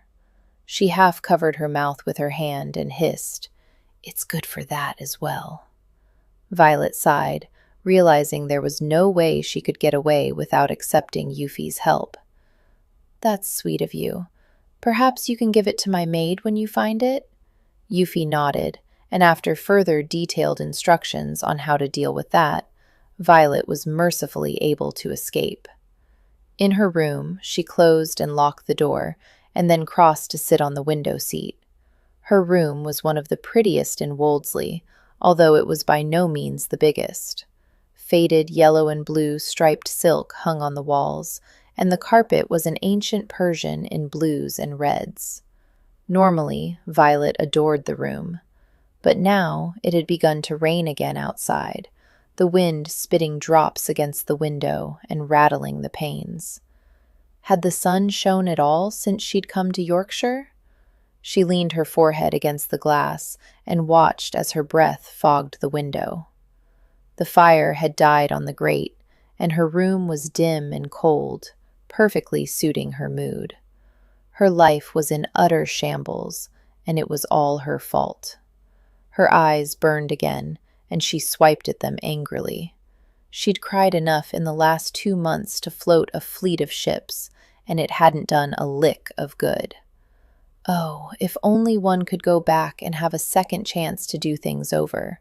She'd never do it again, not if she had a second chance. She'd know that the feeling so desperate and urgent at the time would fade soon enough. She hugged a blue silk cushion to her chest as the window blurred before her eyes. It hadn't helped to run away. She'd thought that, surely, if she left Leicestershire, she'd soon forget. But she hadn't, and now all her problems had followed her to Yorkshire. And George stayed George, funny older sister so firmly on the shelf with her flyaway hair and love of fairy tales. George was acting strange, hardly noticing Violet at all, and spending all her time with that dreadful man. George was so knave, it probably never occurred to her that nasty Mr. Pye was after her fortune. Or worse. Well, that at least she could do something about. Violet tumbled off the window seat and ran to her escritoire. She pulled out drawers and rummaged through them until she found a sheet of writing paper. Uncapping her ink bottle, she sat down. George would never listen to her, but there was one person she had to obey. She dipped her quill in the ink and began to write. "Why have you never married Mr. Pye?" Lady Georgina stressed his surname just to irritate him, Harry was sure. Today, she wore a yellow dress printed with birds, like none had ever seen. Some of them had 3 wings. She did look fetching in it, he had to admit. She had one of those scarf things that women wore tucked into her bodice. It was almost transparent, giving him a teasing hint of her titties. That irritated him as well. And the fact that she was beside him in the gig again, despite his strong objections, pretty much put a cap on things. At least the relentless rain had let up for a bit today, although the sky was an ominous gray. He hoped they could reach the first cottage before they were soaked. "I don't know." Harry spoke curtly, a tone he would never have taken with her a week ago. The horse seemed to sense his mood and jogged sideways, jolting the gig. Harry tightened the reins to bring the nag back on the track. "I haven't met the right woman yet, likely." "Who would be the right woman?" "I don't know." "You must have some idea," she stated with aristocratic certainty. "Do you fancy a golden-haired girl? Or do you prefer black-haired maidens? I once knew a man who would only dance with short, black-haired ladies. Not that any of them wanted to dance with him, mind you, but that never seemed to occur to him. "I'm not particular as to hair," he muttered when she paused to take a breath. Lady Georgina opened her mouth again, but had had enough. "Why haven't you married, my lady?" There, let her stew on that a bit. She didn't miss a beat. "It is rather hard to find a promising gentleman. I sometimes think it would be easier to find a goose that really did lay golden eggs. So many of the gentlemen in society haven't a thought to their head, truly. They consider being knowledgeable about hunting or hounds sufficient and don't worry with anything else. And one must make conversation about something at the breakfast table. Wouldn't it be awful to be in a marriage with a lot of awkward pauses? Had never thought about it. If you say so, I do. Nothing but the clicking of the silverware against the china and the slurping of tea. Horrible. Then there are the ones who wear corsets and use rouge and patches. She scrunched up her nose. Have you any idea how unappetizing it is to kiss a man wearing rouge on his lips? No, Harry frowned. Have you? Well, no, she admitted, but I have it on good authority that it's not an experience one would want to repeat. Ah, that was about the only thing he could think to say, but it seemed to do. I was engaged once. She gazed idly at a herd of cows they were passing. Harry straightened. Really? What happened?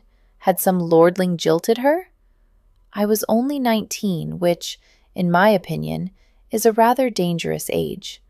One is old enough to know quite a bit, but not wise enough to realize there are many things that one doesn't know. Lady Georgina paused and looked around. Where exactly are we going today? They had crossed into Granville Land. To the Pollard cottage, he said. What had happened with her engagement? You were talking about when you were 19. I found myself engaged to Paul Fitzsimmons. That was his name, you know. I understand that part, he nearly growled. But how did you get engaged, and how did it end? I'm a trifle fuzzy about how I got engaged. He looked at her, brows raised. Well, it's true. She sounded defensive now. One moment I was strolling on the terrace with Paul at a dance, discussing Mr. Hewley's widget was pink. Can you imagine? And then suddenly, boom, I was engaged. She looked at him as if this made perfect sense. He sighed. That was probably the best he would get out of her. And it fell through how? Not long afterward, I discovered that my bosom beau, Nora Smith Fielding, was in love with Paul. And when I saw that, it was a short step to realizing that he was in love with her. Although Lady Georgina frowned, I still don't understand why he asked me to marry him when he so obviously doted on Nora. Perhaps he was confused, poor man. Poor man, my arse! This Fitzsimmons sounded like a half-wit. What did you do? She shrugged. I broke the engagement off, of course. Of course. Too bad he hadn't been around to show the bastard proper manners. The fellow sounded like he could do with a bloody nose. Harry grunted. Makes sense that you'd have trouble trusting a man after him. I hadn't thought of it like that. But you know, I think it's Aunt Clara's inheritance that is the bigger barrier to finding a husband.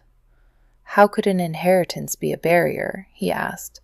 I would have thought it would bring the men flocking like crows to a carcass. What a delightful simile, Mr. Pye. Lady Georgina had narrowed her eyes at him. He winced. What I meant was that due to Aunt Clara's inheritance, I don't ever have to marry because of financial reasons. Thus, it becomes much less pressing to think about gentlemen in terms of marriage. Oh, which doesn't stop me from thinking of gentlemen in other terms. Other terms? He looked at her. She was blushing. Then marriage, that is. He tried to work out that convoluted statement, but he had already turned the gig into a rutted lane. Now he pulled the horse to a stop beside a wretched cottage. Had he not been told otherwise, he would never have guessed anyone lived here. Built in the same shape as the Oldson cottage, this one was much different. The thatched roof was black and rotten, and one part had fallen in. Weeds grew along the walk, and the door hung at an angle. Perhaps you should stay here, my lady, he tried. But she was already climbing down from the gig without his help. He gritted his teeth and held out his arm pointedly. She took it without protest, wrapping her fingers around him. He could feel her warmth through his coat, and it soothed him somehow. They walked to the door. Harry knocked on it, hoping he wouldn't bring the whole place down. Sounds of movement came from within, and then stopped. No one answered the door. Harry banged on the door again and waited. He was raising his arm to try a third time when the old wood creaked open. A boy of about 8 stood mutely in the doorway. His hair, greasy and overlong, hung in his brown eyes. He was barefoot and wore clothes gray with age. "Is your mother at home?" Harry asked. "Who is it, lad?" The voice was harsh, but it held no malice. "Gentry, Gran." "What?" A woman appeared behind the boy. She was nearly as tall as a man, raw-boned and strong-looking despite her age, but her eyes were bewildered and fearful, as though angels had come calling at her doorstep. "We've some questions to ask you. About Annie Pollard," Harry said. The woman simply continued to stare. He might have been speaking French. "This is the Pollard cottage, isn't it?" "Don't like to talk about Annie." The woman looked down at the boy, who hadn't taken his gaze away from Harry's face. Abruptly, she cuffed him across the back of the head. "Go on. Go find something to do." The boy didn't even blink, just walked past them and around the corner of the cottage. Maybe that was how his grandmother always spoke to him. "What about Annie?" she asked. "I've heard that she was involved with Lord Granville," he started cautiously. "Involved?" "Aye, that's a pretty word for what it was." The woman curled her lip to reveal dark gaps where her front teeth had been. Her pink tongue poked through. "Why do you want to know about that?" "Someone's killing sheep," Harry said. "I've heard that Annie, or perhaps someone close to her, might have a reason for doing it." "I don't know nothing about those sheep." She started to close the door. Harry stuck his boot in the crack. "Does Annie?" She shook. Harry thought at first that he might have driven her to tears. Then she raised her head, and he saw her face was split by a grotesque smile. "Maybe she does. Does Annie," she wheezed. "If they know about the doings of the living in the fires of hell." "Then she's dead?" Lady Georgina spoke for the first time. Her crisp accent seemed to sober the woman. "Either that, or might as well be."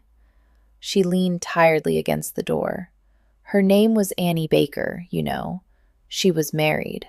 At least she was until he came sniffing after her." "Lord Granville?" Lady Georgina murmured. "Aye, the devil hisself." The woman sucked in her upper lip. "Annie threw over Baker. She was Granville's whore for as long as he wanted her, which wasn't long. Came back here with her belly big and stayed just long enough to whelp. Then she took off again. Last I heard, she was spreading her legs for a cup of gin."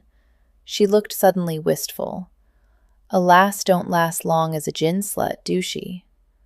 "No," Harry said quietly.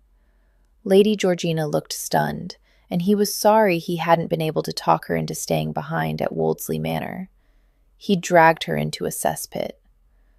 "Thank you for telling us about Annie, Mrs. Pollard," Harry spoke gently to the old woman. Despite her hardened manner, it must have pained her to talk about ancient hurts. "I've only one more question, and then we'll bother you no more. Do you know what happened to Mr. Baker?" "Oh, him!" Mrs. Pollard waved a hand as if flicking away a fly. "Baker took up with another lass. I've heard he even married her, though it can't be right in the church, him already married to Annie. Not that Annie cares. Not any more." She closed the door. Harry frowned, then decided he'd questioned the old woman enough. "Come, my lady." He took Lady Georgina's elbow and escorted her back up the path. As he was helping her into the gig, he glanced back. The boy leaned on the corner of the cottage, head down, one bare foot on top of the other. He'd probably heard every word his grandmother had said about his mother. There weren't enough hours in the day to solve all the problems of this world. Daw had said that often enough when Harry had been growing up. Wait a moment, my lady. Harry strode the short distance to the boy. He looked up warily as Harry approached, but didn't move otherwise. Harry looked down at him. If she dies, or you find yourself without, come to me. My name is Harry Pye. Repeat it. Harry Pye, the boy whispered. Good. Here, see if she'll get you some clothes. He placed a shilling in the boy's hand and returned to the gig without waiting for thanks. It had been a sentimental gesture, and one that was probably useless. The old woman was as likely to use the shilling for gin as to buy the boy new clothes. He climbed in the gig, ignoring Lady Georgina's smile, and took up the reins. When he glanced again at the boy, he was staring at the coin in his hand. They pulled away. What an awful story. Her smile had died. Yes. Harry looked sideways at her. I'm sorry you heard it. He urged the horse into a trot. Best to be off Granville Land as soon as possible. I don't think anyone in that family could be poisoning the sheep. The woman is too old and afraid, the boy too young, and it sounds like Annie's husband has got on with his life. Unless Annie came back? He shook his head. If she's been at the gin stalls all this time, she's no threat to anyone. Sheep grazed on either side of the road, a peaceful scene, in spite of the lowering clouds and rising wind. Harry watched the surrounding area narrowly. After yesterday, he was wary of an attack. Have you another farmer to visit today? Lady Georgina held her hat to her head with one hand. No, my lady, They topped a rise, and Harry caught sight of what lay on the other side. Abruptly, he pulled on the reins. God damn! The gig rolled to a stop. Harry stared at 3 lumps of wool lying just inside the dry stone wall bordering the road. Are they dead? Lady Georgina whispered. Yes. Harry tied off the reins, set the brake, and leaped from the gig. They weren't the first to make the discovery. A sleek chestnut was tethered to the wall, shaking its head nervously. The owner, a man, had his back toward them, bent over one of the prone sheep. The man straightened, revealing his height. His hair was brown. The cut of his coat, flapping in the wind, was that of a gentleman. Just his luck. Thomas would find the poisoned sheep first. The man turned, and Harry's thoughts scattered. For a moment, he couldn't think at all. The man's shoulders were broader than Thomas, his hair a shade lighter, curling around his ears. His face was broad and handsome. Laugh lines framed his sensual lips, and his eyes had heavy lids. It couldn't be. The man approached and vaulted the stone wall easily. As he got nearer, his green eyes glowed like phosphorus. Harry felt Lady Georgina come alongside him. He realized absently that he'd forgotten to help her from the gig. Harry, he heard her say, you never told me you had a brother. Chapter 8. It had always been her downfall, failing to think sufficiently before speaking. This was brought home to George rather emphatically when both men swung to look at her in shock. How was she to know it was some sort of dark secret? She'd never seen eyes as green as Harry's, and yet here they were, the same green eyes, staring at her from another man's face. True, the other man was taller, and his features were of a different cast. But who, looking at their eyes, could draw any other conclusion than that they were brothers?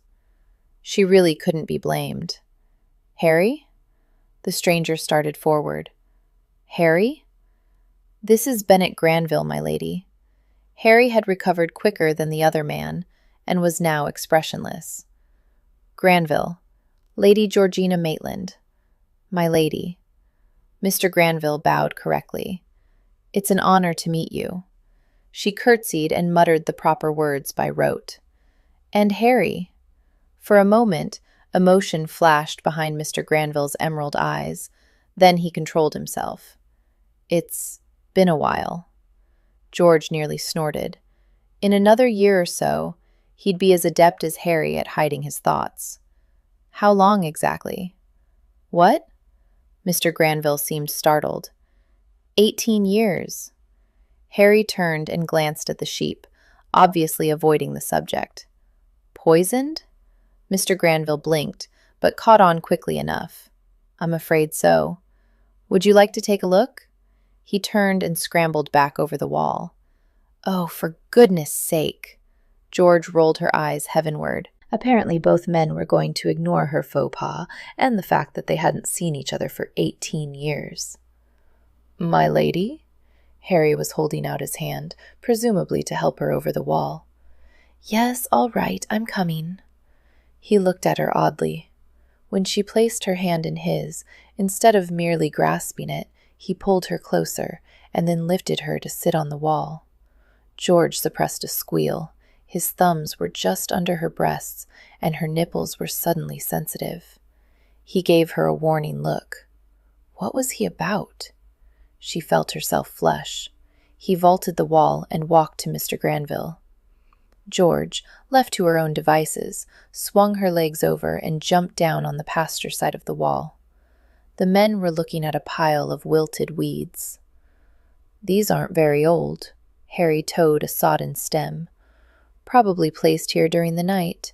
Hemlock again. Again? Mr. Granville, squatting next to the plants, looked up at him. Yes, it's been going on for weeks now. Weren't you told? I've just arrived from London. I haven't even been to Granville House yet. Who is doing this? Your father thinks it's me. You? Why would he? Mr. Granville cut himself off, then laughed softly. He's finally paying for his sins. Do you think? What was going on? George looked from one man to the other, trying to decipher the undercurrents. Mr. Granville nodded. I'll talk to him, see if I can get his mind off you and onto whoever's really doing this. Will he listen to you? Harry's lips twisted cynically. Maybe. The two men exchanged a look. Despite their differing heights and features, their expressions were strikingly similar. They radiated grimness. Do try to get your father to listen, Mr. Granville, George said.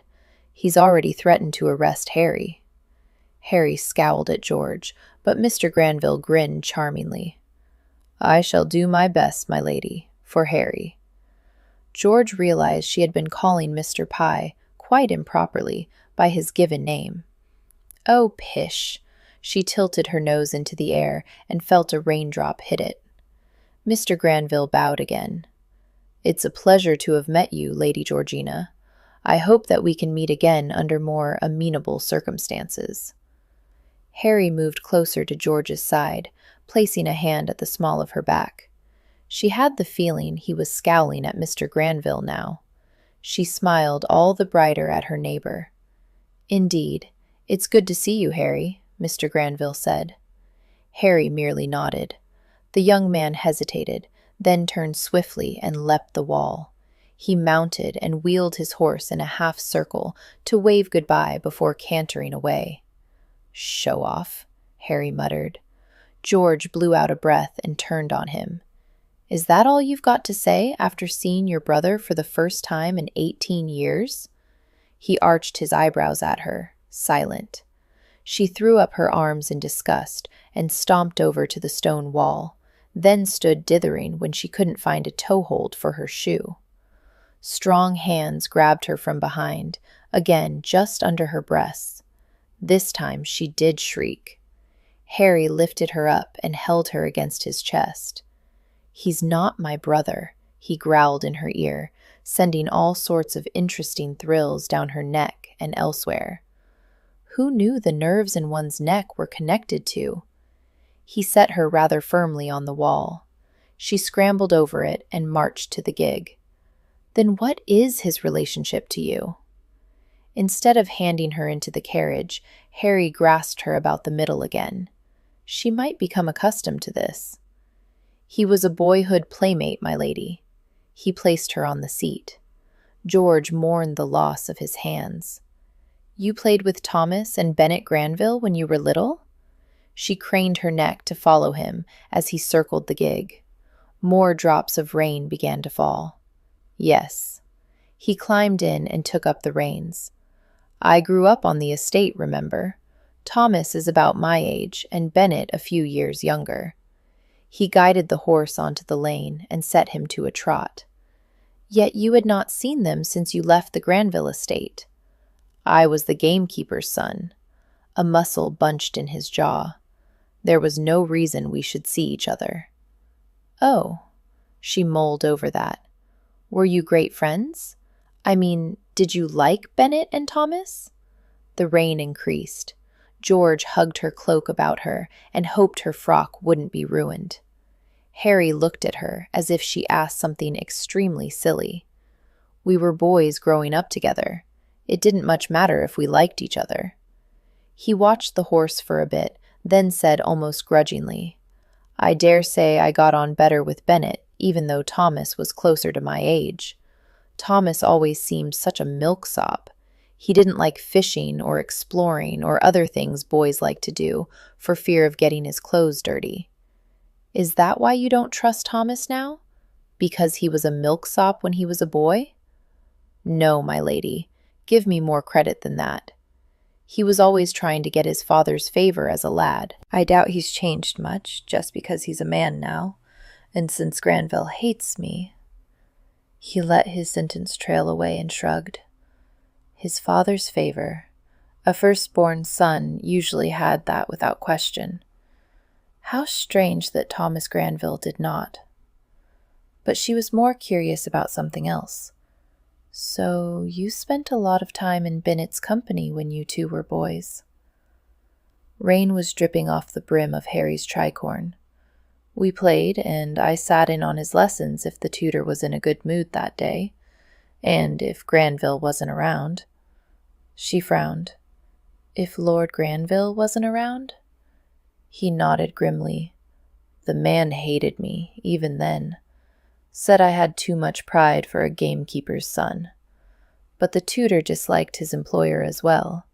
I think he got some small revenge in teaching me." "That's where you learned to read and write?" Harry nodded. "Bennet was better at letters than I, even though he was younger, but I best him at numbers, so yes, I spent quite a bit of time with him." "What happened?" He looked at her. "His father whipped my father when I was 12 and he 10. George thought about what it would be like if she'd lost someone close to her when she was 12, someone she saw every day, someone she fought and played with, someone she took it for granted would always be there. It would be like having a limb cut off. How far would one go to correct such a wrong?" She shivered and looked up. They were at the river that divided the Granville land from her own. Harry slowed the horse to a walk as it splashed into the ford. The rain was coming down hard now, making the muddy water jump. George looked downstream where the water deepened and swirled in a whirlpool. A shape floated there. "Harry." She touched his arm and pointed. He swore. The horse waded from the stream, and he pulled the gig over, tying the reins off quickly. He helped her down from the gig before walking to the bank ahead of her. George's shoes sank into the mud as she followed. When she reached him, Harry was very still. Then she saw why. The body of a sheep twisted slowly in the water. The rain pelting the fleece gave it a strange, lifelike movement. She shuddered. "Why doesn't it float away?" "It's tethered." Harry nodded grimly to a branch hanging over the water. She saw that a rope was tied around the branch and disappeared into the water. Presumably, the other end attached to some part of the sheep. But why would anyone do such a thing? She felt a frisson run down her spine. It's mad. Maybe to foul the stream. He sat and began to pull off his boots. "What are you doing?" "I'm going to cut it loose." He unbuttoned his coat.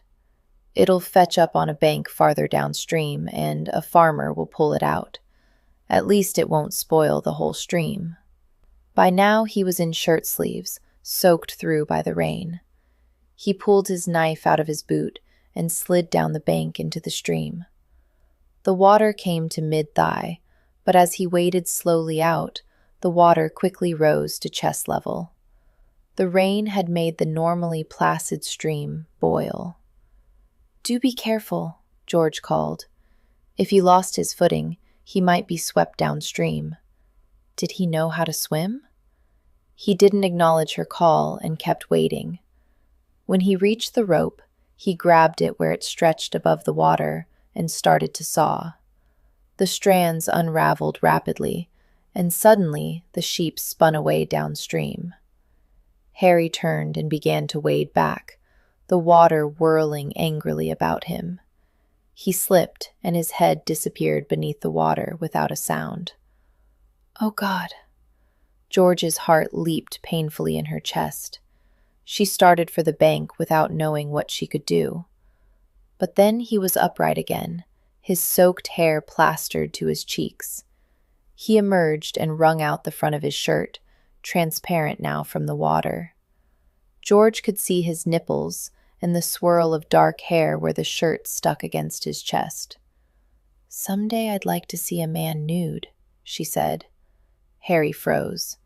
Slowly he straightened from pulling on his boots.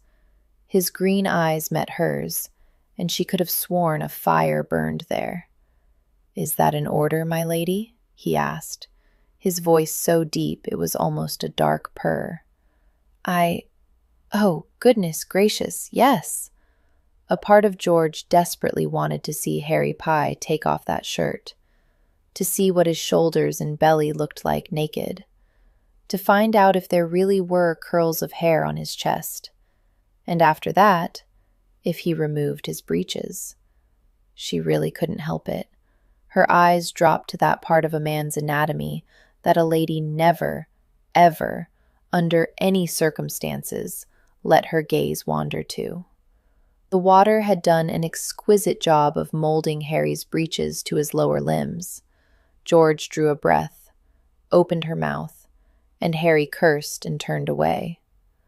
A cart and pony were coming up the lane. Well, damn. You can't really think Harry Pye is poisoning your sheep.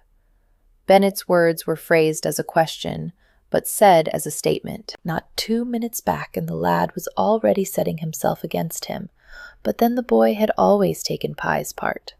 Silas snorted. I know Pye is doing the killing.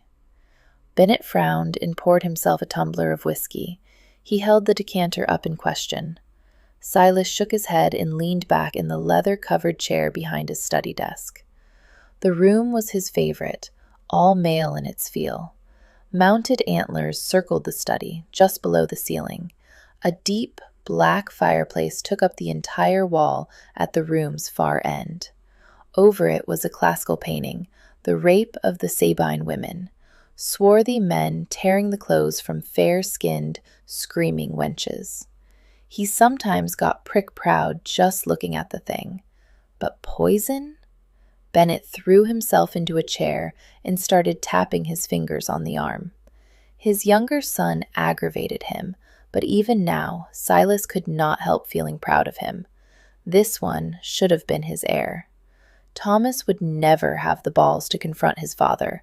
Silas had known it the moment he'd first seen Bennet, bawling and red-faced in his mother's arms.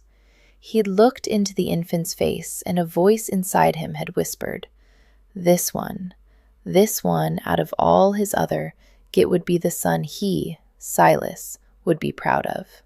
So he'd taken the babe from that whore's arms and brought him home. His wife had pouted and wept, but Silas had soon let her know he wouldn't change his mind, and she'd had to relent. Some might still remember that Bennet wasn't legally born, that he'd come from the loins of the gatekeeper's wife, but they wouldn't dare speak that knowledge aloud, not while Silas Granville ruled this land. Bennet shook his head. Poison isn't the method Harry would use if he wanted revenge on you. He loves the land and the people who farm it. Loves the land? Silas scoffed. How can he? He doesn't own any land.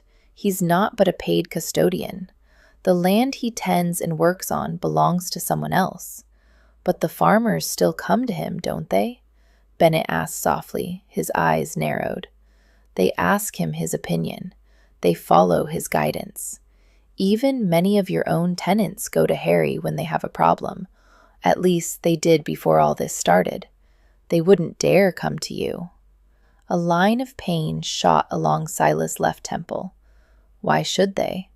I'm not the tavern keep, someone for the farmers to bawl their troubles to. No, you're not interested in other people's troubles, are you? Bennett drawled. But their respect, their allegiance, that's a different matter. He had the allegiance of the local people. Didn't they fear him? Stupid, dirty peasants, to seek the counsel of one of their own just because he'd risen a little from their ranks. Silas felt sweat drip down his neck. Pye's envious of his betters. He wishes he was an aristocrat. Even if he was envious, he wouldn't use this method to get back at his betters, as you term it. Method? Silas slammed the flat of his hand on his desk. You talk as if he were a Machiavellian prince instead of a common land steward. He's the son of a whore and a thief. What type of method do you think he'd use other than sneaking around poisoning animals? A whore. Bennett's lips thinned as he poured himself another finger of whiskey. Probably how he spent all his time in London, on drink and women. If Harry's mother, Mither, was a whore, who do you think made her so? Silas scowled. What do you mean, talking to me in that tone? I'm your father, boy. Don't you ever forget that. As if I'm likely to forget that you sired me. Bennett gave a bark of laughter. You should be proud, Silas began. His son sneered and emptied his glass. Silas surged to his feet. I saved you, boy. If it weren't for me. Bennett flung his tumbler into the grate. The glass exploded, flinging sparkling shards onto the carpet. If it weren't for you, I would have had a mother, not your frozen bitch of a wife who was too proud to show affection for me. Silas swept the papers from his desk with his arm. Is that what you want, boy? A mother's tit to suckle? Bennett turned white. You've never understood. Understood? What's there to understand between a life lived in the muck and one in a manor? Between a starving bastard and an aristocrat who can afford all that's good in life? I gave you that. I gave you everything. Bennett shook his head and stalked to the door. Leave Harry alone. He shut the door behind him. Silas raised his arm to swipe at the only thing still on his desk, the inkstand, but he paused when he saw his hand. It was shaking. Bennett. He sank into his chair. Bennett. He'd brought him up strong, made sure he could ride like a demon and fight like a man. He'd always favored the boy and made no bones about it. Why should he? Couldn't anyone see that this was the son a man could be proud of? In return, he'd expected what? Not like or love, but respect, certainly. Yet, his second son treated him like a pile of dung, came to Granville House only for money, and now took the side of a base-born servant against his own sire. Silas pushed away from his desk. He needed to deal with Harry Pye before he became any more of a threat. He couldn't let Pye drive a wedge between himself and Bennett. The door opened a crack, and Thomas peeked around it like a timid girl. What do you want? Silas was too tired to yell. I saw Bennett rush by. He's back, eh? Thomas eased into the room. Oh, yes, he's back. And that's why you invited yourself into my study? To exchange the news that your brother has returned? I heard some of the words you had with him. Thomas crept another few steps forward, as if approaching a wild boar. And I wanted to offer my support, about seeing Harry Pye punished, I mean. He's quite obviously the one doing this, Anyone can understand that." "Lovely." Silas eyed his eldest with a curled lip. "And what, exactly, can you help me with?" "I talked to Lady Georgina the other day. I tried to tell you." The muscle under Thomas' right eye had started to twitch. "And she told you she would hand over Pye, tied with a pretty bow, at our convenience?" No, she seemed charmed by him." Thomas shrugged. "She is a woman, after all. But perhaps if there was further evidence, if we had men guarding the sheep." Silas chuckled hoarsely. "As if there are enough men in the county to watch all the sheep on my land every night. Don't be more of a fool than you can help." He crossed to the whiskey decanter. "But if there was evidence linking him—" "She wouldn't accept anything but a signed confession from Pye. We have evidence. Pye's carving, found right by the dead sheep. And she still thinks him innocent? It'd be different if, instead of a sheep, a man, or—" Silas stopped mid-sentence, staring sightlessly at his newly filled whiskey glass. Then he threw back his head and began to laugh, great bellowing guffaws that shook his frame and spilled the whiskey in his glass. Thomas looked at him as if he'd lost his mind. Silas slapped the boy on the back, nearly bowling him over. "Aye, we'll give her evidence, boy. Evidence that not even she can ignore." Thomas smiled tremulously. The pretty boy. "But we haven't any evidence, Father." "Oh, Tommy, my lad." Silas took a gulp of the whiskey and winked. "Who says evidence can't be made?" "That will be all. You may have the rest of the night off." George smiled in what she hoped was a casual manner, as if she always dismissed Tiggle before supper. Apparently it didn't work. "All, my lady?" The maid straightened from putting away a stack of linens. "What do you mean? You'll be undressing later, surely." "Yes, of course." She felt her face heat. "But I thought I'd manage it myself tonight." Tiggle stared. George nodded confidently. "I'm sure I'll be able, so you may go." "What are you up to, my lady?" Tiggle placed her hands on her hips. This was the problem with having the same servants for years on end. One didn't inspire the proper awe. "I'm having a guest to dinner." She waved a hand airily. "I just thought you wouldn't want to wait for me." "It's my job to wait for you," Tiggle said suspiciously. "Has Lady Violet's maid had the night off as well?" "Actually," George ran a fingertip along her dresser, "it's a very private dinner. Violet won't be attending." "Won't be?" The maid's exclamation was interrupted by a knock on the door. Darn! She'd hoped to have Tiggle out of the way by now. George opened the door. "In my sitting room, please," she told the footman outside. "My lady," Tiggle hissed as George passed her on the way to the connecting door. George ignored her and opened the door. In the sitting room, the footmen were busy rearranging the furniture and setting up the table they'd had to bring in. A fire was flickering in the grate. "What?"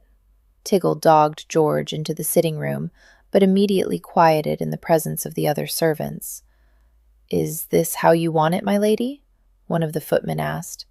"Yes, that will do nicely. Now, be sure and alert cook when Mr. Pye arrives. We'll want supper promptly."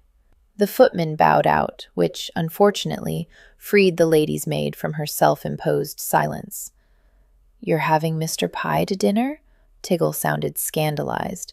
"All alone?" George tilted her chin in the air. "Yes, I am." "Oh, my lord, why didn't you tell me, my lady?" Tiggle abruptly turned and ran back into the bedroom. George stared after her. The maid's head popped around the doorframe, and she beckoned urgently. "Hurry, my lady, there's not much time." Feeling like she'd been goosed, George followed her into the bedroom. Tiggle was already at the vanity table, rummaging through bottles. She held up a small glass vial as George neared. "This'll do. Exotic, but not overwhelming." She snatched the fichu from around her mistress's neck. "What are you?" George raised her hands to her suddenly bare colletage. The maid batted her hands away. She removed the bottle's glass stopper and stroked it down George's neck and between her breasts. The scent of sandalwood and jasmine hovered in the air. Tiggle recapped the bottle and stepped back to look at her assessingly. I think the garnet drops instead. George obediently searched through her jewelry box. From behind her, Tiggle sighed. It's a pity I haven't time to redo your hair, my lady. It was fine a moment ago. George squinted into the mirror as she replaced her earrings. A moment ago, I didn't know you were meeting a gentleman. George straightened and turned. Tiggle knit her brows as she inspected her. George ran a hand self-consciously across her green velvet gown. A row of black bows marched down the bodice, echoed at the elbows. Will I do? Yes. Tiggle nodded firmly. Yes, my lady. I think you'll do. She walked swiftly to the door. Tiggle, George called. My lady? Thank you. Tiggle actually blushed. Good luck, my lady. She grinned and disappeared. George strolled back into the sitting room and shut the door to her bedroom. She sat down in one of the armchairs by the fire and immediately jumped up. Then she crossed to the mantel and inspected the clock sitting upon it. 5 minutes after 7 o'clock. Perhaps he didn't have a timepiece. Or maybe he was just a habitually late man. Or perhaps he didn't intend to come. Someone knocked at the door. George froze and stared at it. Come in. Harry Pye opened the door. He hesitated, watching her with the door still ajar behind him. Won't you come in? He walked in but left the door open. Good evening, my lady. He was at his most indecipherable. George started babbling. I thought we might have a quiet dinner to discuss the poisoning and the attack and what we might want to do. Footmen appeared at the door. Thank goodness, and started laying the table. Behind came more servants, bearing covered dishes and wine. There was a flurry of activity. She and Harry watched silently as the servants arranged the meal. Finally, most of the servants departed, leaving only one footman to serve dinner. That correct gentleman held the chairs, first for George and then for Harry. They sat and he began ladling the soup. The room was deathly silent. George looked from the footman to Harry. I think we'll manage, thank you. The footman bowed and left, and they were alone. George peeked at Harry, who was frowning down at his soup. He didn't care for consommé? She broke her roll, a thunderclap in the quiet. I hope you didn't catch a chill from the stream this afternoon. Harry lifted his spoon. No, my lady. Because the stream looked extremely cold. I am fine, my lady. Thank you. Good. Well, that's good. George chewed and furiously tried to think of something to say. Her mind was a complete blank.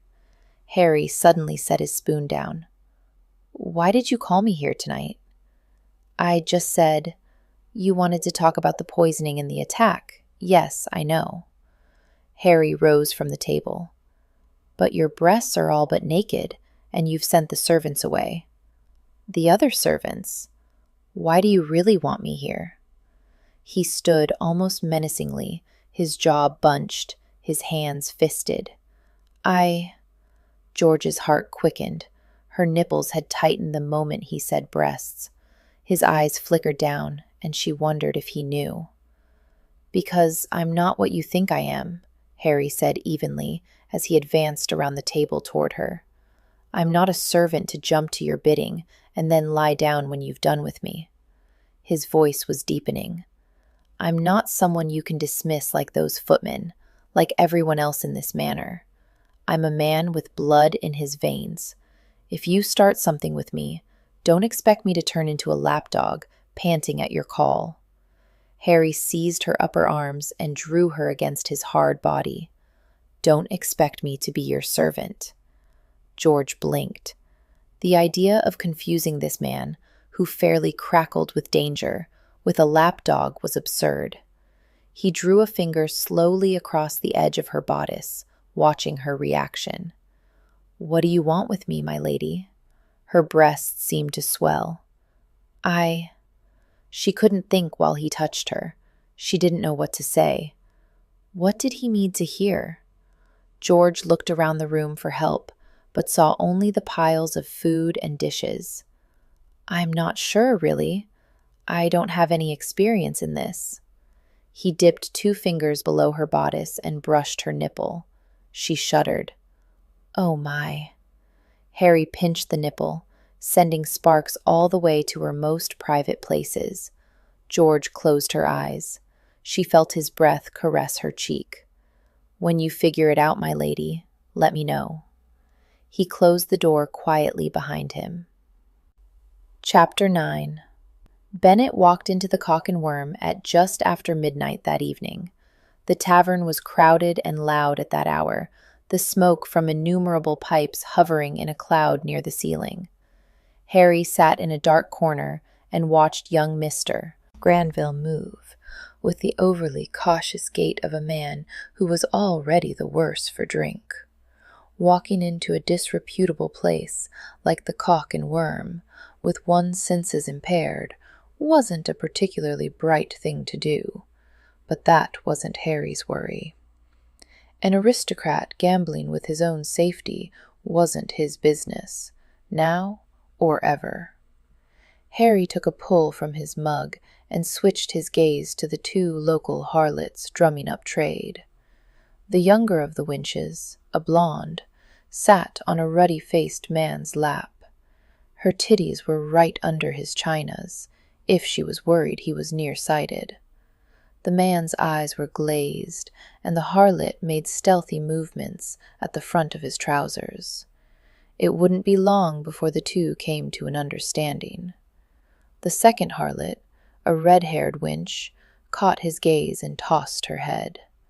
She'd already tried her charms with him, and he'd sent her away.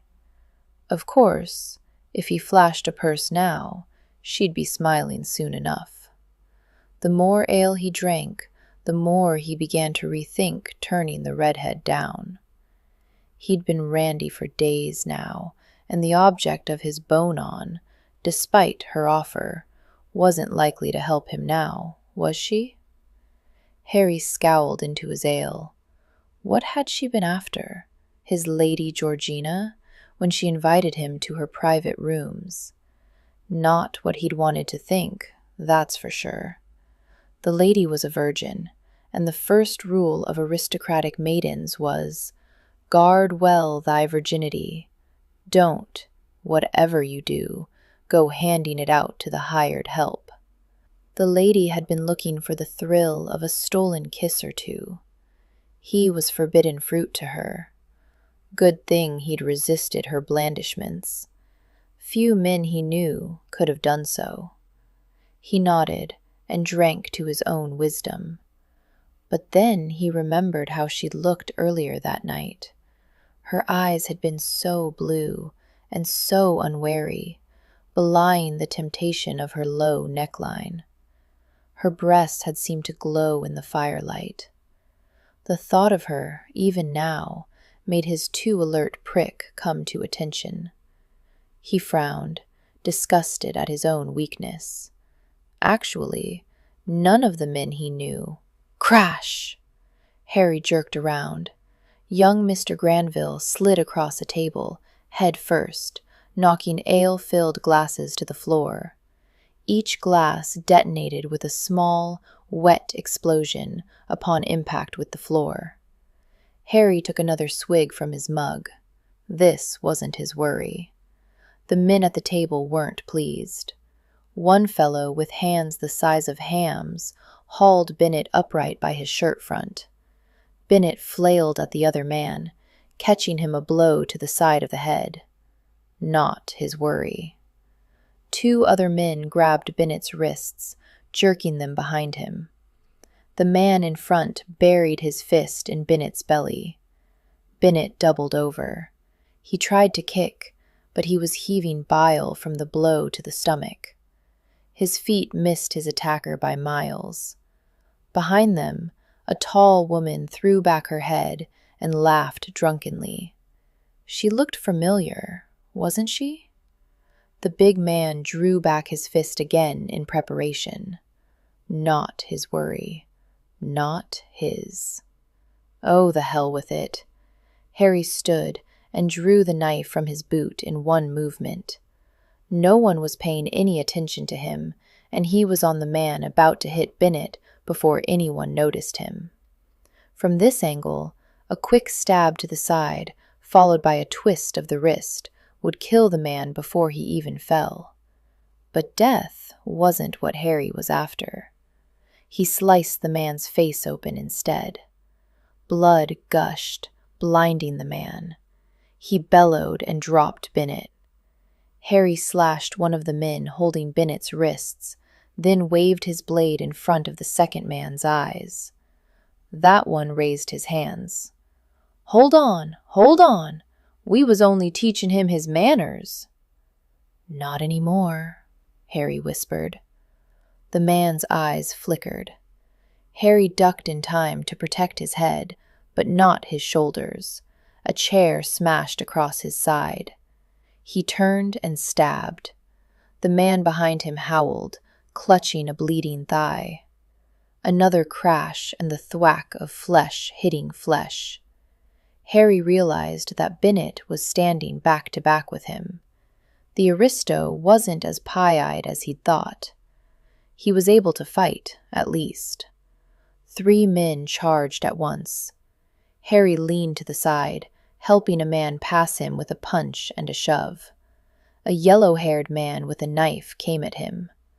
This man had some experience with knife fighting. He gripped a cloak in his free hand and tried to foil Harry's dagger with it. But the yellow-haired man hadn't fought in the places Harry had, or ever fought for his life. Harry grabbed the cloak and yanked the man hard. The man stumbled, tried to recover his balance, and found that Harry had him by the hair. Harry pulled the man back, arching his neck, and pointed his knife tip at the man's eye. Balls and eyes. Those were the 2 things men feared losing most. Threaten either, and you had a man's full attention. "Drop it," Harry hissed. Sweat and piss assaulted his nostrils. The yellow-haired man had lost control of his bladder. He'd also dropped his knife, and Harry kicked it. It skittered across the floor, sliding under a table. The tavern was quiet. The only sound was Bennett's labored breathing and the sobbing of one of the sluts. Let him go. Dick Crumb came out from the back. "Tell them to back off." Harry pointed with his chin at the 3 men still standing. "Go on. You don't want to be messing with Harry when he's in a mood." No one moved. Dick raised his voice. "Go on! There'll be more ale for them that wants it." The mention of ale was magic. The men grumbled but turned away. Harry let his hand drop. The yellow-haired man fell to his knees, whimpering. "Better get Granville out of here," Dick muttered as he passed with mugs. Harry took Bennett's arm and shoved him toward the door. The younger man wobbled, but at least he kept upright. Outside, the air was chill, and Bennett gasped. He put out a hand to steady himself against the tavern wall, and for a moment, Harry thought the man would be sick. But then he straightened. Harry's bay mare stood beside a larger chestnut gelding. "Come on," he said. "Best to be away before they finish their drinks." They mounted and started off. It had begun to drizzle again. "Guess I should thank you," Bennett spoke suddenly. "Didn't think you'd come to the aid of a Granville. Do you always start brawls without anyone at your back?" "Nah," Bennett hiccuped. "This was a spur-of-the-moment thing." They rode in silence. Harry wondered if Bennett had fallen asleep. The horses splashed through puddles in the road. "Didn't know you could fight like that." Bennett's slurred voice cut across the patter of the rain. Harry grunted. "There's a lot you don't know about me." Where'd you learn? The poorhouse. Harry thought he'd shut the other man up with his stark statement, but then Bennett chuckled. My father's a right sod, isn't he? There was no need to reply to that.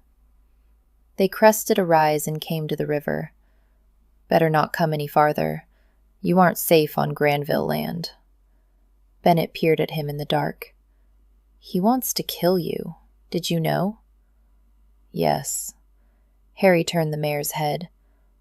Will you never call me by my name again? Bennett sounded wistful. Perhaps he'd entered the maudlin stage of drink. Harry nudged his horse down the track. I've missed you, Harry. Bennett's voice floated on the night air behind him and melted away like a ghost. Harry didn't answer. Outside, the Cock and Worm. Silas peeled himself away from the shadows and watched bitterly as his beloved son rode away with the man he hated most in the world. Your boy be dead but for the Wolseley steward, a drunken voice slurred nearby. Silas whirled and peered into the dark alley between the Cock and Worm and the neighboring building. Who are you? How dare you speak to me thus? I'm just a little bird. A harsh feminine giggle. Silas felt pressure building in his temple. Come out of there, or You'll what? The voice sneered. A face appeared, ghostly in the shadows. It was lined and worn, and belonged to an old woman Silas couldn't remember ever seeing before. You'll what? She repeated, cackling like a demon. He's been killing your sheep for weeks, and you've done naught. You're just an old man. Old man Granville, lord of nothing. How's it feel to be under the spur of the new cock? She turned and started staggering down the road, one hand held out to balance herself against the wall. Silas was on her in 2 steps. My, the soft-boiled eggs are good this morning. George mentally rolled her eyes at her own inanity. She, Violet, and Yuffie sat at the breakfast table. As per usual for the last several days, her sister refused to make any but the most desultory conversation, reducing George to commenting on the eggs. Violet shrugged one shoulder. At least she was still alive. What had happened to her vivacious younger sister? The one who was constitutionally unable to refrain from exclaiming about every little thing. I do like soft-boiled eggs, Yuffie fluted from the other end of the table. Of course, it is very important that they still be moist and not at all dried out. George frowned as she took a sip of tea. Hadn't Yuffie noticed the almost deathly quiet of her charge? Kidneys are nice as well, Yuffie continued, if they've been prepared in butter. But I can't abide gammon in the morning. I don't know how anyone can, really. Perhaps it was time to find a younger companion for Violet. Yuffie was a dear, but a tad absent-minded at times. Would you like to go riding today? George asked. Maybe Violet just needed fresh air. I saw a lovely vista the other day, and I thought if you brought your pencils, you could sketch it. Tony says I'm sorry. Violet leaped from her seat. I can't go today. She ran from the room. Young people are so abrupt, aren't they? Yuffie looked puzzled. When I was a girl, I'm sure my mother told me 100 times, Euphemia, do not rush about. The true mark of a lady is her ability to be sedate. Very enlightening, I'm sure, George said. Do you know what is bothering Violet? Bothering her, my lady? Yuffie cocked her head like a bird. I don't know that she is actually bothered. I think any little change from her normal behavior might be blamed on her youth and certain monthly happenings. She blushed and hurriedly took a drink of tea. I see. George studied the older woman thoughtfully. Perhaps she would be better employed as Mummen's companion. Her absent-mindedness would certainly do no harm there. Well, I thank you for your insight. And now, if you will excuse me? George stood and walked out of the breakfast room as Yuffie was still murmuring her consent. She hurried up the stairs to Violet's room. Violet, dear? George knocked at her door. What is it? Her sister's voice sounded suspiciously stuffy. I wanted to talk with you, if I may. Go away. I don't want to see anyone. You never understand. The key turned in the lock. Violet had locked her out. George stared at the door. Fine, then. She was certainly not going to engage in an argument through solid wood. She stomped down the hallway. Yuffie was in her own little world, Violet was sulking, and Harry? George opened the door to her bedroom so forcefully it banged against the wall. Harry wasn't anywhere to be found. She had had her gig at his cottage at 7 this morning and had already left. Coward. And men thought women faint of heart. He was probably out doing male things in the delusion that work needed being done, when in reality he was simply avoiding her. Ha! Well, two could play at that game. She struggled out of her day dress and yanked on a riding costume. She turned in a complete circle, trying to fasten the hooks in the back before she conceded defeat and rang for Tiggle. The maid arrived wearing the same half-mournful, half-consoling expression she'd worn since the previous disastrous night. George nearly lost control at the sight. Help me do this up, please. She presented her back. You're going riding, my lady? Yes. In this weather? Tiggle looked doubtfully at the window. A wet tree branch lashed against it. Yes. George frowned at the tree branch. At least there was no lightning. I see. Tiggle bent behind her to reach the hooks at her waist. It's a pity about last night that Mr. Pye turned down your invitation. George stiffened. Did all the servants feel sorry for her now? He didn't turn me down. Well, not precisely. Oh? George could feel the heat stealing up her face. Drat pale complexions. He asked me what I wanted from him. Tiggle, who was picking up the discarded day dress, stopped and stared at her. And what did you answer, my lady, if you don't mind me asking? George threw up her hands. I didn't know what to say. I mumbled something about never having done this before, and he left. Oh, Tiggle frowned. What does he want me to say? George paced to the window. I want you naked, Harry Pye? Surely it's usually done with more finesse than that. And why demand my intentions? I can't imagine most affairs de cour begin on such a lawyerly note. I'm surprised he didn't ask for them in writing. I, Lady Georgina Maitland, do request Mr. Harry Pye to make very fine love to me. Really? There was silence behind her. George winced. Now should shock Tiggle. Could this day get any? The maid started laughing. George turned. Her maid was doubled over, trying to catch her breath. Oh, my lady! George's mouth twitched. It isn't that funny. No, of course not. Tiggle bit her lip, plainly struggling. It's just, I want you naked. Harry Pye. She went off again. George plopped on the side of the bed.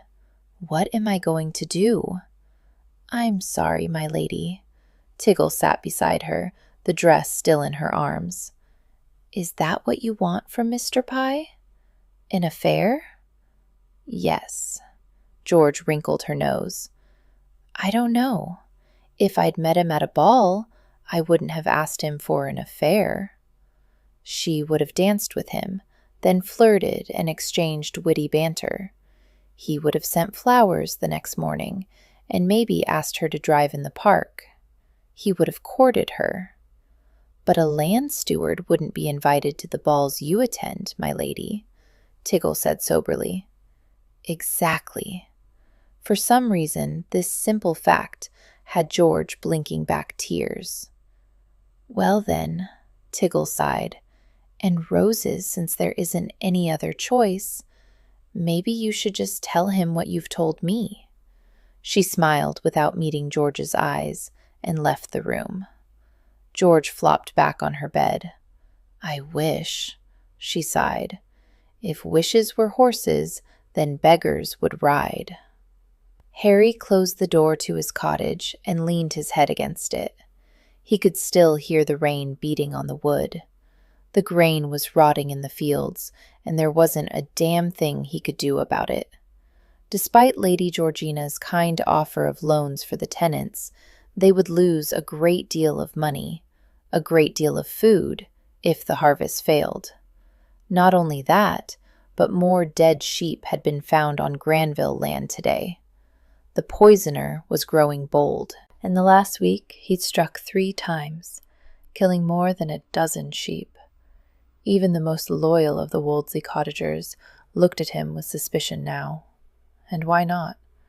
To many, he was a stranger here. He pushed away from the door and set the lantern on the table, beside a letter he'd opened this morning. Mrs. Burns had left his supper, but he didn't touch it. Instead, he lit the fire and put a kettle of water on to heat. Had ridden out before dawn and had worked ever since, inspecting crops. He couldn't stand the stink of his own body anymore. He swiftly stripped to the waist and poured the heated water into a basin. It was barely tepid, but he used it to wash under his arms, his chest, and his back.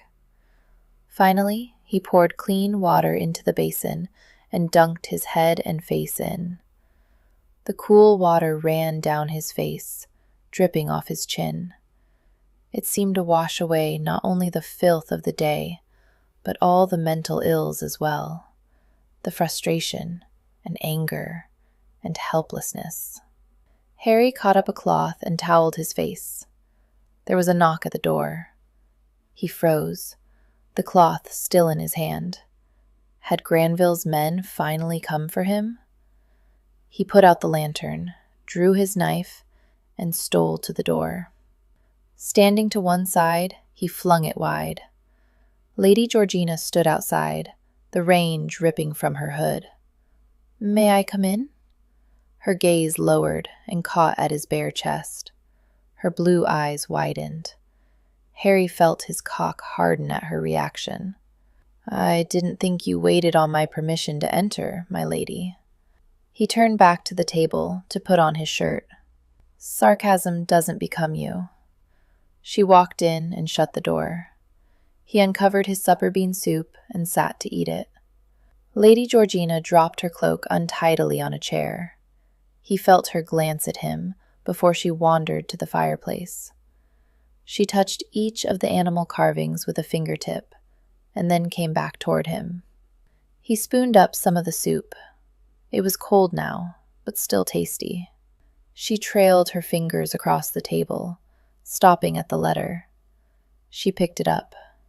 "You know the Earl of Swardingham? We frequent the same coffee house in London." He poured himself a mug of ale. "Sometimes he writes me about agricultural matters." "Really?" She started reading the letter. "But he sounds like he considers you a friend. His language is certainly casual." Harry choked and snatched the letter from her hand, startling her. Lord Swardingham's writing could be colorful at times, not fit for a lady. "How can I help you, my lady?" Lady Georgina drifted away from the table. Her manner seemed off, and it took him a minute to place it. She was nervous. Harry narrowed his eyes. He'd never seen her flustered before. "You wouldn't let me finish my tale last time," she said, "about the Leopard Prince." She halted by the fire and turned a curiously vulnerable face to him. With one cold word, he could send her flying. This woman whose station so far outranked his. Had he ever had that much power over an aristocrat? He doubted it. The problem was that sometime in the last week, she stopped being merely a member of the aristocracy and had become a woman. Lady Georgina. His lady. Please, tell me your story, my lady. Harry ate some more of Mrs. Burns' soup, chewing on a piece of mutton. She seemed to relax and turn back to the mantel, playing with the whittled animals as she spoke. The Leopard Prince defeated the ogre and brought back the golden horse. Did I tell you that part? She glanced at him. Harry nodded. Yes, now. She scrunched her nose in thought. The young king. Do you remember him? Well, the young king took the golden horse from the Leopard Prince, probably without even a thank you very much, and carted it off to the princess. She waved a hand. Or rather to her father, the other king. Because the princess doesn't have any say-so, does she? He shrugged. It was her fairy tale. He'd no idea. They very rarely do. Princesses, I mean. They get sold off to old dragons and giants and such all the time. Lady Georgina was frowning at a badger. Where's the stag? I beg your pardon? The stag. She pointed at the mantel. It's not here. You didn't knock it into the fire, did you? I don't think so, but I might have. You'll have to find another place for them. It's too dangerous here. She began lining the carved animals at the back of the mantel. As you wish, my lady. Anyway, Lady Georgina continued, the young king brought the golden horse to the father king and said, Here you are. And how about your beautiful daughter, then? But what the young king didn't know was that the golden horse could speak. It's a talking metal horse? She appeared not to hear him. The minute the young king left the room, the golden horse turned to the other king, the father king. Are you following me? His mouth was full. Good. All these kings are very confusing. She heaved a sigh. And the golden horse said, That's not the man who freed me. You've been tricked, your majesty. And didn't that make the father king mad? Why? Harry drank some ale. The father king had possession of the golden horse. Why would he care one way or the other who actually stole it? She set her hands on her hips. Because stealing the golden horse is a test. He wants only the man who can do that to marry his daughter. I see. The whole thing sounded silly. Wouldn't a noble father be more interested in the richer man rather than the stronger? So then he didn't really want the golden horse.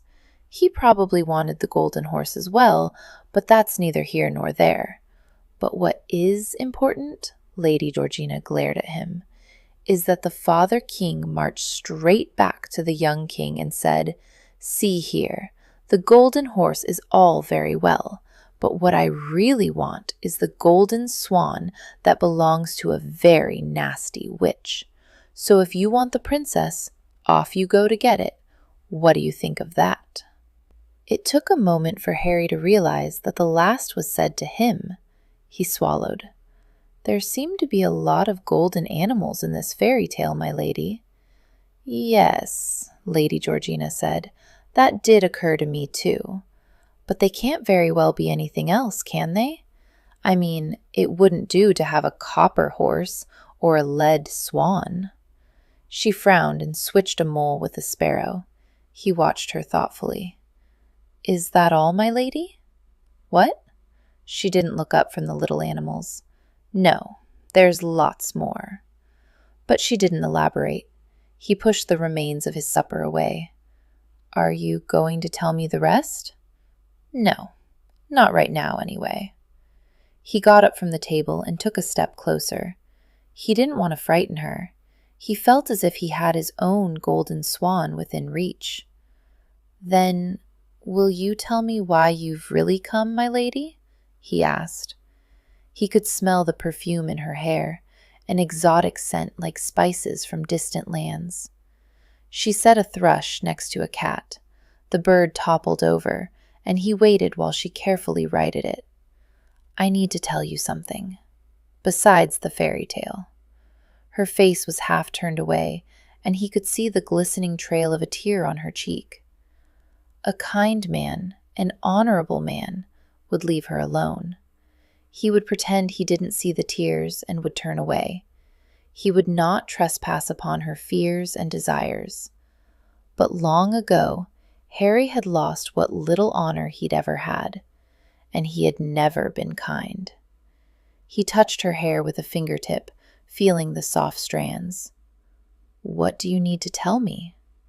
She turned to face him, and her eyes were bright in the firelight, uncertain and hopeful, and as alluring as Eve herself. "I know now what I want from you." Chapter 10. Harry stood so near, his breath caressed her face. "And what is it you want from me, my lady?" George's heart beat in her throat. This was so much harder than she'd imagined back in her room at Woldsey. She felt like she was laying her soul before him. "I want you." He bent closer, and she thought she felt his tongue touch her ear. "Me?" she gasped. This was what drove her on, despite her embarrassment, despite her fear. Desire for this man. "Yes, I want you to kiss me like you did before. I want to see you naked. I want to be naked for you. I want—" But her thoughts scattered because this time she was sure of it. He was tracing the rim of her ear with his tongue, and while the idea of such a caress might seem rather odd, in reality it was divine. She shivered. Harry's chuckle puffed against her wet ear. "You want many things, my lady." George swallowed as another thought occurred to her. "And I want you to stop calling me my lady." "But you order me about so masterfully." His teeth closed on her earlobe. George had to press her knees together to contain her own excitement. Even so, maybe I should call you George, as your sister does." He trailed a line of kisses up to her temple. She frowned as she tried to concentrate on his words. It wasn't very easy. "Well, although I'm afraid I don't see you in the same way as your sister. George is such a mannish name." His hand wandered to her breast.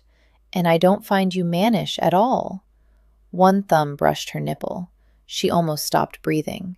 He circled the tip through the fabric of her dress. Oh, dear Lord. She didn't know it was possible to feel so much from such a little touch. "I could call you Georgina, but it's long." He watched his hand, his eyes dark. "What?" "And then there is Gina, a pet name, but it's too common for you." He squeezed her nipple, and she felt the jolt all the way to the center of her being. She moaned helplessly. Harry's gaze flicked up to hers. He no longer smiled.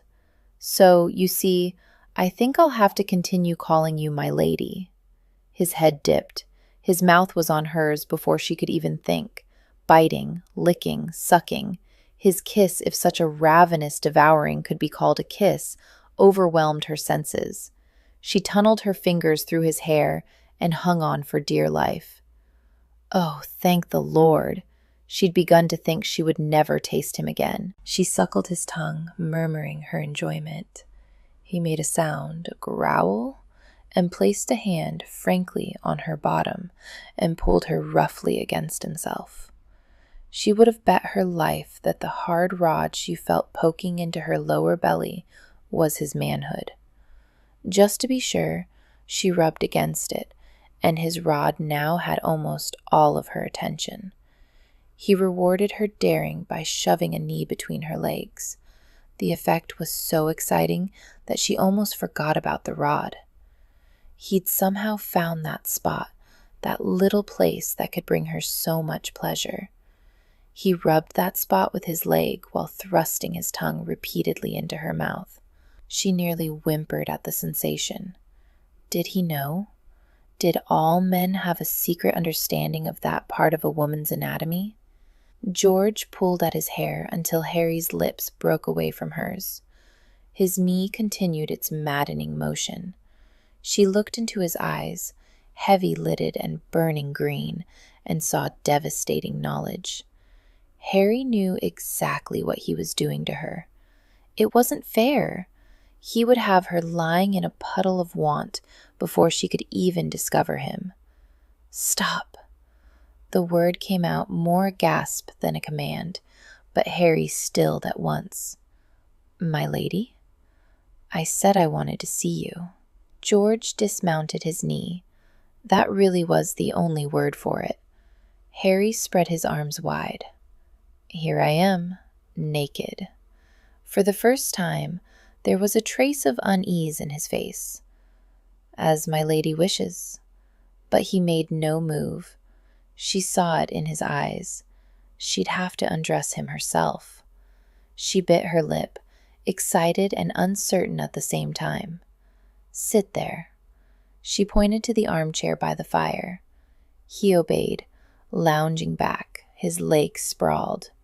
She hesitated.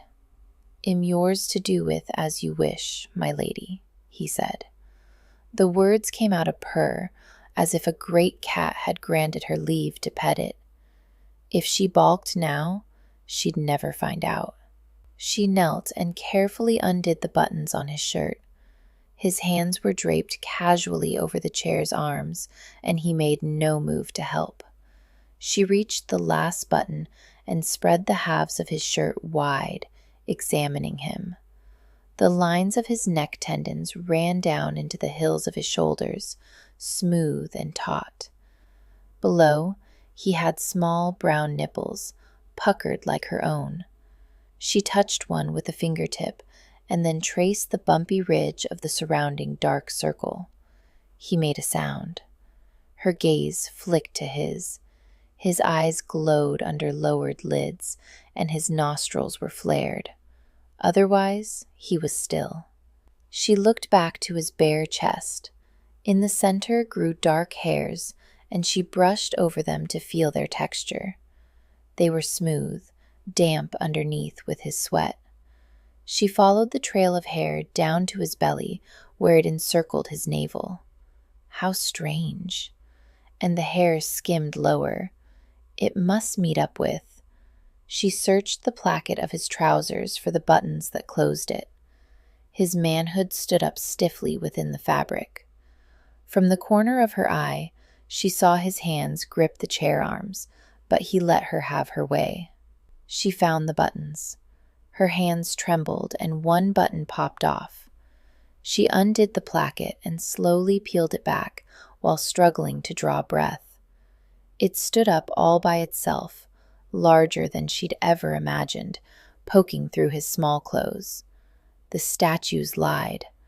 There was no way this could fit beneath those puny fig leaves. It was ruddier than the flesh of his belly, and she could see veins throbbing along the length. The head was bigger than the rest, shining and red. The hair at the base was damp, and when she leaned forward, oh dear Lord, she could smell him. Male musk, heavy and intoxicating. George didn't know the etiquette of the situation, whether it was done or not, but she reached out. If she died tomorrow and had to make accounting for her eternal soul before the gates of heaven and St. Peter himself, she would not regret it. She touched Harry Pye's cock. He groaned and lifted his hips, but she was distracted by her discovery. The skin was soft, like the finest kid glove, and it moved separately from the muscle beneath. She skimmed her palm over the shaft up to the head and found liquid leaking from a slit. Was this the seed of life? He groaned again. This time he grabbed her and lifted her to his lap, obscuring that most interesting part of his body. "You're going to kill me, my lady." He worked at the hooks at the back of her gown. "I promise on my father's grave that you may look at my naked body for hours, or as long as I can stand it later." But right now, her gown gaped forward, and he pulled it and her shift down. "I need to see your naked body." She frowned, about to protest, but he had the entire bodice off now, and he bent his head and sucked on her nipple. She gazed down at his head, shocked. Then the sensation caught up with the act, and she inhaled. She knew men were fascinated with breasts, but she'd no idea. Oh my, was this usual? Perhaps it didn't matter. He tongued his way to her other breast and sucked on that one as well, because it felt so erotic, so evocative. Now her hips moved, swiveling of their own accord. He chuckled, and she felt the vibration through her nipple, and then he bit gently. Oh, please. She was startled at the huskiness of her own voice. She didn't know for what she begged, but Harry knew. He shifted and dragged her gown from off her body. He pulled off her slippers one at a time and let them drop to the floor. She lay across his lap like some odalisque, naked except for her stockings and garters, his cock pressed into her hip. She should have been embarrassed, she knew. If she were proper at all, she would have run away, screaming, which only proved what she suspected for some time. She'd lost all sense of propriety, for when Harry lifted his head and slowly, very slowly, perused her naked body, she actually arched her back as if to display herself. You're so beautiful. His voice was guttural, deep and rasping. Here he touched her swollen nipples. They looked like red berries in snow. Here he smoothed his hand on the curve of her belly, so soft, like down. And here, his fingers combed into the auburn curls surrounding her womanhood. His hand tightened on her mound for a moment. His face was carnal in the firelight, the lines in sharp relief, his lips drawn back. He slid his long middle finger between her folds. She shut her eyes as he touched her there. Do you like it softly? His finger brushed over her. Or firmly. He stroked. Like that, she sighed. She spread her thighs a little more. Kiss me, he whispered, and turned his head to brush feather kisses across her lips. She moaned into his mouth. Her hands tangled in his hair and roamed over the warm skin of his shoulders. And all the while his fingers stroked until the tension built to unbearable levels, and he thrust his tongue into her mouth. George arched, feeling her heart beat out of her chest and the warmth seeping, spreading from her middle. She felt shaken, as if she'd taken a journey from which there was no return. He petted her, gentle and consoling. When she began to drift, he lifted her, stood, and walked to his bedroom. He lay her down on his narrow bed and stepped back deliberately. Harry watched her. For resistance? As he stripped out of his remaining clothes. She lay there limply, anticipating whatever he would do next. Then he climbed over her and poised for a moment on all fours, a hungry beast about to devour his prey, his very willing prey. It may hurt. He searched her eyes. I don't care. She pulled his head down to hers. He met her lips and nudged her legs apart with his own. She felt him at her entrance. He lifted his head and braced himself on one hand, then thrust himself into her. Or at least she thought he did. He drew back a little and thrust again, and more flesh entered her. Good Lord, would all of him? Another thrust, and she gasped. It hurt. It pinched. It burned. He glanced at her face, grit his teeth, and thrust powerfully. His pelvis met hers. She whimpered. She felt full, too full. Above her, he was still. A bead of sweat dripped off the side of his face and fell on her collarbone.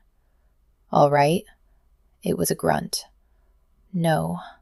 She nodded and hazarded a smile. Brave girl, he whispered. He leaned down to kiss her, and slowly moved his hips. He seemed to grind against her without actually shifting his manhood. That was quite nice. She explored his back, the bunched shoulder muscles, the valley of his spine, damp with sweat. She moved lower and felt his buttocks flex as he finally moved inside her. It wasn't painful, but it wasn't as nice as his finger had been before. She concentrated on teasing his tongue with her own, and pressing her fingers into the muscles of his bottom because they were oddly fascinating to her. She wished she could see his backside right now. She felt tender. He pumped. The feel of his manhood sliding in and out of her was rather interesting. George idly wondered what they must look like. Then all thought fled, for he had pressed his hand against her there, and somehow the combination of his fingers and his thrusting cock was really altogether perfect. She gripped his hips and began to move her own, utterly without rhythm, but it didn't seem to matter. Almost. Oh, heavens, she actually saw stars. She broke their kiss to arch her head into the pillow in a bliss like none she'd ever felt before. He was suddenly gone from her body, and she felt warmth splattering onto her belly. She opened her eyes in time to see Harry throw his head back and shout. The tendons in his neck stood out, and his upper body glistened with sweat. He was the most magnificent thing she'd ever seen. Amazing, really, how simple it was to kill. Silas looked down at the woman lying in the gorse. Head had to drag her here after keeping her locked up for over a day. It'd been important, after all, that she die in the proper way, and Head had to find and prepare the poisonous herbs, a rather tedious job. The woman had convulsed at the end, and the body was twisted. Before she died, she had vomited and lost control of her bowels, shitting quite disgustingly all over the place. He curled his lip. The whole process had taken too much of his time and had been foul to boot. But it had been simple. Head chosen a sheep pasture on his own land, isolated at night but close enough to the road so she'd be found before she rotted entirely away. It was important to associate this with the sheep poisonings. These farmers were a dull lot, and if the connections weren't made for them, they might not see the obvious. He could have tried to get the woman to drink the brew Head made, but it had been quicker to simply force it down her throat. Then Head sat back and waited. The woman had sworn and cried at his treatments. She had already been drunk when Head found her. Then, after a while, Shed clutched her stomach, vomited, shat, and finally died. Silas sighed and stretched, his muscles cramped from sitting so long on a damp boulder. He stood up and pulled a handkerchief out of his pocket. He walked over to the stinking corpse and unwrapped the carved stag. Carefully, he placed it a few steps from the woman, close enough to be found, but far enough away to have been dropped. He looked critically at the scene Head created and found it good. He smiled to himself and walked away. A weight lay on his chest. Harry opened his eyes but didn't move. He saw a cloud of ginger hair floating over his chest and right arm. Shed stayed the night. He glanced at the window and cursed silently. It was dawn already. He should have been up an hour past, and Lady Georgina should have left well before that. But lying here in a too-small bed with his lady was nice. He could feel the cushion of her breast against his side. Her breath puffed on his shoulder, and her arm was flung across his chest, as if she had taken possession of him. And maybe she had. Perhaps he was like some enchanted prince in one of her tales, and now she held the key to his heart, the key to his very soul. He closed his eyes again. He could smell her scent mingled with his. She stirred, her hand moving down over his belly, almost to his morning cockstand. He held his breath, but she stopped. He needed to piss, and besides, she would be too sore this morning. He eased her arm off him. Harry sat up. Lady Georgina's hair was a tangle around her face. He gently pushed it back, and she scrunched her nose in her sleep. He smiled. She looked like a wild gypsy lass. He bent, kissed her bare tit, and rose. He stoked the fire, then pulled on his trousers to take a piss outside. When he returned, he put water on to boil and glanced into the little bedroom again. His lady still slept. He was taking down the teapot when someone started pounding on the cottage door. Quickly, he shut the bedroom door. He palmed his knife and opened the cottage door a crack. A gentleman stood outside, tall, with reddish-brown hair. The stranger flicked a riding crop in one bony hand. A horse was tethered behind him. "Aye?" Harry braced his right hand above his head. The other hand held the knife, hidden on his side of the door jamb. "I'm looking for Lady Georgina Maitland." The stranger's voice, clipped and upper crust, would have frozen most men. Harry raised one eyebrow. "And who might you be?" "The Earl of Maitland." "Ah." He started to close the door. Maitland wedged his crop in the doorway to prevent him. "Do you know where she is?" There was warning in his voice now. "Yes." Harry stared flatly at Maitland. "Shall be at the manor soon." Anger sparked in the other man's eyes. "Within the hour, or I'll kick this bloody hovel down around your ears." Harry closed the door. When he turned, he saw Lady Georgina peeking from the bedroom. Her hair was loose around her shoulders, and she had used a bedsheet as a wrap. "Who was it?" Her voice was husky with sleep. Harry wished he could pick her up and carry her back to his bed, and make her forget about this day, but the world and everything in it waited. He replaced the teapot on the shelf. "Your brother." Her brother had to be the one person in all the world a woman didn't want to meet directly after a night of ecstasy. George fiddled with the ribbon at her neck. Tiggle batted her hand away and set a last pin in her hair. "There you are, my lady, as ready as you'll ever be." At least the maid was no longer sending her mournful looks. Instead, she was now commiserating. Did everyone know what had happened last night? She really should have been more discreet than to spend the night. George sighed and contemplated feigning a headache. But Tony was nothing if not stubborn. He might not drag her from her room to interview her, but he'd be right outside the minute she tried to emerge. Best to get it over with. She threw back her shoulders and marched downstairs like a Christian going to meet a particularly irate lion. Greaves sent her a sympathetic look as he held the breakfast room door for her. Inside, Tony was standing by the mantelpiece, staring down his bony nose into the fire.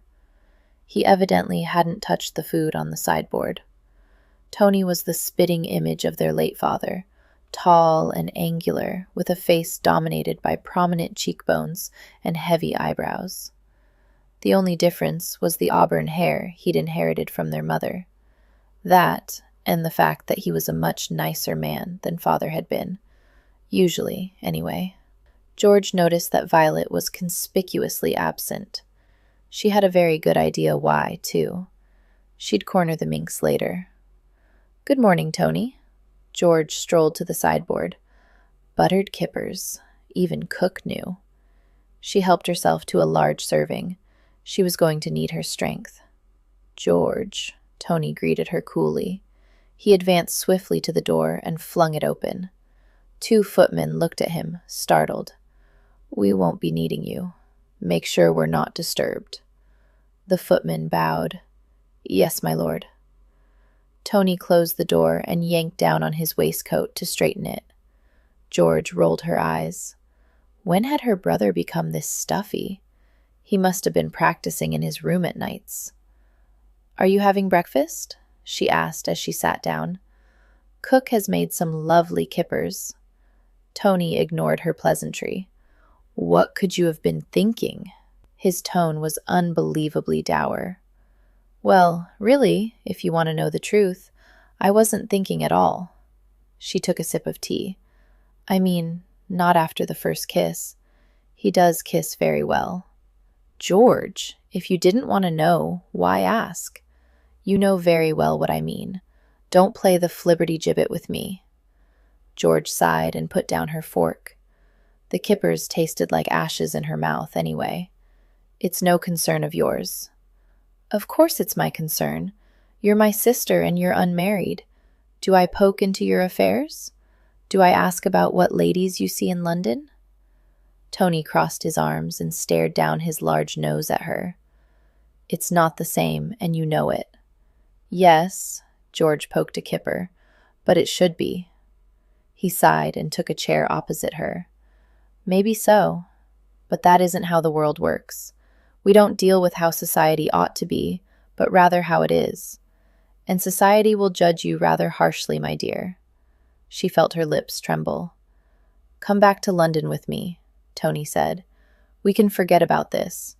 There are some fellows I can introduce you to. It's not like choosing a horse. I don't want to exchange a bay for a chestnut." "Why not? Why not find a man from your own class, one who could marry you and give you children?" "Because," George said slowly, "I don't want just any man. I want this one." Tony slammed the flat of his hand down on the table, making her jump. He leaned over her. "And the rest of the family can just go to hell? You're not like this. Think about the example you're setting for Violet. Would you want her doing what you're doing?" "No, but I can't live my life as an example for my sister." Tony pursed his lips. "You don't," George accused. "Can you honestly say that with every action you take, you stop to think, is this a good example for my brothers? For God's sake." The door swung open. They both looked up in surprise. Tony frowned. "I thought I said to admit no, my lord, my lady." Harry closed the door on the two harassed footmen outside and advanced into the room. Tony straightened away from the table. He was easily half a head taller than Harry, but the shorter man did not break stride. "Are you well, my lady?" Harry spoke to George, but his eyes never left Tony.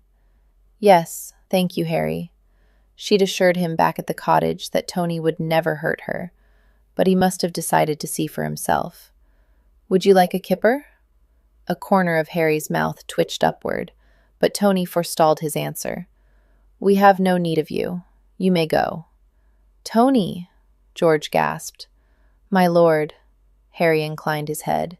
His expression was once again carefully blank. George's heart felt like it was breaking into tiny pieces. "This isn't right." She started to rise, but Harry had already turned back to the door. Her lover left the room, dismissed like a common servant by her brother. Nothing leveled a man quite like being unable to protect his woman. Harry jerked on his tricorn and cloak and strode to the stables, the heels of his boots kicking up gravel. But Lady Georgina wasn't really his, was she? She wasn't bound to him by law or society. She was a woman who'd allowed him to make love to her. Once, and maybe only that once. It had been her first time, and inevitably, he'd hurt her. He'd given her pleasure before, but was it enough to make up for the pain afterward? Did she understand that only the first time was painful? Maybe she wouldn't let him prove that he could give her pleasure with his flesh inside hers. Harry swore. The stable hand holding his mare's head eyed him warily. He scowled at the boy and took the reins. The fact that he wanted Lady Georgina didn't help his mood. Now. Under him or above him, it didn't matter. He just wanted to sink his flesh into hers and feel the world fall away again. "Mr. Pye!" Harry looked over his shoulder. The Earl of Maitland was hailing him from Wolseley's steps. Jesus Christ, now what? "Mr. Pye, if you'll wait while my horse is brought around, I'd like to accompany you." He didn't have much of a choice now, did he? "Very well, my lord." He watched the Earl stroll up, while stable hands ran to do his bidding. Even if the other man hadn't introduced himself at the cottage this morning, Harry would have known him. His eyes were his sister's clear, piercing blue. A saddled horse was brought, and both men mounted. They rode out from the stable yard without saying a word. At least the Earl was discreet. Dark clouds glowered overhead, threatening yet more rain where none was wanted. They were nearly to the gates when the Earl spoke. "If it's money you're after, I can give you a pretty purse to speed you on your way." Harry looked at the Earl. Tony, Lady Georgina had called him. His face was stony, but his lips curled ever so slightly at the corners, giving away his distaste. Harry almost felt sorry for him. "I'm not after money, my lord. Don't take me for a fool." Tony's nostrils flared. "I've seen the hut you're living in, and your attire doesn't bespeak even modest wealth. You're after my sister's money. You see no other reason for me to seek the company of Lady Georgina? I wonder if you realize how close you are to insulting my lady," Harry said. A flush spread over the other man's cheekbones. Harry remembered that the Earl was Lady Georgina's younger brother. He couldn't be more than, 5 or 6 and 20? His air of authority made him seem older. "If you do not take my money and leave her alone, I'll see that you're dismissed without reference," Tony said. "I'm employed by your sister, not you, my lord. Have you no pride, man?" Tony pulled his horse up short. "What kind of a cur preys on a lonely woman?" Harry halted his horse as well. "Do you really think your sister wouldn't see straight through a man trying to take advantage of her?" Tony frowned. "You've put her in danger. Violet says our sister was attacked while in your company." Harry sighed. "Did Lady Violet also tell you that Lady Georgina fired a pistol at the attackers?" The other man's eyes widened. "Or that if I'd had my way, she wouldn't have been in the gig with me in the first place." Tony winced. "Rode roughshod over you, did she? She does have a persistent streak." Harry raised one eyebrow. Tony coughed and started his horse. "Be that as it may, a gentleman doesn't continue to press his attentions on a lady who can't return them." "Then, as I see it, you have 2 problems, my lord," Harry said. Tony's eyes narrowed. "1, that the lady does, in fact, return my attentions. And 2, Harry turned to meet the Earl's gaze, "I am no gentleman." Chapter 11. "Violet, open this door." George held her breath and applied her ear to the wood. Nothing. "I know you're in there. I can hear you breathing." "You can't." Her sister's voice came petulantly from inside. "Ha! Violet, Elizabeth, Sarah Maitland, open this door at once or I shall have Greaves take the hinges off." "No, you won't. The hinges are inside." Violet sounded triumphant. "So they were, the little minx." George inhaled and gritted her teeth. "Then I shall have him bash the door in." "You wouldn't." Violet's voice was closer. "I don't believe you should count on that." She crossed her arms and tapped one foot. There came a scraping from the other side. Then the door cracked open. One tear-stained eye peeped out. "Oh, my dear." George pushed the door the rest of the way open and walked in, closing it behind her. "Time to cut line." "Whatever possessed you to write to Tony?" Violet's lower lip began to tremble. "That man has you in his clutches. He's beguiled you with his caresses and his carnal wiles." "Caresses and carnal wiles?" George knit her brows. "What do you know about carnal wiles?" Violet's eyes widened. "Nothing," she said, much too fast. "Well, only what everybody hears." George stared as her younger sister blushed. It always was a problem, trying to lie with fair skin. "Violet," she said slowly, "is there something you want to tell me?" Violet let out a squeaking wail and flung herself into George's arms. "Oh, dear." There, sweet." She stumbled back. Violet was an inch or 2 taller and sat in the cushioned window seat. "It can't be as bad as all that." Violet tried to speak, choked, and cried some more. George rocked her, murmuring the inanities one whispers to a distressed child, and brushed the hair back from her sister's damp brow. Violet inhaled, shuddering. You don't understand. I've done something really awful." She scrubbed her eyes with a hand. I've sinned, George." George couldn't help the twitch of her lips. Violet was always so dramatic, but she firmed her mouth at once. Tell me. I've lain with a man. The words were indistinct because Violet had buried her head, but George couldn't mistake them. She immediately sobered, dread clutching at her throat. What? She pried Violet away from her breast. Look at me. What do you mean? Perhaps her sister had mistaken the matter somehow, confused an embrace for something more. Violet raised a ravaged face. I gave my virginity away to a man. There was blood. Oh, my lord. No, not Violet, not her baby sister. George felt tears prick at her own eyes, but she willed them away and framed her sister's face with her hands. Did he force you? Did he hurt you? No. Violet choked on a sob. It's almost worse. I did it of my own free will. I'm a wanton, a harlot. She broke down again and hid her face in George's skirts. George stroked her sister's back and waited and thought. She had to handle this well the first time. When Violet had calmed again, George said, I don't think we can go as far as saying that you're a harlot. I mean, you didn't take any money, did you? Violet shook her head. Of course. George held up her hand. And as for being a wanton, well, it was only the one man. Am I correct? Yes. Violet's lower lip trembled. Then I think you will have to forgive my bias in saying that it is at least as much the gentleman's fault as yours. How old is he? Violet looked a bit mutinous at having been demoted from wanton. 25. 25? The seducing, lecherous. George inhaled. And do I know him? She asked calmly.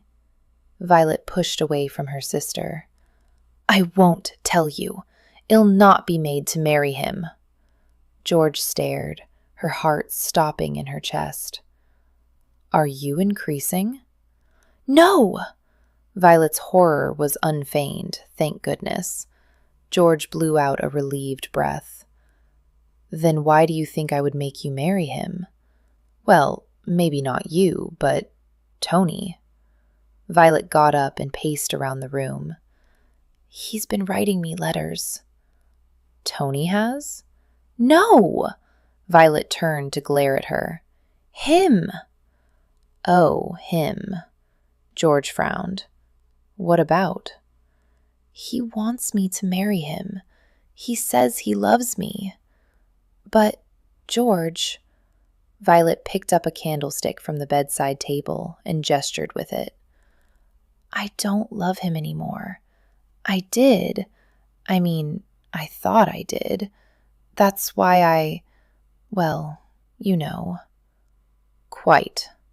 George felt herself blushing.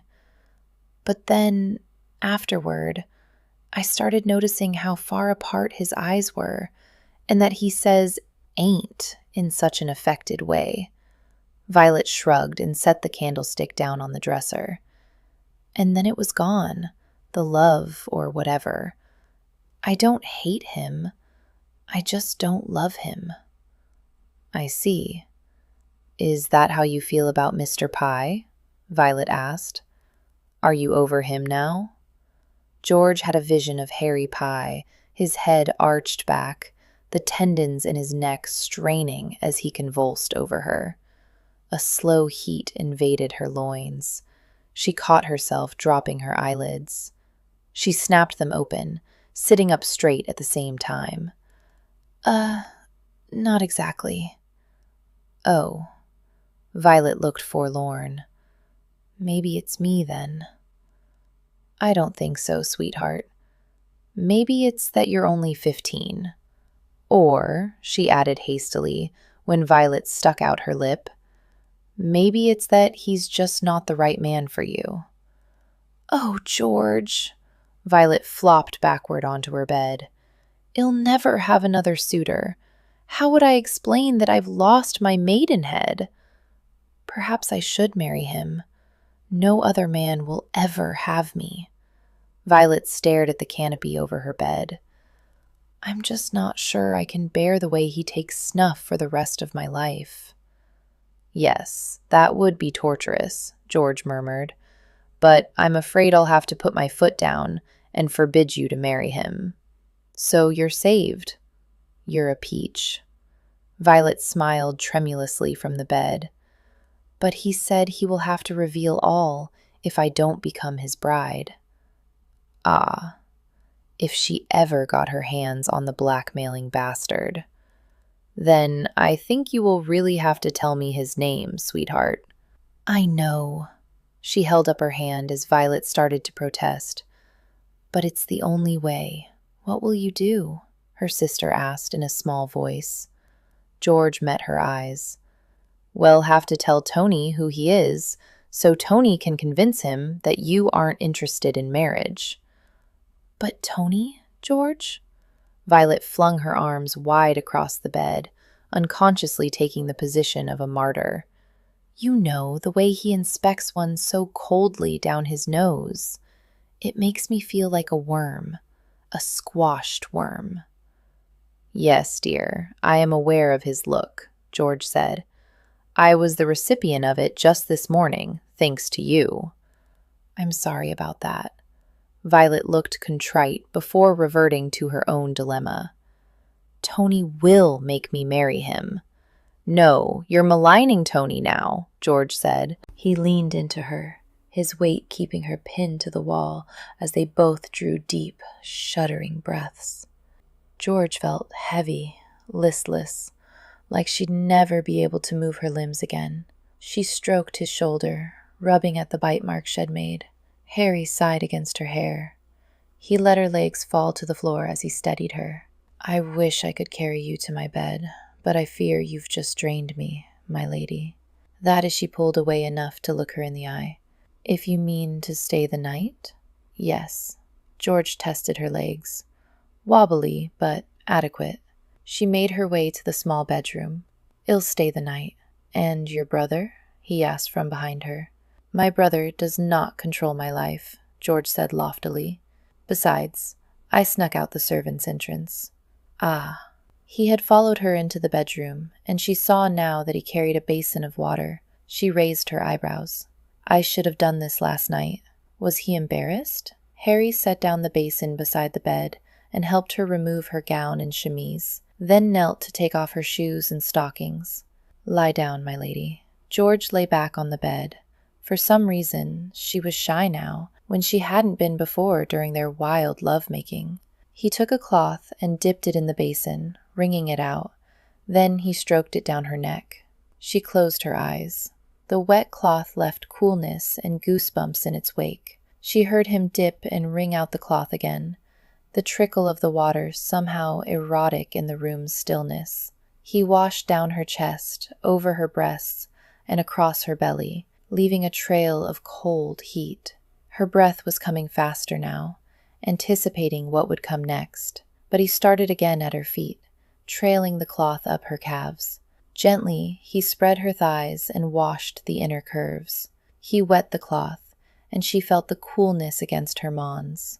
He stroked the cloth deliberately between her folds, and her breath caught. Then his weight left the bed. George opened her eyes and watched Harry strip his breeches down. Nude, his eyes on hers, he took the cloth and rubbed it across his chest. Dip, wring. He washed under his arms, across his belly. Her eyes dropped and she licked her lips. His penis jumped. George looked up and her gaze met his. Harry dipped the cloth in the water.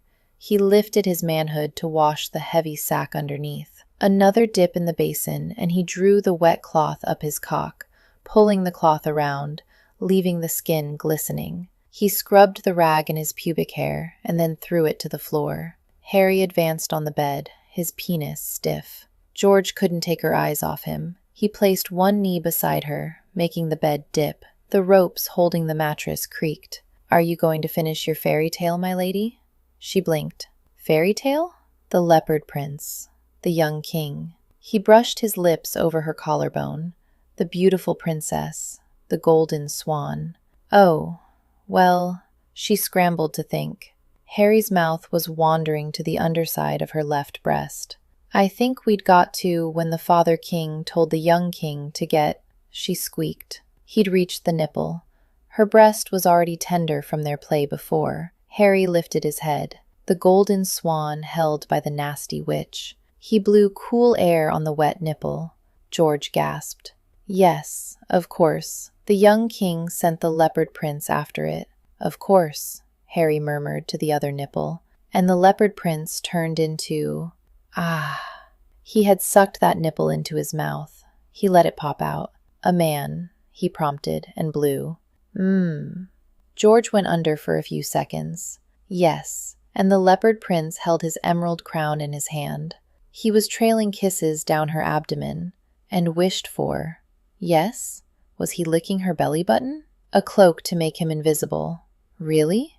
Harry propped his chin on her lower belly, his arms resting across her pelvic bones. George craned her neck to see him. He was lying between her spread legs, his face only inches from her, and he was looking gravely interested in her story.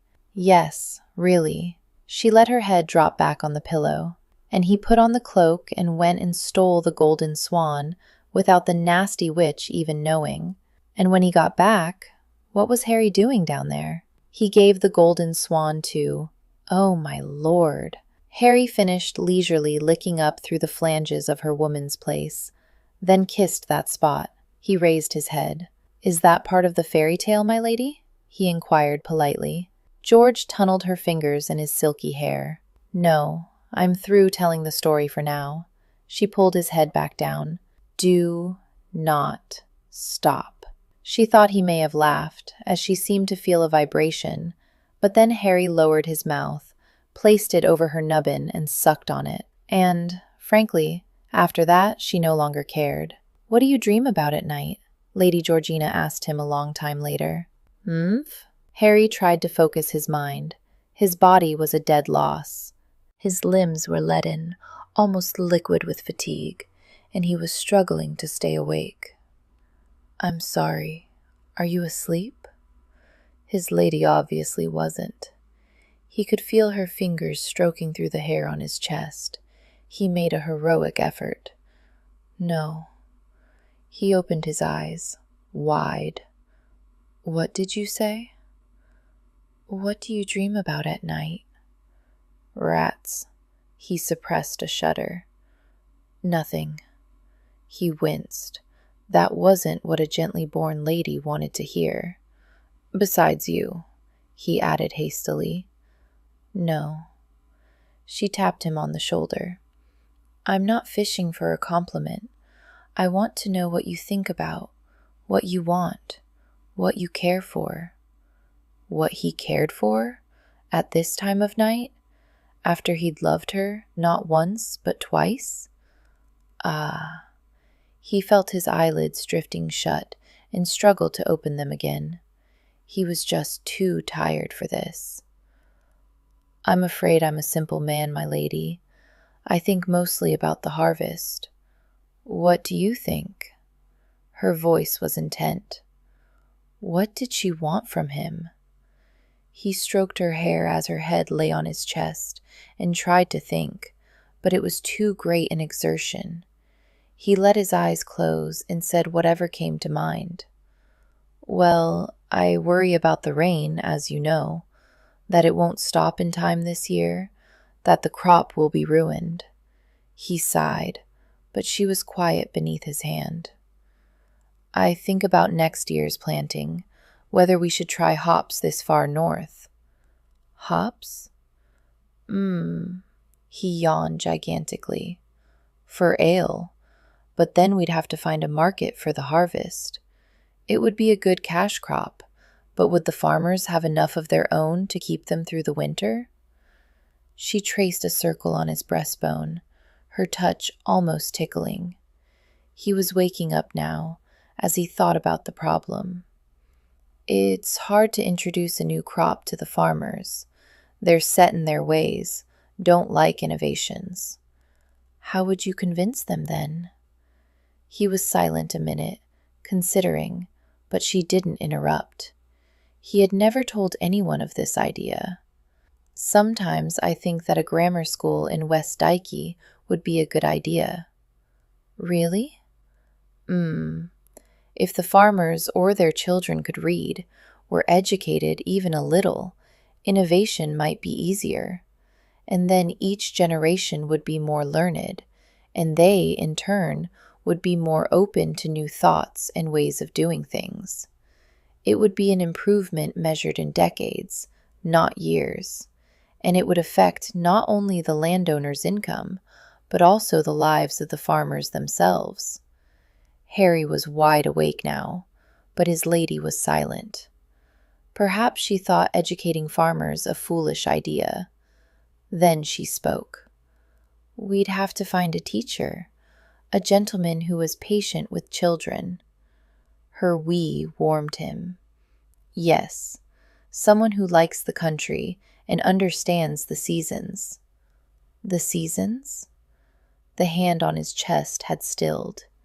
He covered it with his own and rubbed the back of her hand with his thumb as he talked. Spring, cold and wet, when the farmers must get the seed into the ground, but not too soon or it'll frost, and the ewes are all lambing at once, or so it seems. Summer, long and hot, tending the sheep under the wide blue skies and watching the grain grow.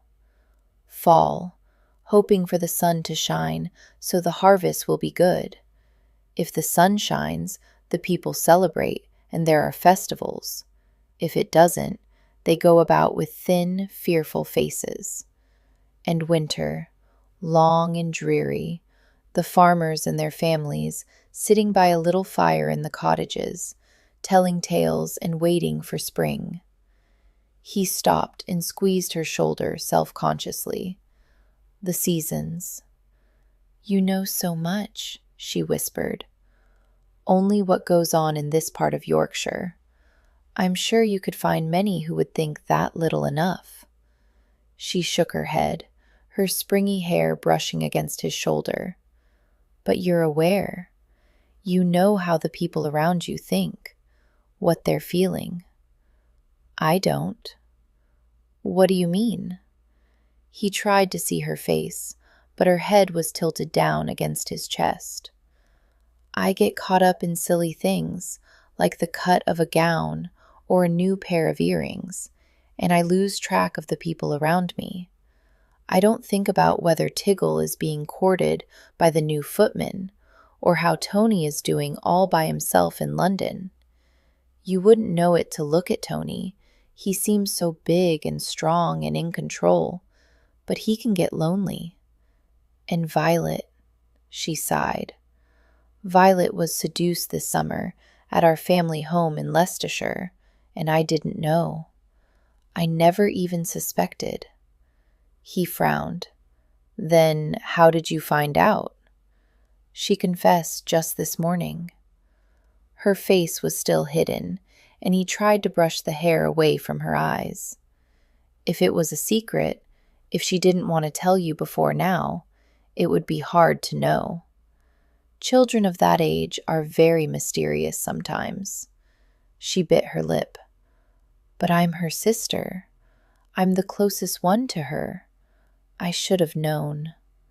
She sighed again, a small, sad sound that made him want to shield her from all the world's worries. He's pressing her to marry. Who? Leonard Wentworth? He's a penniless nobody. He seduced her simply to get her to wed him. He smoothed his mouth over her forehead, unsure of what to say. Did she see how similar her sister's situation was to her own? Was she afraid that he too would demand marriage as a forfeit for their love-making? Our mother. She hesitated, then began again. Our mother is not always well. Maman has many illnesses and complaints. Most imagined, I'm afraid. She spends so much of her time looking inward for the next disease that she doesn't often notice those around her. I've tried to be a mother to Violet in her stead. That's quite a burden. Not really. That's not the point. Loving Violet isn't the problem. He frowned. Then what is? I've always despised Maman. She spoke so low he stopped breathing so he could hear her. For being so withdrawn, so uncaring, so very selfish. I never thought I was like her, but maybe I am. She finally looked at him, and he saw crystal tears in her eyes. Maybe I am. Something in his chest twisted. Harry bent his head and licked the salt from her cheeks. He kissed her, gently, softly, feeling the tremble beneath his mouth, wishing he knew the words to comfort her. I'm sorry, she sighed. I don't mean to lay all my woes on your shoulders. You love your sister, he said, and I would bear your woes, my lady, whatever they might be. He felt the brush of her lips against his collarbone. Thank you. He listened, but she said no more, and, after a while, her breath evened out into sleep. But Harry stayed awake long into the night, staring at the dark and holding his lady. Chapter 12. Lady Georgina's rump, smooth and soft, nestled against his morning bone-on. Harry opened his eyes. She'd spent the night again. Her shoulder was a dim outline in front of him. His arm was draped over her hip, and he curved his hand, cupping her belly. She didn't move, her soft breathing slow in sleep. He tilted his head forward so that her hair tickled his nose. He could smell that exotic scent she wore, and his cock throbbed, like a trained dog sitting up at his master's signal. He searched through her hair until he found the back of her neck, warm and damp with sleep. He opened his mouth to taste her. She mumbled and hunched her shoulder. He smiled and inched his hand down, slowly, slyly, until he felt her bush tangling about his fingers. He touched her pearl. That bit of female flesh had been his greatest discovery as a young man. The revelation that women held such secrets in their bodies had been heady. He didn't even recall the face of his first lover, but he could remember his awe at the way women were made. He flicked his lady's pearl now. Not hard, barely a feather touch, really. She didn't move, so he grew bolder and pressed down gently, sort of petted. Her hips twitched. Harry licked the back of her neck and could almost taste what he'd licked last night, the place where his fingers played. She had liked that, his lady, when he'd kissed and licked and sucked her there. She'd arched her back and moaned so loudly he'd wanted to laugh out loud. Now he slowly stroked, playing with her sleek, soft folds, and felt her wetness build.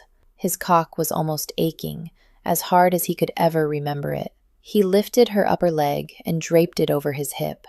Her breathing hitched, and he felt a smile break his face. Harry took his prick in hand and guided it to that warm, wet place.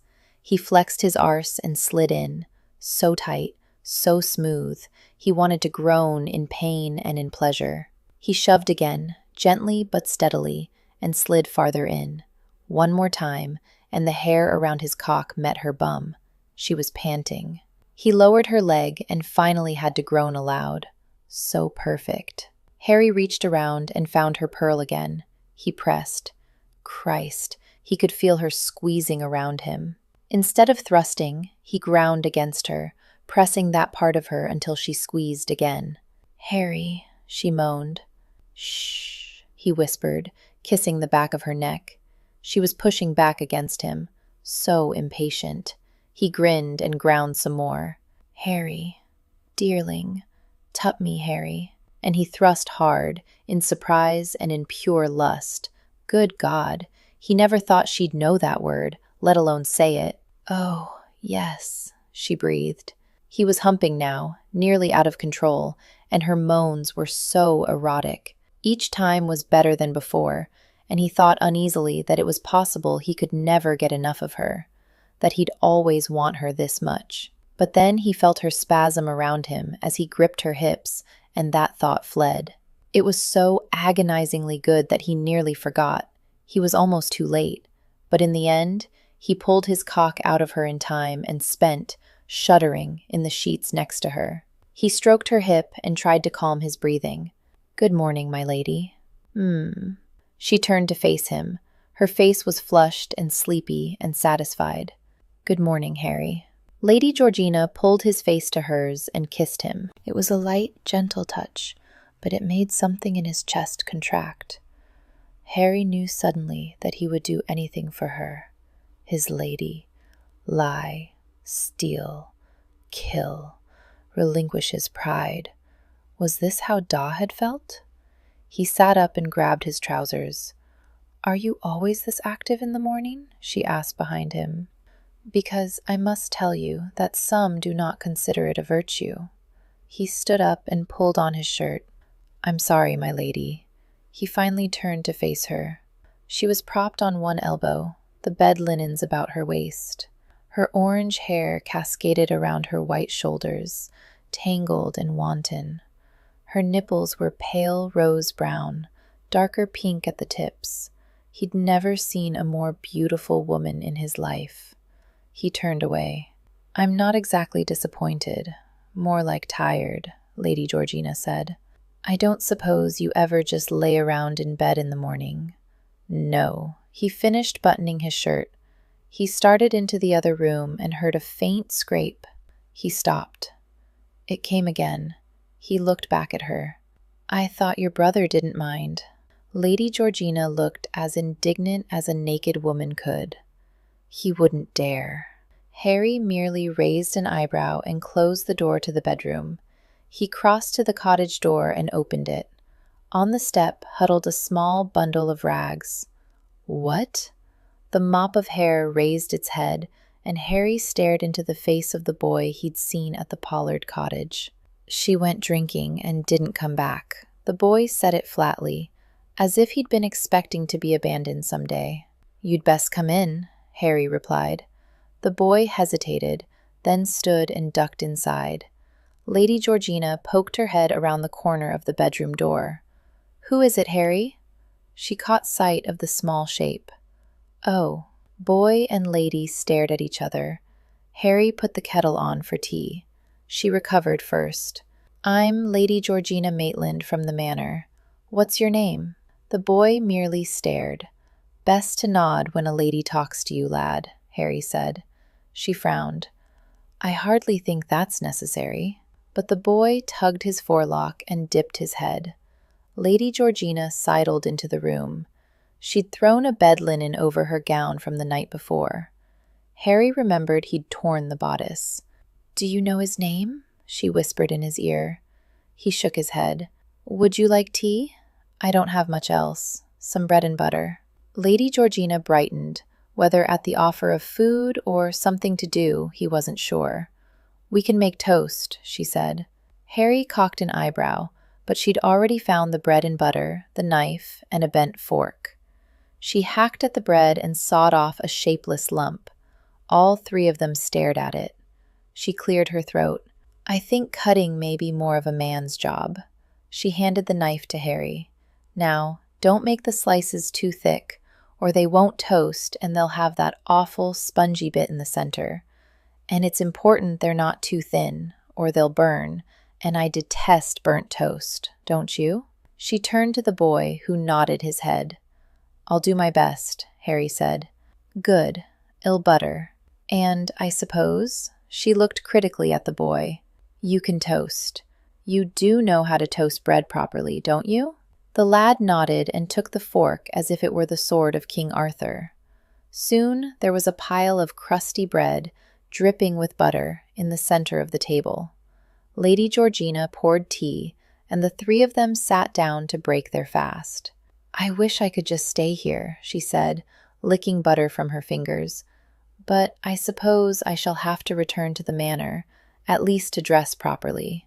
"Did you leave word to have the carriage come for you?" Harry asked. If she hadn't, he would lend her his horse. "I saw a carriage this morning," the boy piped up.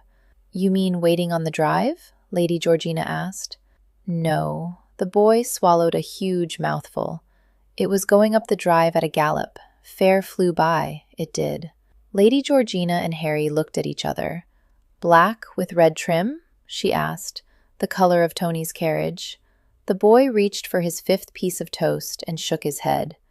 "Blue. All over blue." Lady Georgina gave an exclamation and choked on her tea. Harry and the boy stared at her. "Oscar," she gasped. He raised an eyebrow. "My middle brother." Harry set his teacup down. "Just how many brothers do you have, my lady?" "3. Hell. Your land steward, Georgie?" Oscar picked up an iced bun from the tray cook had prepared. "It's just not the thing, darling. I mean," he waved the bun, "either one should choose someone from one's own class, or go all the way and seduce a brawny young stable hand." Oscar grinned at George, his treacle-brown eyes crinkling devilishly at the corners. His hair was darker than Tony's, almost black. Only when he stood in sunlight could you sometimes make out the red highlights. "You aren't helping." Tony pinched the bridge of his nose between forefinger and thumb. Yes, Oscar, Ralph, the youngest Maitland brother, put in his 2 pence. Gangly and large-boned, his frame was just beginning to show the bulk of manhood. "Georgina couldn't seduce anyone. She's not married. He must have seduced her, the bounder." Oscar and Tony stared at Ralph for a moment, apparently stunned into silence by his recitation of the obvious. George sighed, and not for the first time since entering her library. Stupid, stupid, stupid. At first sight of Oscar's carriage, she should have tucked her tail between her legs and made a run for the hills. They might not have found her for days, weeks, if she'd been